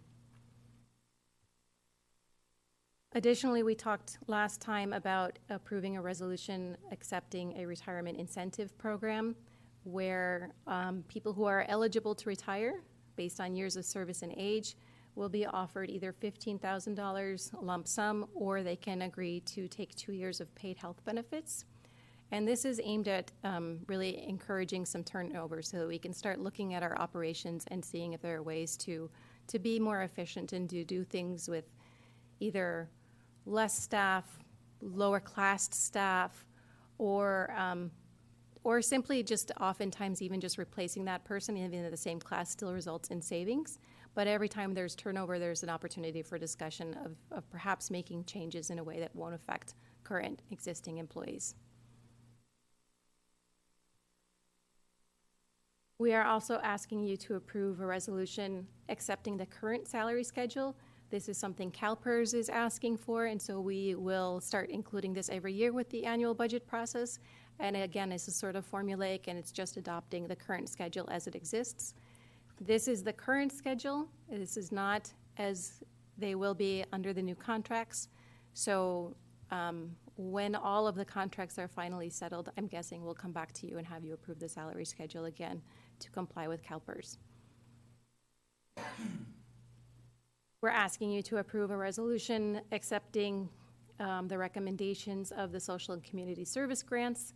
Again, you heard this back in May, and so this is, again, just reaffirming that and and directing me and the city manager to execute the contracts to implement that recommendation. The airport is requesting to increase fees by approximately 6% across the board. They have not raised their fees in the last few years. In fact, when we did a fee study in the city, they very specifically set that out. But we have looked at their costs and some of the big projects they're coming up with and realized that they really just need to be able to keep maintaining and building their balance and be able to do their projects. They need to increase their fees. So we're asking to do that. And then you have 2 items that you are approving as the successor agency. And again, these are sort of very formulaic. Again, it's sort of written into the code exactly what you have to approve. And so one is approving that the administrative expenses paid for with housing funds are necessary for the production, improvement, and preservation of low and moderate income housing. We have several different types of housing funds, and I just want to just point out that we only have 3 staff that work for all of our different housing programs, and their salaries and time are split across all of those different funding sources. And of course, we always make sure that they are according to the code and allowable costs. But clearly, or at least in my opinion, three people is not very much. And then the other item is approving a resolution. Again, this is written into the state code exactly kind of how you have to word this, accepting that funds for the development of low and moderate income housing outside of the project area will benefit the project area. So the project area for redevelopment way back in the day actually incorporated a lot of Watsonville, very much of Watsonville. So approving this is sort of essentially saying that we know that Watsonville in general needs more low and moderate income housing. So any money that happens to be spent outside of what would have been the project area is still going to help the project area because it helps Watsonville, and Watsonville, this is helpful to Watsonville in general. That's it. Those are all of the different pieces of legislation that we are asking you to review and approve. And of course, I'm happy to answer any questions. So at this time, do any of the council members have any questions for clarification or technical questions? Trina? Thank you. There was a new fee that was imposed for those that are doing a refinance that is recorded for the county, at the county. Do you know if and when we're going to see any of that or how that works? I think it's like up to $225 a transaction for refinances. As long as it isn't a principal, we may have somebody coming up to help you answer that. And maybe we talk a little bit about that, what our potential is, how that's going to affect our revenue stream or some of the programs, projects, and funding. Okay. Hi, Community Development Director Susie Merriam. That is SB2 funding. This year it is actually available. There's a non-competitive grant that cities, essentially we just have to put our name down. We can get $25,000. There's a competitive grant program that we're actually applying for $160,000 for this year, and that's through the parcel and transfer tax. And where the request will be made for what purpose? We are hoping to use that to help fund the downtown specific plan, because that is going to include an increase in housing density as well as looking at affordable housing in the downtown. Thanks. Yeah, I look forward to seeing what we're really getting off of that, but it's an impact and everybody's looking at their closing costs. Another question that I have, and that has to do with our gas tax. There's a significant reduction in that. Are we carrying over, or are we, so there's stuff going on with the 305 and the 306 on here?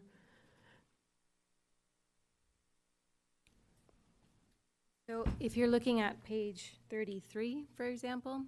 Could be. It's the, I'm looking at attachment 3, page 1 of 1. And it has the fiscal year of 167, and then the next fiscal year 142, which is a 15% reduction. And those areas which have to do with the gas tax and the SB1 tax are reduced quite a bit. So I would refer you to page 33 of the book, which shows what the funds are being used for. And actually, I go back to a slide here. So if you notice again that line that states reappropriated capital. So in the gas tax fund, they get about $800,000 or so each year in new monies, and then all of that gets either appropriated for projects in 1 year, or it gets saved up for big projects that might take many years. And so I think I was calling this lumpy last time, right? In that, so that $5 million in the gas tax fund that's being reappropriated, that only shows up next year. But that's carry forward of all these projects that have been previously appropriated and not spent. The next year budget doesn't have that right now. When we actually get there, it will be there probably, because they're probably not going to spend all of this money in 1 year. But that's what makes those funds that are more capital intensive look sort of like they're fluctuating a lot. So if we were actually looking at this as a smooth out average, it'd be about $2 million a year, but because we've sort of like backed up and accrued, that's why we have it skewed between the fiscal years. Exactly. Okay. And then the wastewater as well, your $30 million for fiscal year, that's the same principle that we're holding up to get some of the bigger projects, and then it smooths out the following fiscal year? In the sewer fund, it's a combination of things. So one is the carry forward capital, but then the second piece is the anticipation of that Headworks project. And again, that's a $10 million project that we're probably going to bond fund for. But that entire $10 million appropriation is in the sewer fund this year. To the extent that they don't finish that project, then this year, in future years, that's going to wind up shift to that reappropriated capital line. And again, it's going to make it look sort of lumpy. Okay, thank you. Other questions? Okay, hearing none. This is another public hearing. Anybody from the audience that would like to come and address the council, this is the time to come forward. Seeing no one, then I bring it back to the council and ask if you would like to make a motion on the staff recommendation for the budget. Also move. So Trina makes a motion. Is there a second? And Ari will second. Is there any further comments, questions, consideration? Yeah, just a comment, for clarification, on the capital improvement funds for the Measure G, and this just to make sure that this is going to be adjusted. It indicates that we're going to buy 2 vans for $35,000. And then no other money is going to be appropriated for that. And I was just hoping that was just a typo. Yeah, I believe the second van is actually supposed to be purchased in 21, 22. But we're not showing no funds being allocated. Right, and so I think it was sort of, we're copying this from the last 5-year plan to this 5-year plan. So, what you're actually appropriating this year is 1920, and in next year, we're going to be doing a big 5-year capital plan again, and we'll make sure that gets included. So it is on our radar. I think it was just missed into putting it in the column, but that's not something you're acting on tonight anyways, and we will correct it next year when we do the big updated 5-year capital plan again. Thank you. Any other comments, Lowell? I'd just like to remind the public that a plan is just as good as the implementation that takes place, and there's a lot of things outside forces that it could affect this budget. And so, there's got to be some flexibility as well, and we have to prepare for emergencies and other unforeseen circumstances. Any further comments, questions? Yes, and our city manager would like to add something. Just a final comment to thank our finance team and all of our department directors of putting together what I think is a very thoughtful, fiscally prudent budget, and we appreciate the council's support as we've worked through it this round. And again, as Cindy has mentioned, we will be embarking on an effort soon after this budget is adopted, looking at future years and making sure that we continue to be on solid financial ground. So thank you for that. Okay, with that, I would ask for a motion by Trina, second by Ari. I'd like a roll call.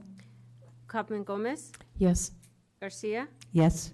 Gonzalez, I'm going to say yes to everything except H, no on H. Hernandez, Yes. Hurst, Yes. Parker, Yes. Estrada. I'm sorry. Motion carries. We move on now to finally presentation or communications from the council. So we'll start with Ari.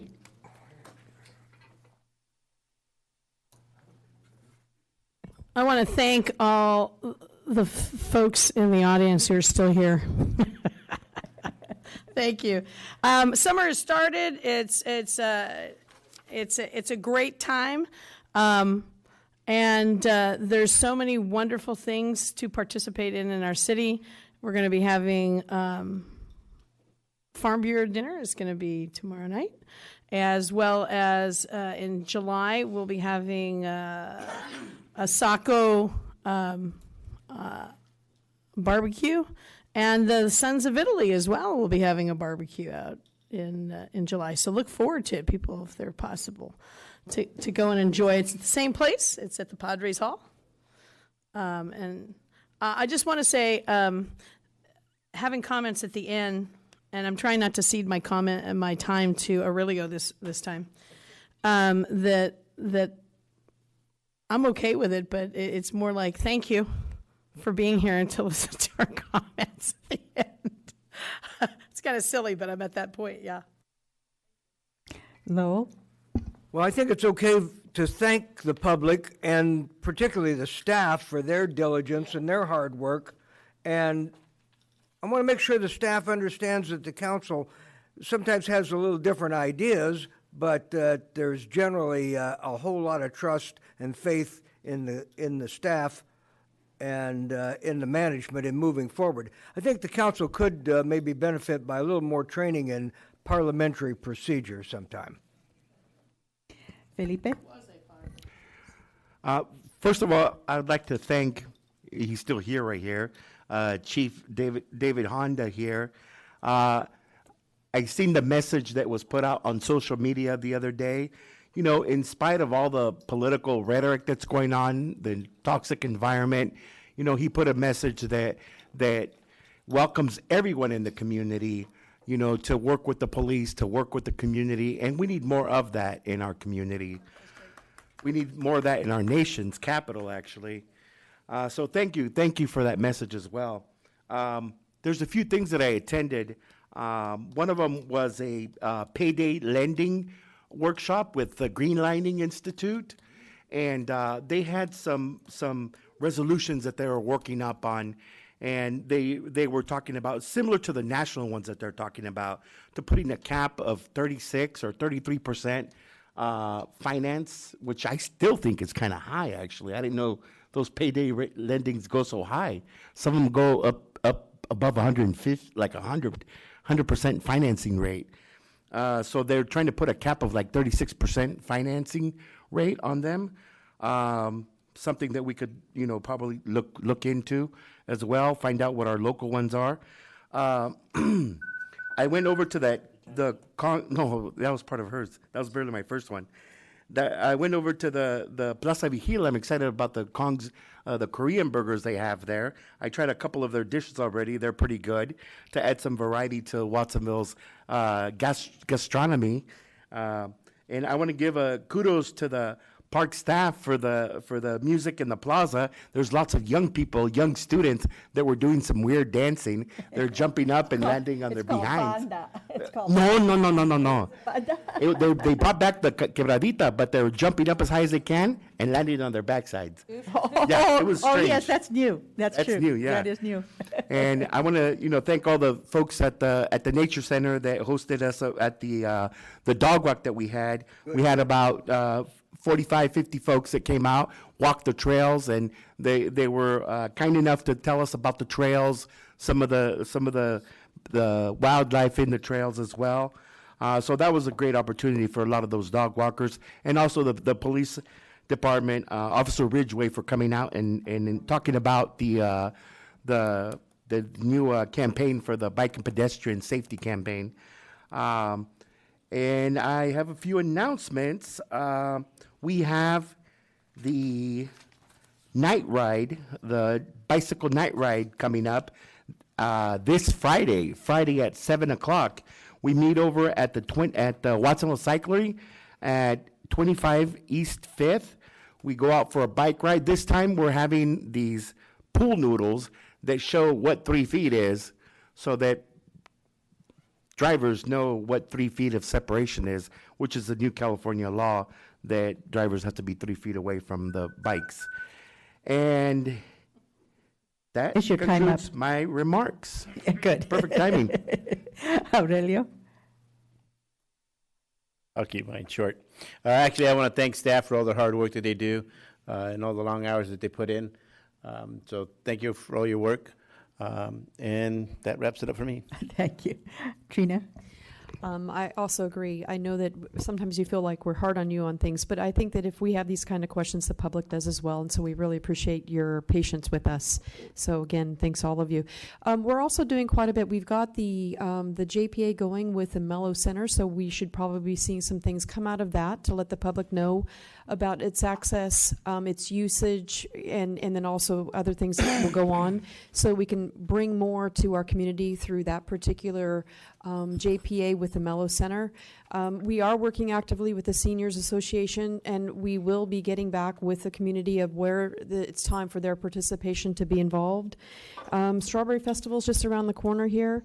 We also have the fireworks 6:30 on the 3rd at the airport. Parade lineup on the 4th of July is what time? Noon for the parade at the 4th of July. And we also, the seniors, which was not mentioned earlier when they came up for their public, they are actually having a fundraiser for the Senior Center, and it's going to be on August 31st. And it's a tri-tip sandwich meal that they will be preparing, and the tickets, I think, are $12 for the tickets. So the Saturday, August 31st, 1:30 to 4:30 at the Senior Center. So let's find a way of supporting them and for the seniors for their programs that they offer at that location. And that concludes my remarks. Thank you. Thank you. I actually had 3 items I wanted to report on, but at this late date, I'm only going to report on one, and that is, in addition to the Watsonville Census Complete Count Committee, there's the Santa Cruz County Complete Count Committee, and at that last meeting, I asked and was informed that Watsonville will be eligible to apply for funding allocated to the county. So we will be getting money to help us with our census. Moving on, there are no emergency items added to agenda now. Are there any requests in scheduling future agenda items? Hearing none from you, I do have one. I had actually wanted to request a resolution, but it may be too late. So I'm requesting that the mayor write a letter opposing Senate Bill 330, which is being opposed by the League of Cities. The bill declares a statewide housing crisis and for a 5-year period prohibits a city from imposing parking requirements near rail stops and freezes nearly all project-related fees once a developer submits a, quote, preliminary application. And this resolution needs to be sent to our Assembly member, Robert Rivas, who sits on the Assembly Local Government Committee, who will be making a decision on this bill on July the 10th. With that, then, I think I can end this meeting.